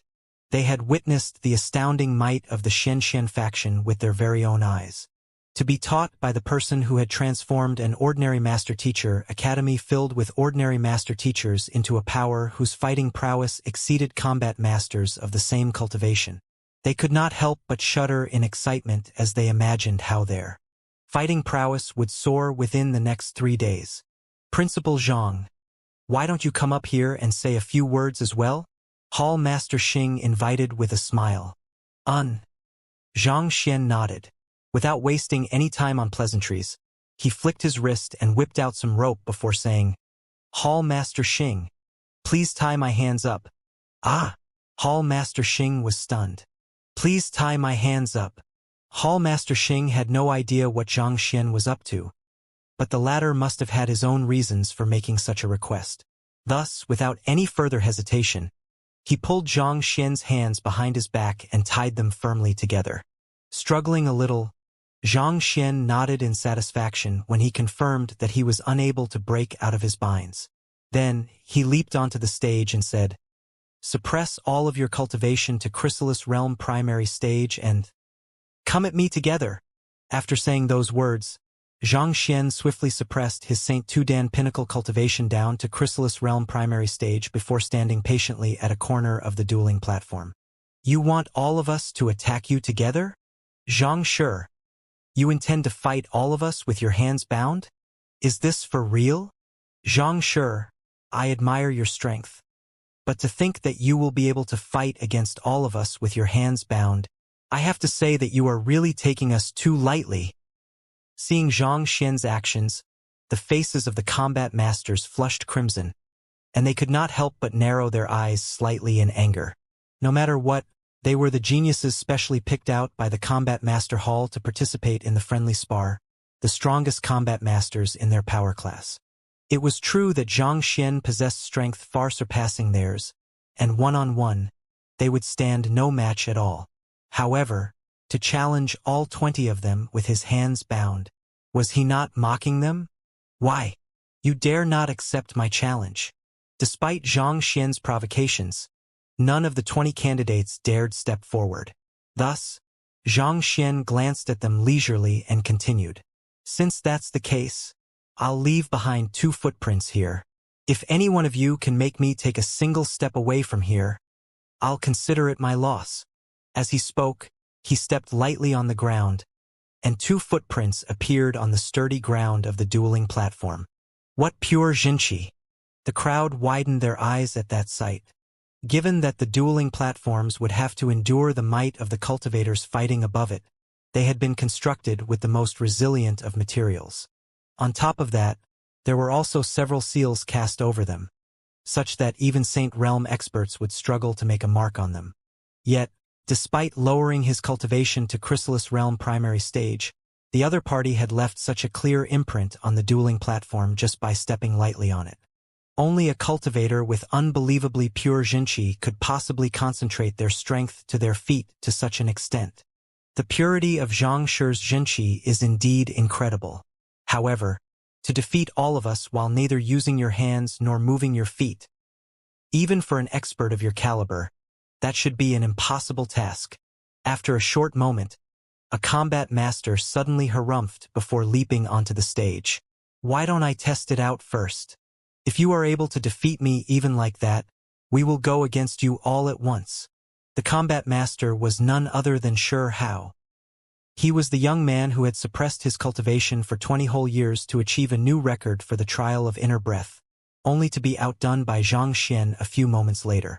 After that traumatizing experience, he had managed to achieve a breakthrough, and he was currently a St. Tudan intermediate stage expert.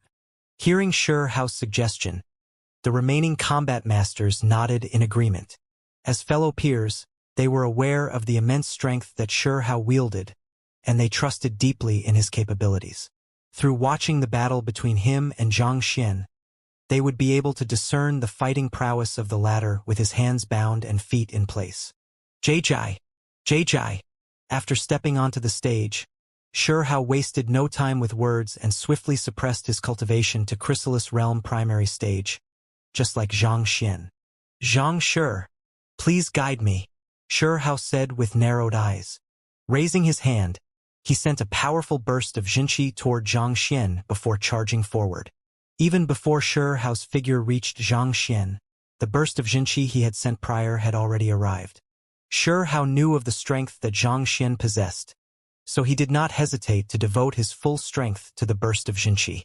Under the immense might of the burst of Jinqi, even the sturdy ground of the dueling platform could not help but tremble uncontrollably. Not bad. Seeing how Hao was no longer relying on brute force as he had done previously after the past few days of training, Xianxia nodded in approval. Facing the other party's assault, he stood his ground firmly and tilted his body slightly. Voila! Hao's palm strike flowed right past Xianxia's shoulders, missing by just a hair's breadth. This evasion was truly beautifully carried out. A split second earlier, and the other party might still be able to alter the trajectory of his strike to launch a different attack. A split second later, and he would have been injured by the other party's strike. This is infinitesimal maneuver. Beneath the dueling platform, Hall Master Xing narrowed his eyes in shock. Hall Master Xing, what is infinitesimal maneuver? An uncomprehending combat master asked doubtfully. Infinitesimal maneuver is the act of precisely calculating the might, timing, and trajectory of an opponent's offense, and making the corresponding maneuvers to neutralize the offense. Through doing so, one is able to dodge any attack with ease and even prepare a counterattack in advance, allowing one to turn the tables in an instant, Hall Master Xing explained. The fundamental principle behind infinitesimal maneuver involved dodging attacks at the very last moment so that the opponent would not have chance to alter their offense, and at a close proximity, one would be in a good position to launch a counterattack and turn the tables. The theory behind infinitesimal maneuver was simple, but it was too difficult to carry it out in practice. Not only did one need to have an exceptional eye of discernment and sharp reflexes, more importantly, one's state of mind needed to have reached a certain mark as well. Ultimately, humans were living beings, not puppets that would blindly follow orders. Inevitably, a cultivator would feel nervous and uncertain when a sword was right before them, and there would be an instinctive desire to protect themselves and distance themselves from the sword.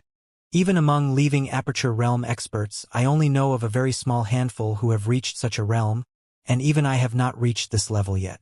I honestly didn't expect Principal Zhang to have achieved this level, Hall Master Xing remarked in awe. Leaving Aperture Realm? The crowd was astonished.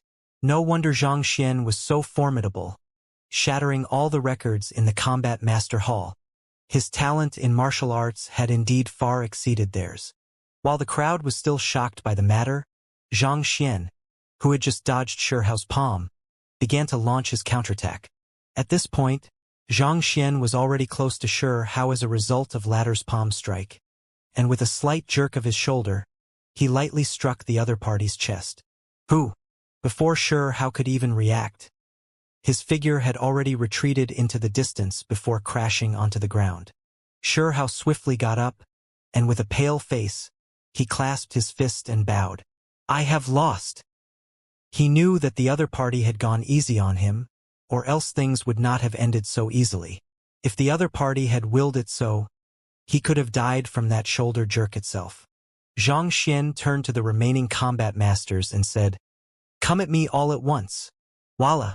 This time, the remaining combat masters leaped onto the dueling platform without any hesitation. A young man amid the combat masters bellowed, Let's surround him and use our fastest battle techniques to overwhelm him. I don't believe that he will be able to dodge every single one of our attacks. He was none other than Zhao Tan. As the genius of the martial arts division, he had a deep understanding of combat. With just a look, he was able to instantaneously identify what Zhang Xian's flaws would be with his hands tied. The remaining 19 combat masters swiftly took their positions around Zhang Xian, and when a loud "move" was shouted by Zhao Tan, all of them executed their fastest battle techniques simultaneously. So. The loud whirring of wind sounded on the dueling platform. In that instant, it was as if countless arrows were raining down from the sky, covering Zhang Xian entirely. Let's see how he will deal with such a situation, Hall Master Xing muttered as he stared at the situation on the dueling platform intently, not daring to blink. Every member of the Combat Master Hall had learned all sorts of collaborative formations, which allowed them to collaborate with one another under any circumstances, regardless of how many people they had, thus synergizing their offense together and exerting a fighting prowess far beyond what they could achieve individually. Despite having suppressed their cultivation to Chrysalis Realm primary stage, the simultaneous offense of the 19 combat masters was truly fearsome. Even a nascent saint would have been crushed into a lump of meat in the face of their combined might. Intrigued to see how the talented Zhang Xian would neutralize this situation, Hall Master Xing drove his strength as a leaving Aperture Realm cultivator, and everything on the stage seemed to slow down for him. He could perceive even the slightest of gestures made by anyone on top of the dueling platform with perfect clarity. Fist, finger, palm, head, leg. All sorts of attacks from the 19 combat masters simultaneously fell upon Zhang Xian.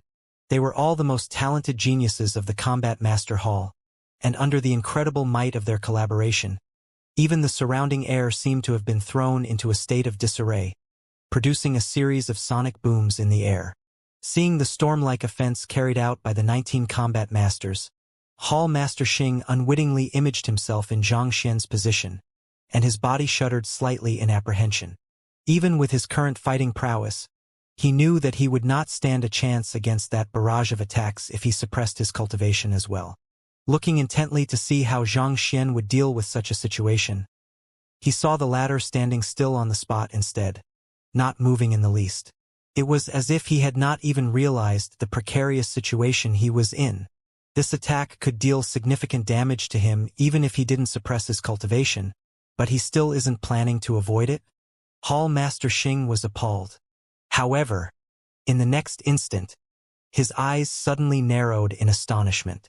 He realized that the other party was not standing still on the spot at all. On the contrary, the other party was moving so quickly and slightly that it was imperceptible to the naked eye. Even with his spiritual perception, he was only able to make out bits and pieces of it. Walala! Due to Zhang Xian's slight movements, the attacks of the combat masters ended up falling empty. Astonishingly, despite the encirclement that they had put up, they were not able to land even a single blow on the unmoving Zhang Xian. This, Hall Master Xing felt his throat running dry.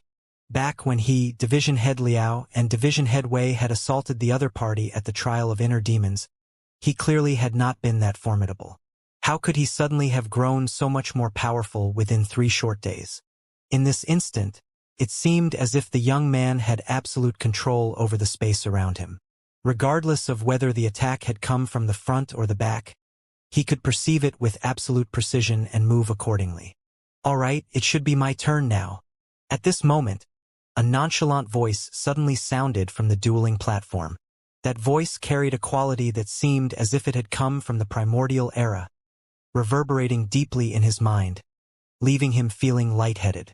Shit, this is a demonic tune. Hall Master Xing widened his eyes in alarm.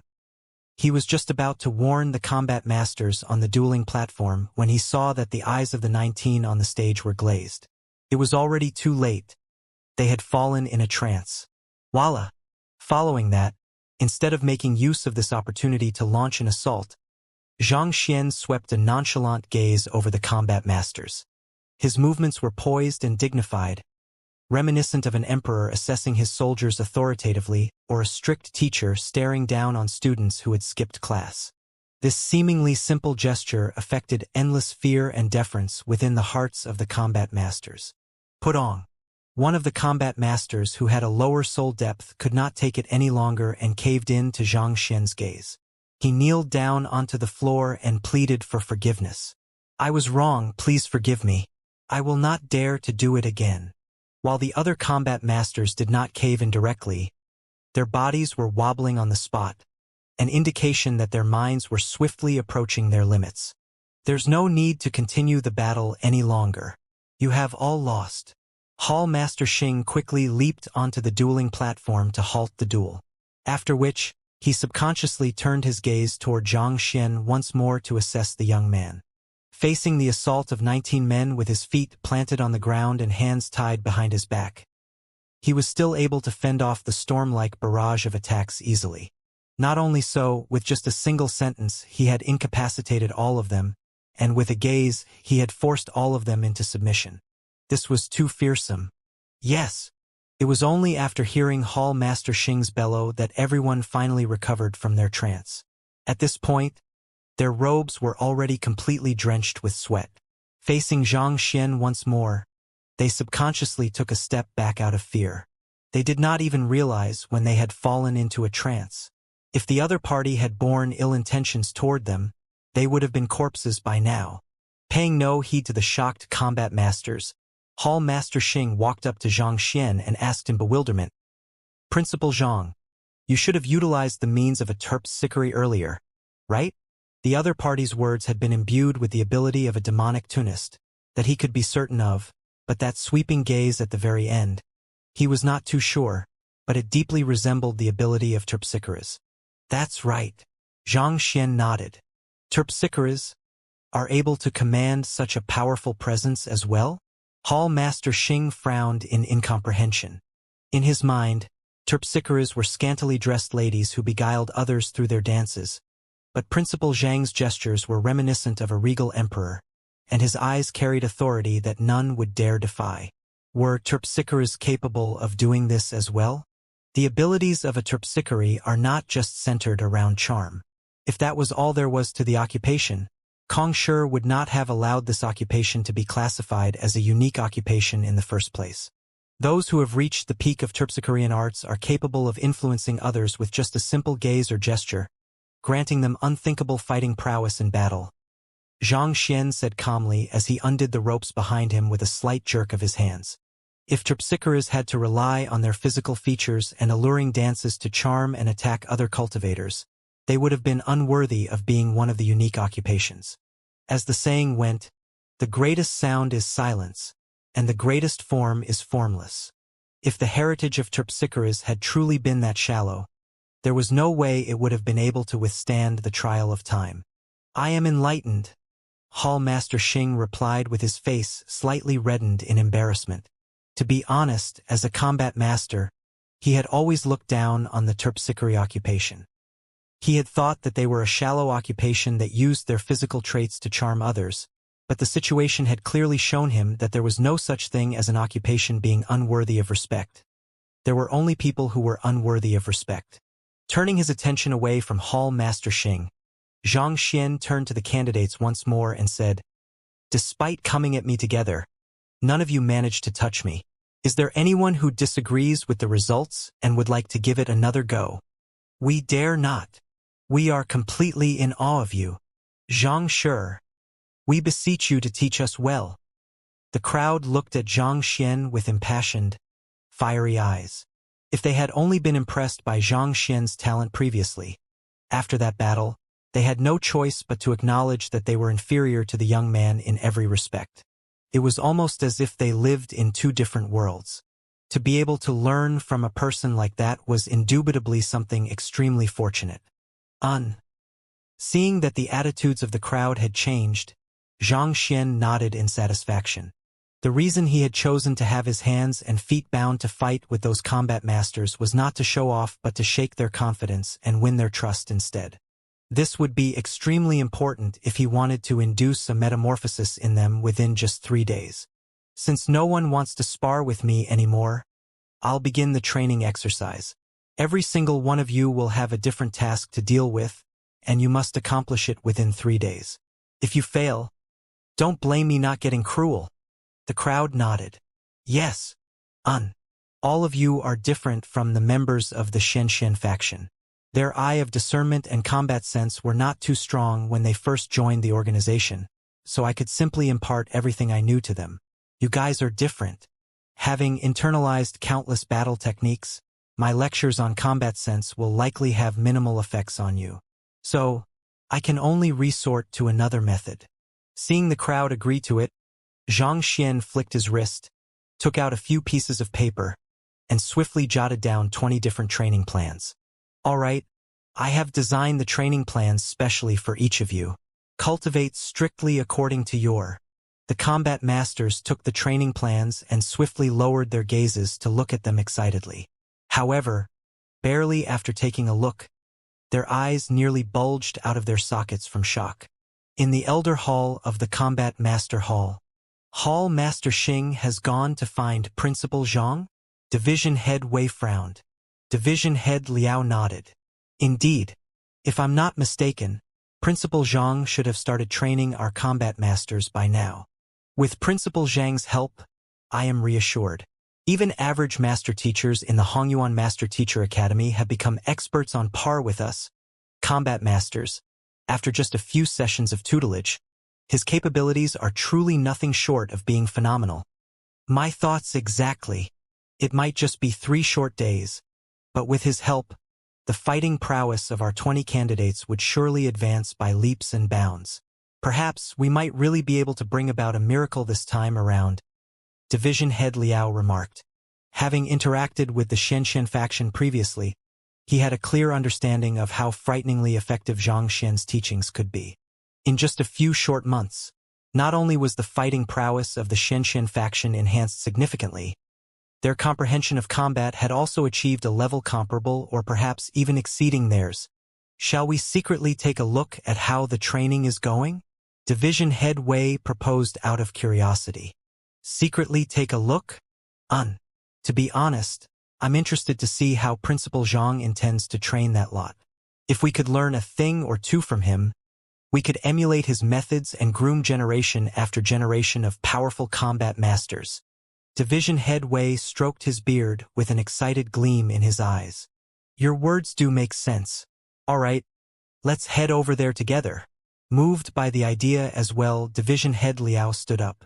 The training regimes that Zhang Xian had prepared for the combat masters were not confidential, and as a division head of the Combat Master Hall, it was not a big deal for them to watch over the training of the combat masters anyway. Thus, the duo hurriedly made their way over to the training hall.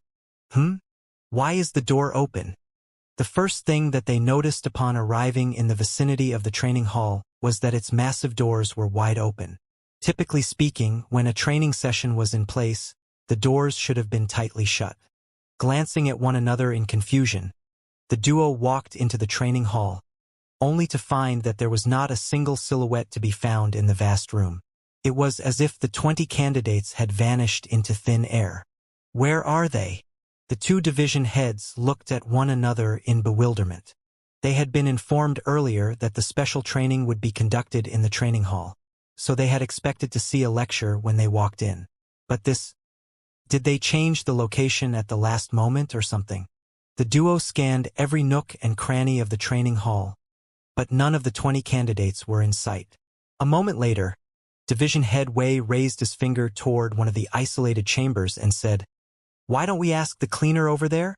He might know a thing or two." Following Division Head Wei's finger, Division Head Liao saw a cleaner dressed in dirty clothes scrubbing a toilet bowl within the isolated chamber earnestly. "This friend over here, did you happen to see a group of combat masters train and—" Before Division Head Wei could finish his words, the cleaner scrubbing the toilet bowl suddenly turned around, and upon getting a clear look of the other party's face, his lips suddenly began twitching. He was one of the candidates who would be representing their combat master hall in the friendly spar. Sure Hao. Through the exceptionally vast capacity and dense jinqi that Sure Hao possessed, he had become a famous figure throughout the Combat Master Hall. For such a figure to be scrubbing toilet bowls, and not to mention the friendly spar was only 3 days away, he should have been cultivating at that moment. Upon seeing the duo, Sure how quickly clasped his fist respectfully. Division Head Wei, Division Head Liao. What are you doing here? Where are the rest? Didn't Hall Master Xing invite Principal Zhang to lecture you all? Unable to hold back his shock, he shot straight to the question at hand. This is the training regime that Xianxia has set for me. He has ordered me to clean every single toilet bowl in the Combat Master Hall within 3 days. Sure Hao replied. Clean all of the toilet bowls in the Combat Master Hall within 3 days? The two division heads widened their eyes in shock. All in all, there were more than 10,000 people in the Combat Master Hall, and the visitors from the Xianxia faction added another 10,000 to the number. In order to house 20,000 men simultaneously, it was a given that there were many public facilities. Even by the lower estimates, there had to be at least 1,000 toilet bowls throughout the Combat Master Hall. Was it even possible to scrub so many toilet bowls within 3 days? Taking a step back, even if it could be done, what about the friendly spar? Did Sure Hao not need to cultivate? That's right. Furthermore, he has strictly ordered that I can only use this tool in the cleaning. Sure Hao said as he raised the item in his hand. The sight of that item left the eyelids of the two division heads twitching wildly.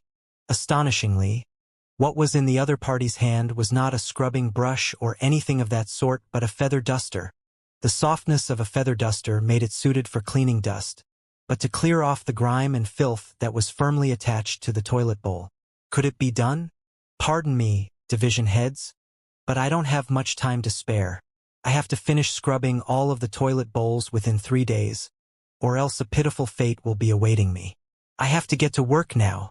After saying those words, Sure Hao decisively turned away from the two and continued scrubbing the toilet bowl before him diligently. Ah, all right then, we won't trouble you any longer. Do you know where the other combat masters are? Division Head Wei asked.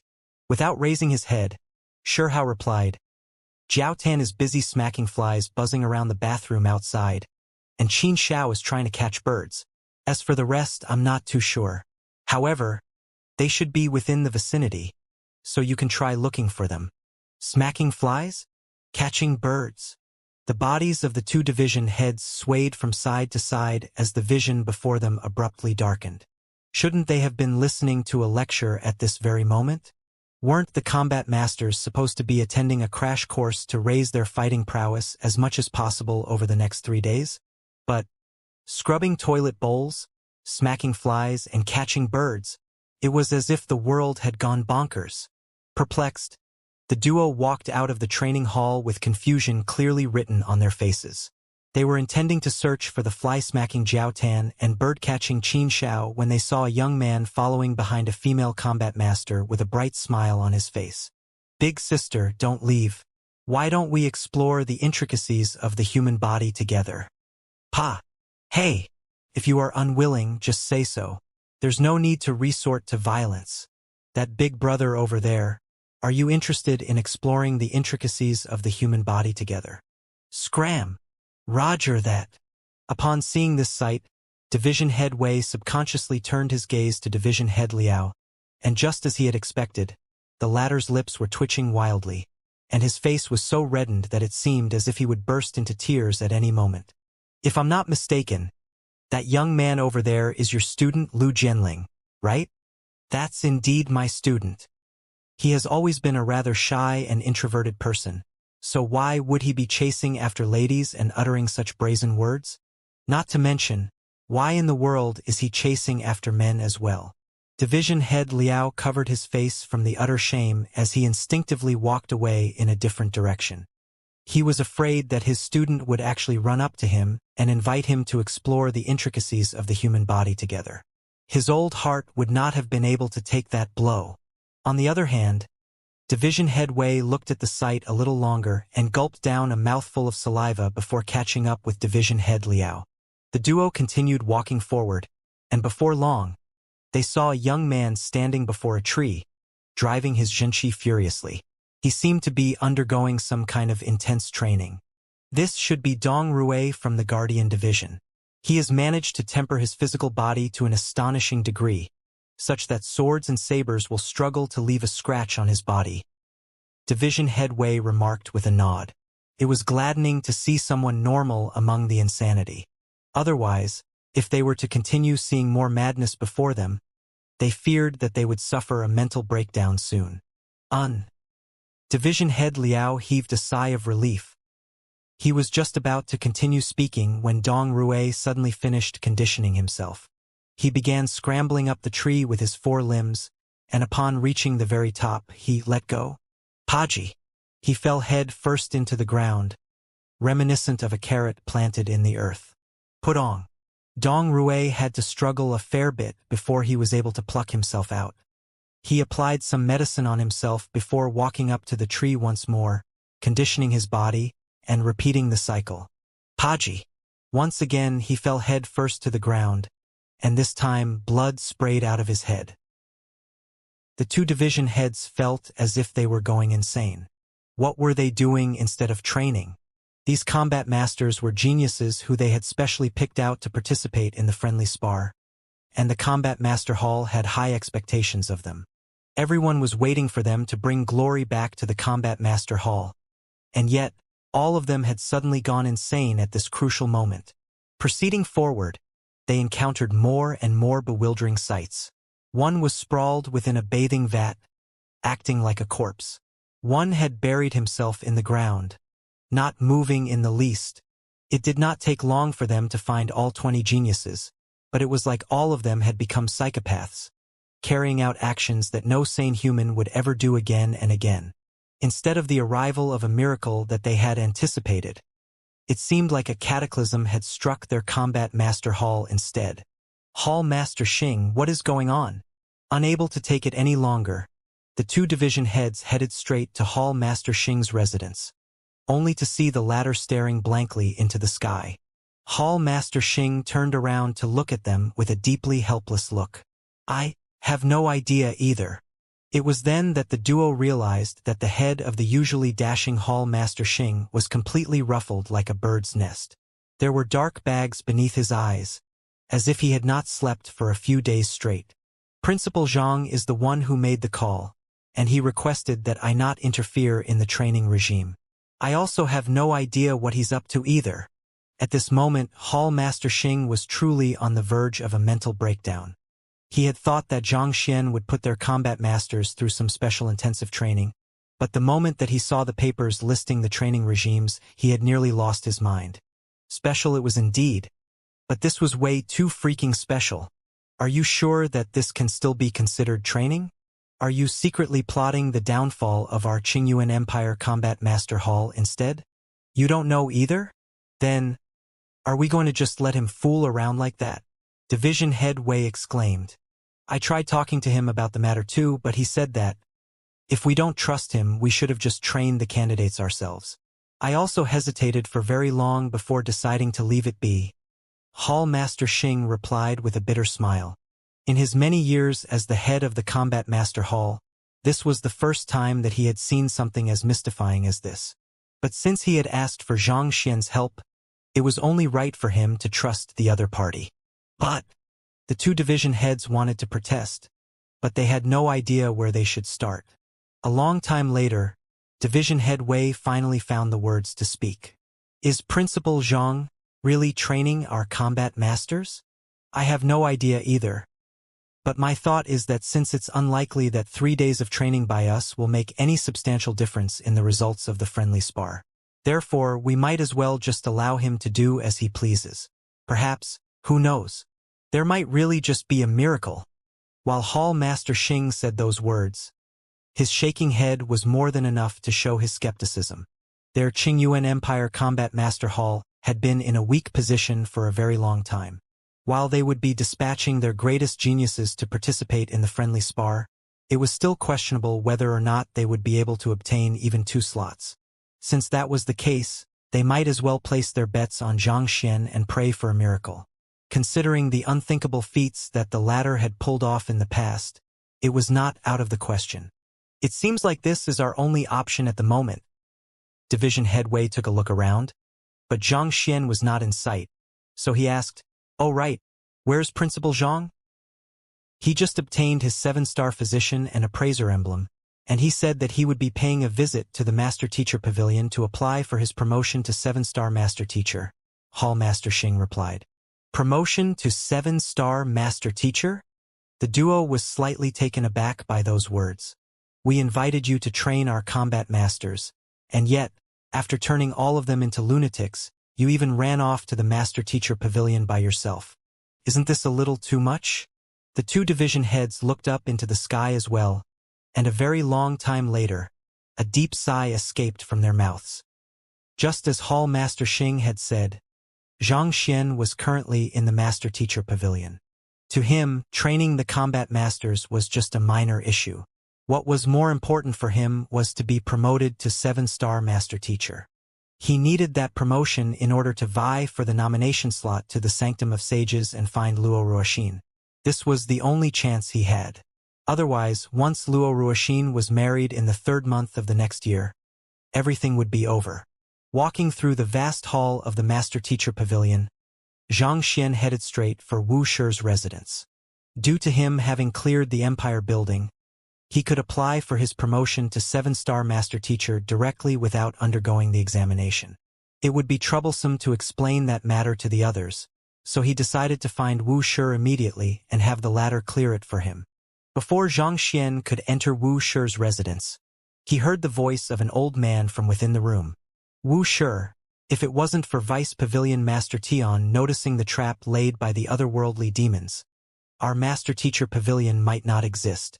Yet, you had him captured over the trivial matter of slandering a 6-star Master Teacher? Don't you think that you are making a mountain out of a molehill? Pavilion Master Go, Hall Master Xing of the Combat Master Hall, and I witnessed this matter with our own eyes. There is concrete evidence to prove it. Wuxia anxiously exclaimed. You said that there is concrete evidence to prove this matter? The old man spoke once more. As a Master Teacher, you should know better than to blindly trust your eyes. You have to carefully investigate the issue in order to discern fact from fiction. Not to mention, this matter involves a Vice Pavilion Master. If we go by your judgment and rule that our Vice Pavilion Master attempted to frame a 6-star Master Teacher, what will become of the reputation of our Qingyuan Empire Master Teacher Pavilion? This? Wuxia's voice grew slightly hesitant. In order for the local Master Teacher Pavilion to maintain order in the region, reputation was of utmost importance. If it was made known that a Vice Pavilion Master had tried to oppress a lower-ranked Master Teacher, the credibility of the entire Master Teacher Pavilion would be doubted, and they would become the laughingstock of the world. Wuxia paused for a moment before responding. Pavilion Master Go, I understand that our reputation is important, but even more so is fairness. As Master Teachers, we should conduct ourselves properly and remain neutral. If we side with our own Master Teachers for the sake of our reputation, how can we be qualified to pass judgment upon others? It was true that the reputation of the Qingyuan Empire Master Teacher Pavilion would be sullied if Vice Pavilion Master Tian was convicted for the current accusations. However, if it was discovered that their Master Teacher Pavilion had willfully sided with their own men, it would cast doubt over the leadership of the Master Teachers over the Master Teacher continent. Fairness? Are you trying to tell me that your words are the very embodiment of fairness? What I heard is that Vice Pavilion Master Tian has been wronged instead. The old man harumphed coldly. Tian Qing, recount the matters that happened yesterday to me once more. Yes, Vice Pavilion Master Tian said from within the room. It's like this. King Zhongqing is in charge of the defenses of the city, and after capturing the vice head of the Hongyuan Empire Poison Hall, he managed to acquire critical intelligence regarding the Poison Hall and successfully led an expedition to eradicate it. On top of that, he also learned that there was a particularly formidable poison master known as Sun Chong hiding within the city, and there was a very good chance that the latter's existence could place mankind in danger. After investigating the matter, he found that Sun Chong happened to be Xianxia's butler. Given that a Master Teacher was involved in the matter, he knew that he could not act recklessly, so he came to seek my assistance in the matter. Thus, I invited Xianxia over to King Zhongqing's manor in my name, but not only did Xianxia refuse to cooperate with the investigation, he even forcefully freed Sun Chong and made a move against the both of us. Made a move against the both of you? Wuxia's eyes shot up in displeasure. Vice Pavilion Master Tian, don't you think that your words are ludicrous? Principal Zhang is a Saint Tudan Pinnacle cultivator, whereas you are a half-leaving Aperture Realm expert. Are you trying to tell us that Principal Zhang is so foolish as to pick a fight against someone more than 2 cultivation realms stronger than him? He could not tell anyone about Xianxia's identity as a celestial master teacher, but that did not mean that he would not fight against anyone who dared to frame him. The one who has attacked me wasn't Xianxia himself, but a cauldron in his possession. The cauldron is a Saint Intermediate tier artifact, and it wields strength comparable to mine. Vice Pavilion Master Tian replied. That only discredits your story further. Despite being a master teacher, you aren't able to match a mere Saint Intermediate tier cauldron. As powerful as a Saint Intermediate tier artifact was, without a person to drive it, it was unable to bring out its full prowess. For someone as powerful as Vice Pavilion Master Tian to be unable to match a mere Saint Intermediate tier artifact. Wasn't this a joke in itself? Fine. Vice Pavilion Master Tian harumphed coldly. Since you insist that I have attempted to frame Xianxia, let me ask you this. Do I have any reason to pick on him? This? Wuxia are stumped. I am the vice head of the Qingyuan Empire Master Teacher Pavilion, as well as a 7-star master teacher. In terms of standing, he's nowhere near me. Do you think that it makes any sense for me to put my career as a master teacher on the line just to deal with a mere principal of a master teacher academy, whom I have no connections whatsoever with? Vice Pavilion Master Tian argued. This was exactly what had confounded Wuxia as well. He could not understand why Vice Pavilion Master Tian would make a move against Xianxia either. A person who was seemingly superior to Xianxia every way, at least on the surface, he should not have any reason to deal with Xianxia. This was the missing piece of the puzzle that he had been struggling to find all along. Wu Ruffing, what do you have to say? Pavilion Master Go said coldly. While I have no idea why Vice Pavilion Master Tian would deal with Principal Zhang, it's a fact that King Zhongqing and Vice Pavilion Master Tian were making a move on him when we arrived on the scene. If we were just a second slower, Principal Zhang would have been a dead man by now. Countless master teachers and combat masters witnessed that with their own eyes. So if Pavilion Master Go doubts my words, I can bring them over to testify before you. Furthermore, the vice head of the Poison Hall whom Vice Pavilion Master Tian spoke about has already confessed that King Zhongqing and Vice Pavilion Master Tian forced him into complying with them to frame Principal Zhang. Is the vice head of the Poison Hall you spoke about Ming Zhen? Pavilion Master Go asked. That's right. Pavilion Master Go harumphed coldly. He died last night. He's dead? But he's in the prison cell of the Master Teacher Pavilion. How could he have died? Wuxia could not believe his ears. How am I supposed to know that? You were the one who captured him, and now you are telling me you do not know why he died in the Master Teacher Pavilion.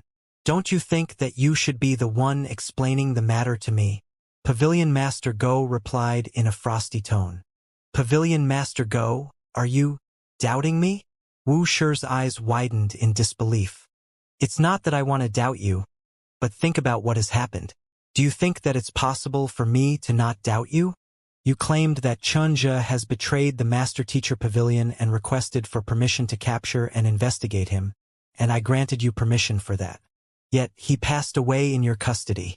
Given how secure the Master Teacher Pavilion is, there is no one who could have gotten to him other than you. If you had not used torture on him to force a confession, how could he have died?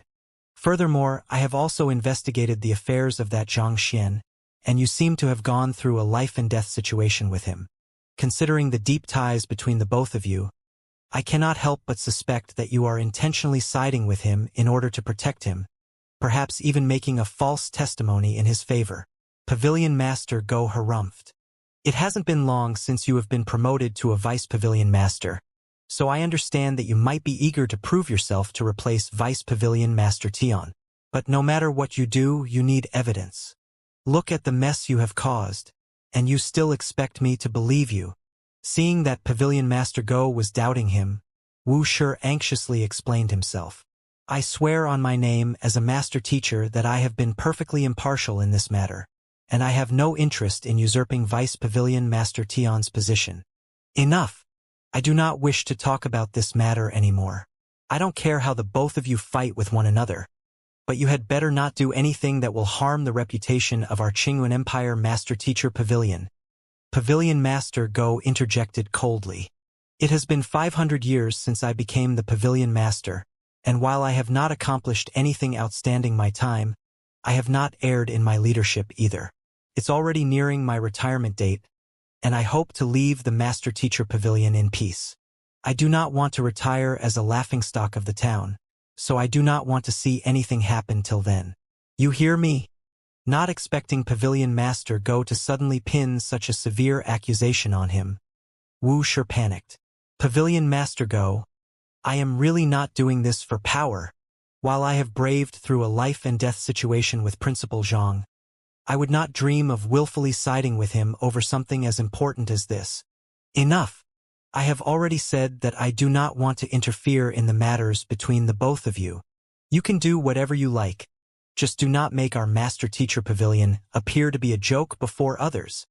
But, indignant, Wuxia gritted his teeth, but seeing that Pavilion Master Go was unwilling to listen to his words, he could only clench his fists and reluctantly reply, "Fine, I understand.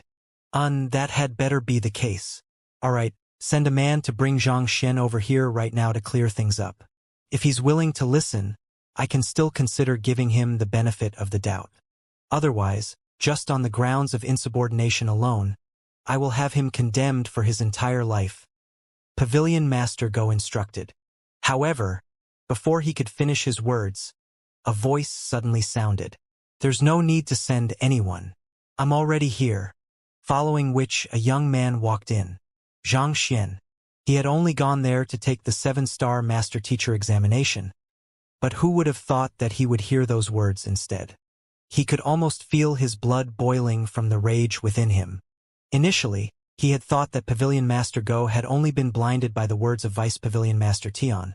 But as he listened on, he had realized that the other party was just an incompetent superior who did not want the pot to be stirred so that he could retire in peace. Horrified by Zhang Xian's sudden arrival, Wuxia exclaimed in shock, "Principal Zhang!" From the earlier conversation, he could tell that Pavilion Master Go was deeply displeased with Zhang Xian. This was truly a bad moment for the fellow to appear. If Pavilion Master Go were to pass a judgment on the fellow in a rage, the fellow could very well be doomed. At the same time, a cruel glint flashed across Vice Pavilion Master Tian Qing's eyes as he hurriedly stepped forward and said, "Pavilion Master Go, this young man over here is the person who framed me. The principal of the Hongyuan Master Teacher Academy, Zhang Xian." "You are Zhang Xian?" Pavilion Master Go narrowed his eyes threateningly. "How dare a mere 6-star Master Teacher like you eavesdrop in our conversation? You audacious brat." "Audacious? I don't think I am as audacious as you are," Zhang Xian replied with a voice that was freezing like a winter's night. "What did you say?" Pavilion Master Go smacked the table out of rage as a powerful aura burst forth menacingly from him. As the head of the Regional Master Teacher Pavilion, his standing was unmatched by anyone in the Qingyuan Empire. Yet, a pesky principal of a small Master Teacher Academy had actually dared to speak to him in such a manner. This was a complete lack of respect for his elders, a blatant breach of the formalities among Master Teachers. "Don't you have a clear idea as to what I just said?" Facing the other party's wrath, Zhang Xian did not show a hint of worry or anxiety. With eyes filled with nothing but apathy, he said, "After so many years, you should know Wuxia's temperament better than anyone else. Vice Pavilion Master Tian has aided King Zhongqing in a scheme against me and my butler, and yet, instead of investigating the matter, you chose to side with Vice Pavilion Master Tian blindly in order to protect yourself, even coming over here to berate and put down Wuxia. Are you really that blind? Or has water gotten into your head? How in the world can the Qingyuan Empire Master Teacher Pavilion be so unfortunate as to get a pavilion master as incompetent and useless as you?" Principal Zhang. Not expecting the good-tempered Zhang Xian to actually criticize Pavilion Master Go openly, Wuxia was nearly scared of his wits. From the very start, Pavilion Master Go already had a bad impression of the other party. After saying these words, there was no longer room for reconciliation. "You impertinent scoundrel!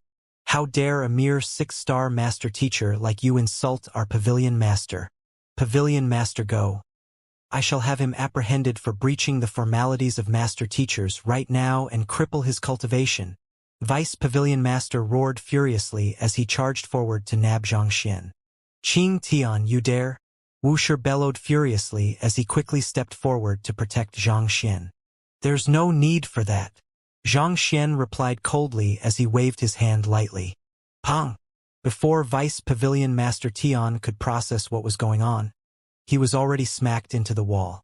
Following which, Xianxia slowly advanced step by step, and with a gaze as sharp as daggers, he spoke with a voice that resounded clearly throughout the entire Qingyuan city. "I have walked here step by step from Tianxian Kingdom, and no one has ever dared to frame me for anything before. I, Xianxia, as a 6-star master teacher and the principal of the Hongyuan Master Teacher Academy, hereby request permission from the headquarters to crash the Qingyuan Empire Master Teacher Pavilion. Today, one of us shall fall. In the appraiser hall. How is it? My medicine is quite effective, right?" In the lounge, Elder Qi spoke to the young man before him with a smile. Looking into the mirror and seeing that his dashing appearance had finally been restored, the young man heaved a sigh of relief and clasped his fist. "Elder Qi, thank you for your help. If not for your assistance, who knows how long it would have taken for me to recover. There's no need to stand on ceremony. It's my responsibility as a physician to help those in need," Elder Qi replied kindly. "Zhou Xiao, you really mustn't act recklessly in the future. Don't push yourself to do what is beyond your capability. Being embarrassed is just a small matter, but it would truly be a huge disaster if you were to lose your identity as an appraiser over it," Guild Leader Mu advised worriedly. It went without saying that the young man was Zhang Zhouxiao. The previous night, while the poison that Xianxia had prescribed him was effective in eliminating the spirit that had taken root within him, it had caused his face to swell, leaving him unable to meet anyone. Thus, he could only stay overnight in the appraiser hall. That morning, the swelling had still shown no signs of subsiding, so he could only invite the old guild leader of the Physician Guild, Elder Qi, over to treat him. While Elder Qi's enemy wielded great influence, considering that it was in the middle of the day and the Master Teacher Pavilion was in the vicinity, his enemy would surely not be so brazen as to assault him at that moment. "I understand." Zhang Zhuxiao nodded in response. He had stepped out in the hope of winning the respect of others by deciphering the seal on the painting, only to end up leaving himself in a pitiful state. When he had looked into the mirror and seen how his dashing face had been warped hideously, just recalling the matter was enough to send tears to his eyes. It was fortunate that he had been in the appraiser hall, so none of his fans had been able to see the state that he was in. Otherwise, he would have been too embarrassed to walk on the streets of Qingyuan City ever again. Of course, more important was the rule surrounding appraisers that only allowed them to make 3 appraisal errors in their entire career. While the affair yesterday had not really been considered an appraisal, it had happened before many eyes, and once others learned of the matter, it would become a stain on his records. It's all because of that Xianxia. He clearly knew how to decipher the seal, but he chose not to speak just so to embarrass me. Recalling that seemingly innocent yet revolting smile of that fellow, rage swiftly surged through Zhang Zhouxiao's veins. That fellow had already embarrassed him once on the heart-tempering bridge, and he had been banking on that matter to vie back some dignity. Yet, who would have expected that he would be beaten further down into the ground? He must have done it intentional, no doubt about it. As innocent and honest as that fellow looked on the surface, his instincts told him that the other party had done it intentionally to humiliate him in public. As stifled as Zhang Zhouxiao was, as a 7-star master teacher, he was still able to conceal his emotions perfectly, so neither Elder Qi nor Guild Leader Mu noticed his inner thoughts. "Elder Qi, can you tell me what poison my face is afflicted with?" Zhang Zhuxiao asked. "It's a particularly potent poison, possibly reaching the level of grade 7. If it was not for the fact that I have been studying poison for the past few years, I might not have been able to treat you," Elder Qi replied with a frown. It was not for no reason that he had chosen to flee to Jinyuan City after he had been poisoned by his enemy. He had heard that a poison hall was located there, so he had decided to try his luck. In the 20 years he had spent there, while he had failed to cure his poison, he had managed to pick up several means concerning poisons through interacting with a few local poison masters, which had allowed him to suppress the poison within him considerably. Thanks to that, he had been able to survive long enough to meet Xianxia. His experiences had granted him a deep insight into poison. As long as a poison was not particularly potent, he would be able to resolve it with ease. Hearing those words, Zhang Jiuxiao could not help but mutter aloud in astonishment. The prescription that Zhang Shi gave me was actually a poison? Could it be that Zhang Shi is a poison master? The poison hall maintained a strict confidentiality over their poison formulas, so for Zhang Xian to prescribe one to him so easily, could it be that he was a poison master?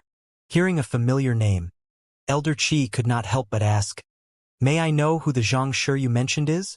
"Ah, Jiuxiao must be referring to the 6-star master teacher from the Hongyuan Empire who has recently arrived in our city, Zhang Xian," Guild Leader Mu replied. "Zhang Xian? You all know him too? He's my benefactor. He's truly an incredible figure, isn't he? Not only does he wield phenomenal capabilities in the way of medicine, which far exceed my own, more importantly, he holds compassion in his heart. There's no way a person like him could be a poison master," Elder Qi replied. "Benefactor? His capabilities in the way of medicine far exceed yours." Zhang Jiuxiao was dumbstruck by those words. "That fellow has a soul depth higher than me? Fine, I'll accept it. That fellow's capability as an appraiser is higher than mine? Fine, I'll accept that too. But for his capability in the way of medicine to be more formidable than mine as well, just who is the 7-star master teacher here? Ever since meeting that fellow, it seems like I have been leaping from one nightmare straight into another." Zhang Jiuxiao heaved a sigh of relief. "It's fortunate that my master teacher rank is higher than his, or else I would really be utterly outmatched by him." But before he could finish his words, a voice reminiscent of the rumbling of thunder suddenly boomed in the air. "I, Zhang Xian, as a 6-star master teacher and the principal of the Hongyuan Master Teacher Academy, hereby request permission from the headquarters to crash the Qingyuan Empire Master Teacher Pavilion. Today, one of us shall fall." Hearing the news, Zhang Jiuxiao nearly collapsed to the ground. "What? He's intending to crash the Master Teacher Pavilion?" Pavilion crashing was the act of challenging an entire Master Teacher Pavilion single-handedly. Whether one had a conflict with a superior Master Teacher or had committed a sin, as long as one had not betrayed humanity, one would be able to absolve oneself of blame through successfully crashing the Master Teacher Pavilion. To put it in simpler terms, once a Master Teacher had successfully crashed a Master Teacher Pavilion that they had a conflict with, the headquarters would no longer pursue the matter. It was just a moment ago that Zhang Jiuxiao had consoled himself with the fact that he still had his Master Teacher rank to fall back on against Zhang Xian. But then the latter suddenly challenged the entire Master Teacher Pavilion. Was this for real? Rushing out of the room, Zhang Jiuxiao saw a Master Teacher emblem flying straight into the sky before floating silently. Deep within the Master Teacher Pavilion, from the Teacher Acknowledgement Hall, a pure and ancient aura surged into the sky and shrouded the emblem. 2 words slowly morphed into appearance. "Permission granted." The headquarters actually agreed to his request? A 6-star Master Teacher is going to challenge a 7-star Master Teacher Pavilion branch? Is this for real? This is going to make history. If Zhang Shi successfully carries out the pavilion crashing, the Qingyuan Empire Master Teacher Pavilion will lose all shred of its dignity and honor, and Pavilion Master Go will become a laughingstock of all Master Teachers. Guild Leader Mu and Elder Qi were dumbfounded by the happenings before them. "Teacher Elder Qi, as a Master Teacher of the Qingyuan Empire Master Teacher Pavilion, I have a responsibility to guard its honor as well, so I'll be taking my leave. Farewell." Zhang Jiuxiao clasped his fist before hurriedly flying back to the Master Teacher Pavilion. Pavilion crashing was as good as causing trouble on the home turf of the regional Master Teachers. As one of the Master Teacher of the Qingyuan Empire Master Teacher Pavilion, he had to rush back to protect it. Xianxia, no matter how talented you are, if you wish to bring down the Qing Empire Master Teacher Pavilion, you will have to get past me first, Zhang Zhouxiao muttered menacingly with narrowed eyes. It was about time for him to return the favor for the 2 face slaps that he had suffered from the other party. In the Qingyuan Empire Royal Palace, a pig-faced middle-aged man was lying on a bed, panting heavily. King Zhongqing, after being viciously pummeled for an entire night, while he had managed to suppress the poison within his body for the time being, he had nearly been crippled in the process. If not for his superior physical resilience and the abundant supply of pills, he might have long died from the relentless beating. In order to satisfy his needs, more than 20 guards had already had their turn with him, and every single one of their hands had swollen up and was trembling from frailty. Butler Qin walked to King Zhongqing and politely inquired, "Old master, how are you feeling at the moment?" "I'm still fine for the moment, right? Remember to get rid of those guards who pummeled me. No one can learn of my condition." "Got it." King Zhongqing harumphed callously. "Don't worry, old master. I have already made arrangements for that," Butler Qin respectfully replied. "Good."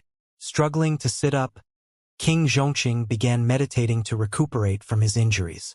It took a while before the pain from the beating he had sustained finally alleviated. Turning his head toward Butler Qin once more, he asked, "Is there any news from Vice Pavilion Master Tian?" "I have already informed Pavilion Master Go of the situation surrounding Vice Pavilion Master Tian as you have instructed me to." At this point, Butler Qin could not help but hesitate for a moment before continuing. "Old Master, will Pavilion Master Go really save Vice Pavilion Master Tian? The crime of framing another master teacher is a serious matter. Will it really be worthwhile for him to protect Vice Pavilion Master Tian?" "Don't worry. I know that old man very well.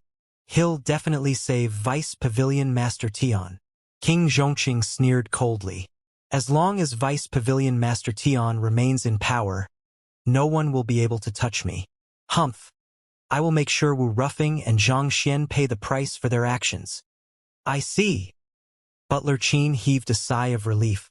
He pondered for a brief moment before asking once more, "Old Master, what is Zhang Xian's background? How can a 6-star master teacher manage to corner you and Vice Pavilion Master Tian to such an extent? Regardless of where he is from, there's no way he will be able to escape with his life after offending Vice Pavilion Master Tian." King Zhongqing waved his hand leisurely. "You do not have to worry about this matter anymore. He will be a goner soon enough. Most likely either today or tomorrow. He will be apprehended by the Master Teacher Pavilion and die an untimely death in the cells." However, before he could finish his words, a resounding voice echoed deafeningly in the air, shaking the entire royal palace. "I, Zhang Xian, as a 6-star master teacher and the principal of the Hongyuan Master Teacher Academy, hereby request permission from the headquarters to crash the Qingyuan Empire Master Teacher Pavilion. Today, one of us shall fall." King Zhongqing was taken aback for a brief moment before hearty laughter boomed from his mouth. He was laughing so intensely that tears were beginning to form in his eyes. A 6-star master teacher like him actually dares to crash the Master Teacher Pavilion? Ha ha ha. This must be the most hilarious joke that I have heard my entire life. He's bringing about his own doom. Given the prowess of the Qingyuan Empire Master Teacher Pavilion, not even an 8-star low-tier master teacher would dare challenge it. For a 6-star master teacher to dream of crashing it, he sure likes to dream big. There was no master teacher who was unaware of the difficulty in pavilion crashing. It was a nigh impossible feat to accomplish, and throughout the long history of the master teacher continent, only a small handful of top-notch prodigies had ever succeeded in accomplishing it. Yet, that fellow was so conceited as to think that he could succeed in it. It seemed like they had been worrying over that fellow for nothing. Just as King Zhongqing was laughing heartily, Emperor Chu Tianqing suddenly walked into the room with widened strides. "Your Majesty!" Overwhelmed with excitement, King Zhongqing immediately reported that Zhang Xian has foolishly decided to crash the Qingyuan Empire Master Teacher Pavilion. With this, his days are already numbered. I have heard the declaration, too. That will be one less worry for us. Emperor Chu Tianqing nodded, but there was still a hint of worry in his eyes. As the emperor of a country, he always considered the worst-case scenario so that he would not be caught off guard by any abrupt changes in the situation. As unlikely as it was, he could not shake off the sliver of doubt nudging his mind. Thus, he could not help himself from asking, "Is there anyone who has succeeded in crashing the Master-Teacher Pavilion before?" "This, I'm not too sure either. However, we can call Bai Shi over to ask him," King Zhongxing replied. While the Master-Teacher Pavilion did not interfere in the affairs of the empire that they were stationed in, the royal family would usually recruit some unaffiliated master teachers to bolster their ranks. Master teachers had a choice to decide whether they wanted to join the regional Master Teacher Pavilion or not. If they joined, they would be granted several privileges, but in exchange, they would have a responsibility to the Master Teacher Pavilion as well. On the other hand, they could also choose to remain unaffiliated. The Bai Shi whom King Zhongqing spoke of was one of the unaffiliated master teachers, and he was currently serving as the imperial master teacher of the Qingyuan Empire. Emperor Chu Tianqing nodded before sending a subordinate to invite Bai Shi over. Not too long later, an elder walked into the room. "Bai Shi, have you heard of any master teachers who have successfully crashed a master teacher pavilion?" "Hold on a moment, Your Majesty. I'll have my friend look into the matter," Bai Shi replied. Unaffiliated with the regional Master Teacher Pavilion, he was unable to access its resources as he liked. Thus, he could only ask his friend to do it in his stead. Wang. Not too long later, the jade token in his palm lit up. Bai Shi swiftly took a look at it before clasping his fist. "Your Majesty, there are indeed cases where a Master Teacher Pavilion has been successfully crashed before. There are 3 such men in history who have succeeded in pulling off this feat." 3 men. Hearing that such a small handful of people had succeeded in the past, both King Zhongqing and Emperor Chu Tianqing heaved a sigh of relief in unison. It had been several dozen millenniums since the Master Teacher Pavilion first came into existence. Countless geniuses must have come and gone throughout the many years of its existence, and despite that, only 3 had ever successfully crashed a Master Teacher Pavilion. This was more than sufficient to show the difficulty of the task. Just by this fact alone, it was impossible for Xianxia to successfully crash the Qingyuan Empire Master Teacher Pavilion. Out of curiosity, King Zhongqing asked, "Who are those 3 men? Do you have their names?" "I do. The first goes by the name of Luo Yuntian, and the second is Yuan Shi. They are both the old ancestors of sage clans, the Luo clan and Yuan clan respectively." "What about the third person?" Looking at the name written on the jade token, Bai Shi was visibly taken aback for a moment before he stuttered in astonishment. It seems he is called Xianxia." Getting. Both King Zhongqing and Emperor Chu Tianqing's hearts skipped a beat. Xianxia? Which Xianxia? Xianxia from Shenyuan Conferred Kingdom. Reading on, Bai Shi's lips began quivering in fear. After which, he became appointed as the principal of the Hongyuan Master Teacher Academy. Considering how the previous declaration had resounded throughout Qingyuan City, they would have to have been deaf to not hear it. He had thought that the Zhangxian person, whoever he was courting his own death, and yet, to think that the other party had a history of successfully crashing a Master Teacher Pavilion. He had thought that it was an ignorant novice, but it turned out to be an experienced veteran instead. The Master Teacher Pavilion in the Shenyuan Conferred Kingdom should be a 3-star branch at the very most, so it's not too surprising that he was able to successfully crash it. "Do you think that he'll be able to crash our Qingyuan Empire Master Teacher Pavilion as well?" King Zhongqing asked hesitantly.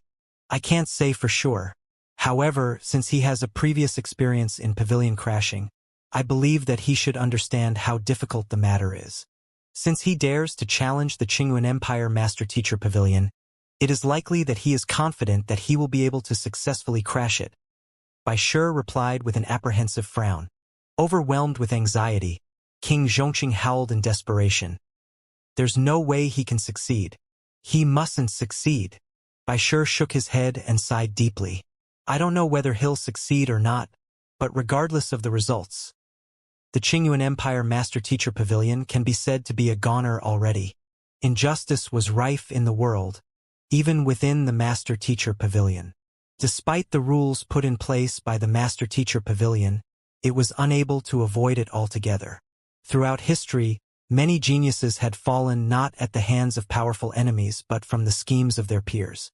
The death of every single genius Master-Teacher was a huge loss to the Master-Teacher Pavilion, and it was in view of this that the Master-Teacher Pavilion had implemented the system of pavilion crashing to serve as an avenue for these geniuses to redress their grievances. Regardless of whether Xianxia succeeded or failed, the very fact that the headquarters had agreed to his request meant that the headquarters held Xianxia in high regard, and as a consequence of that, the Qingyuan Empire Master-Teacher Pavilion would be effectively plastered with a label of incompetence and mistreating rising prodigies. The headquarters would summon Pavilion Master Go for further investigation, and no matter how the investigation turned out, the latter's reputation would be ruined. There's no way he can succeed. There's just no way. Pooh! King Zhongqing roared with clenched jaws when he suddenly felt a pain in his chest, and fresh blood burst through his lips. He quickly turned to Bai Shi and pleaded, "Quick! Beat me! Beat me up with all your might! I need it!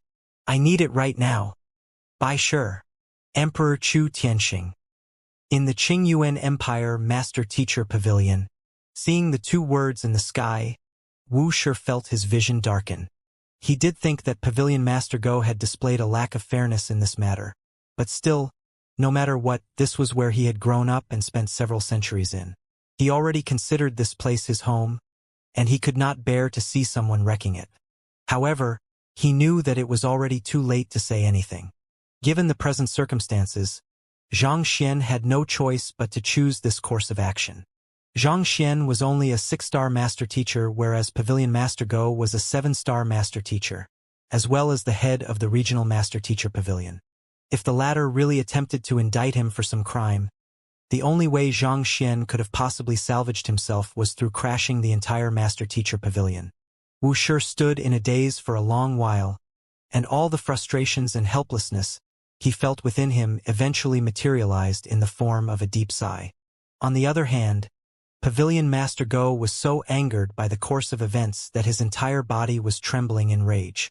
Having served 500 years as the head of the master-teacher pavilion, he was already nearing his retirement age.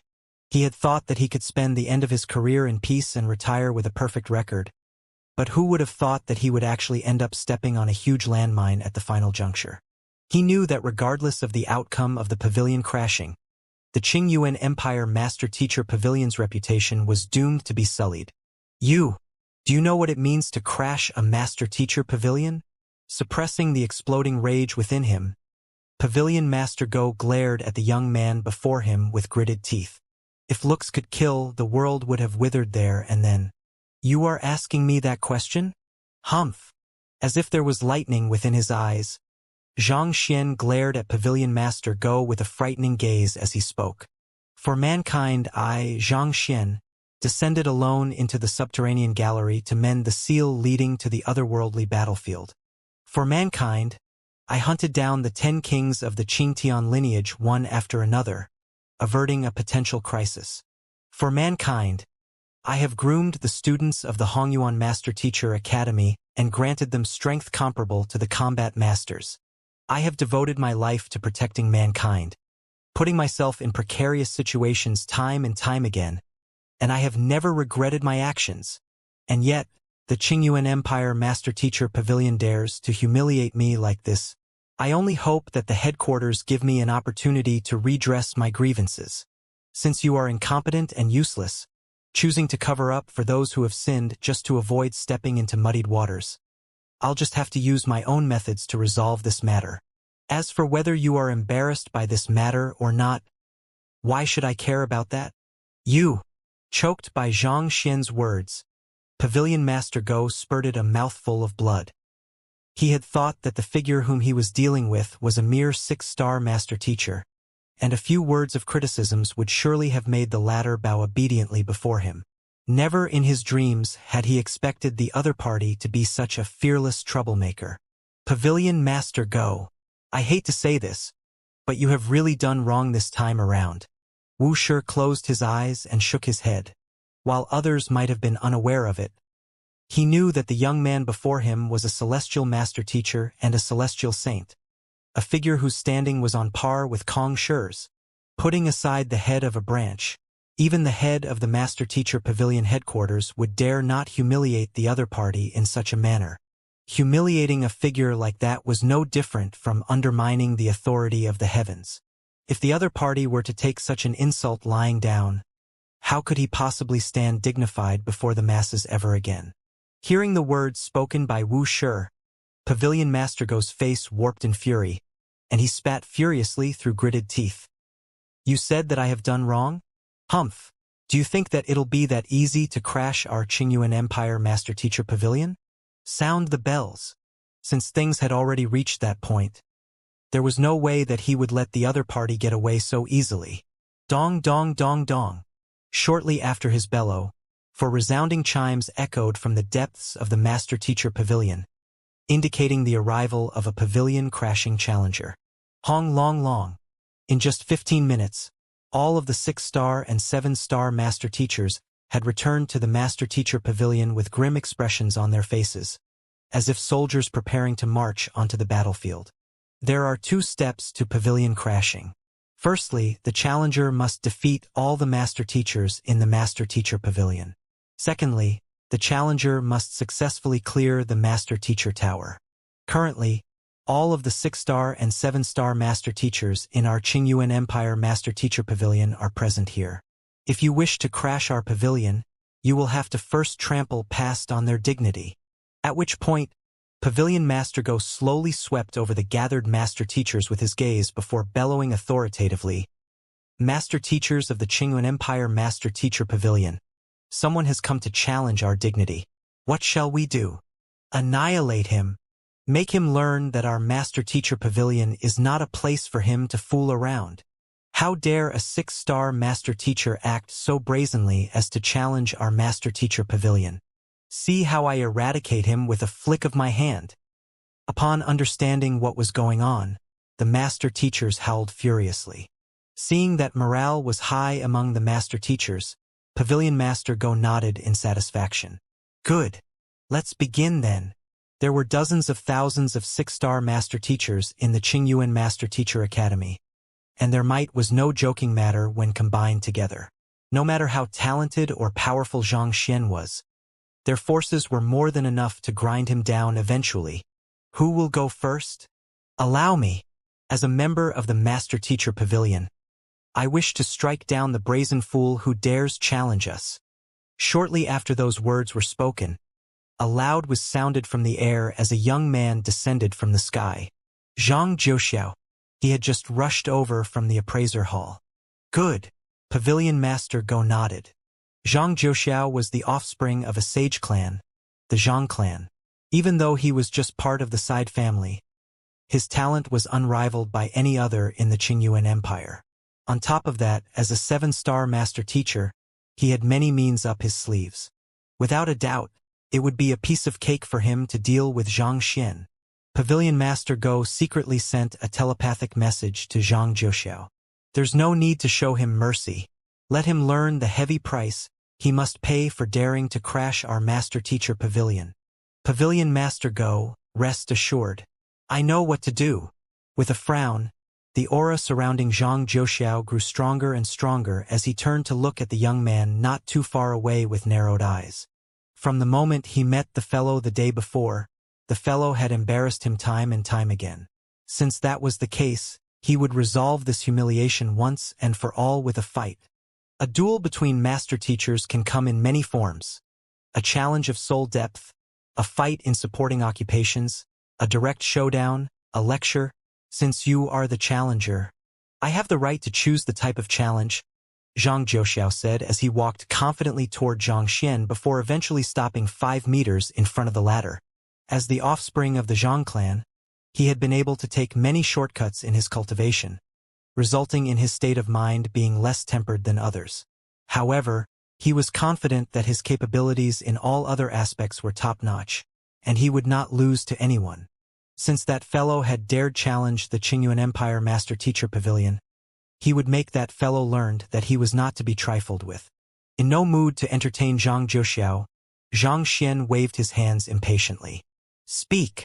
I choose a showdown. A duel to pit our strength against one another. Zhang Jiuxiao sneered coldly.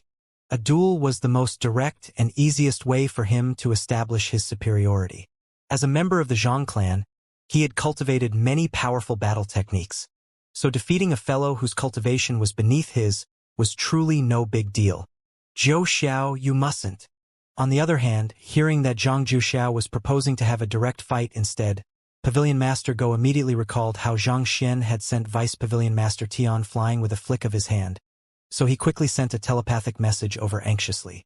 Since even a half-leaving Aperture Realm expert like Vice Pavilion Master Tian was no match for Xianxia, how could Zhang Jiuxiao possibly stand a chance? Zhang Jiuxiao shrugged the other party's worries away with a chuckle. Pavilion Master Go, rest assured, no matter what, I am an offspring of the Zhang clan. While my cultivation is only at St. 3 Dan Embryonic Soul Realm Pinnacle, my fighting prowess has already far exceeded that level. To be honest with you, I have never revealed my true strength before. As there was no peer who was a match for him, there had never been any need for him to use his full strength before. For the first time, he planned on displaying his true strength in public to teach Xianxia a lesson. Hong Long. His acupoints burst open simultaneously, and an overwhelming aura abruptly burst forth from him.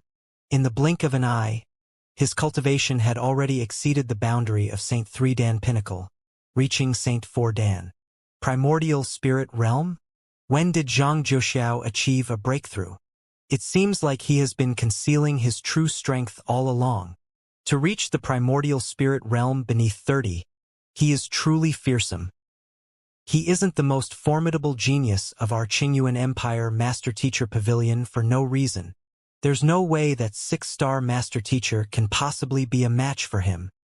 Seeing Zhang Jiuxiao's cultivation surge to St. 4 Dan in an instant, everyone was taken aback for a moment before admiration and respect seeped into the depths of their eyes. Xianxia is so dashing. I knew that no one would be able to match him. At some point in time, the millstone bottom lady had arrived in the hall, and hiding behind a pillar, she peeked on Zhang Jiuxiao coyly with stars twinkling in her eyes. She knew that her idol was no ordinary person, but she had not expected him to be so extraordinary. Just by the momentum itself, he had already overwhelmed his opponent many times over. Watching this sight, her massive heart could not help but thump in excitement. Who? Zhang Jiuxiao's aura eventually stabilized at Primordial Spirit Realm primary stage. He clenched his fists tightly as he leisurely stretched his neck, causing crisp jai sounds to echo in the room, after which, he turned to look at the young man before him with eyes filled with disdain. Let's begin. Are you certain you are ready? Xianxia asked indifferently. Indeed. If you wish to use a weapon, feel free to do so. I'll catch anything that you send at me with my bare hands and show you the unbreachable gap between a mortal like you and a true prodigy.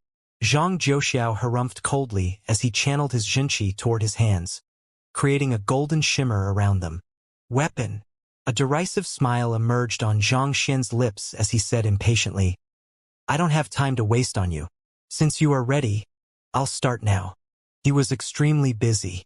Crashing the pavilion meant that one had to face all the master teachers associated with the Master Teacher Pavilion and overcome the many wills left behind by the preceding master teachers in the Master Teacher Tower. He had no additional time to waste on this fellow. I don't have time to waste on you either, so I'll end you in an instant. Seeing how Xianxia was taking him lightly, the final string of sanity within Zhang Jiuxiao's mind finally snapped, and with a furious roar, he dashed forward. You want to end me? Try it then. Without even bothering to dodge Zhang Jiuxiao's attack, Xianxia raised his head, and a voice reminiscent of the crisp chime of a bell boomed. Kneel down. Boom. It was as if thunder had rumbled within the room.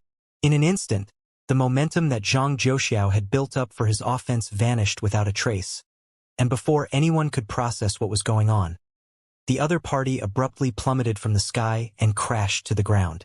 With his kneecaps firmly fixed onto the ground, Zhang Zhouxiao kneeled before Xianxia with indignation and frenzy written on his face.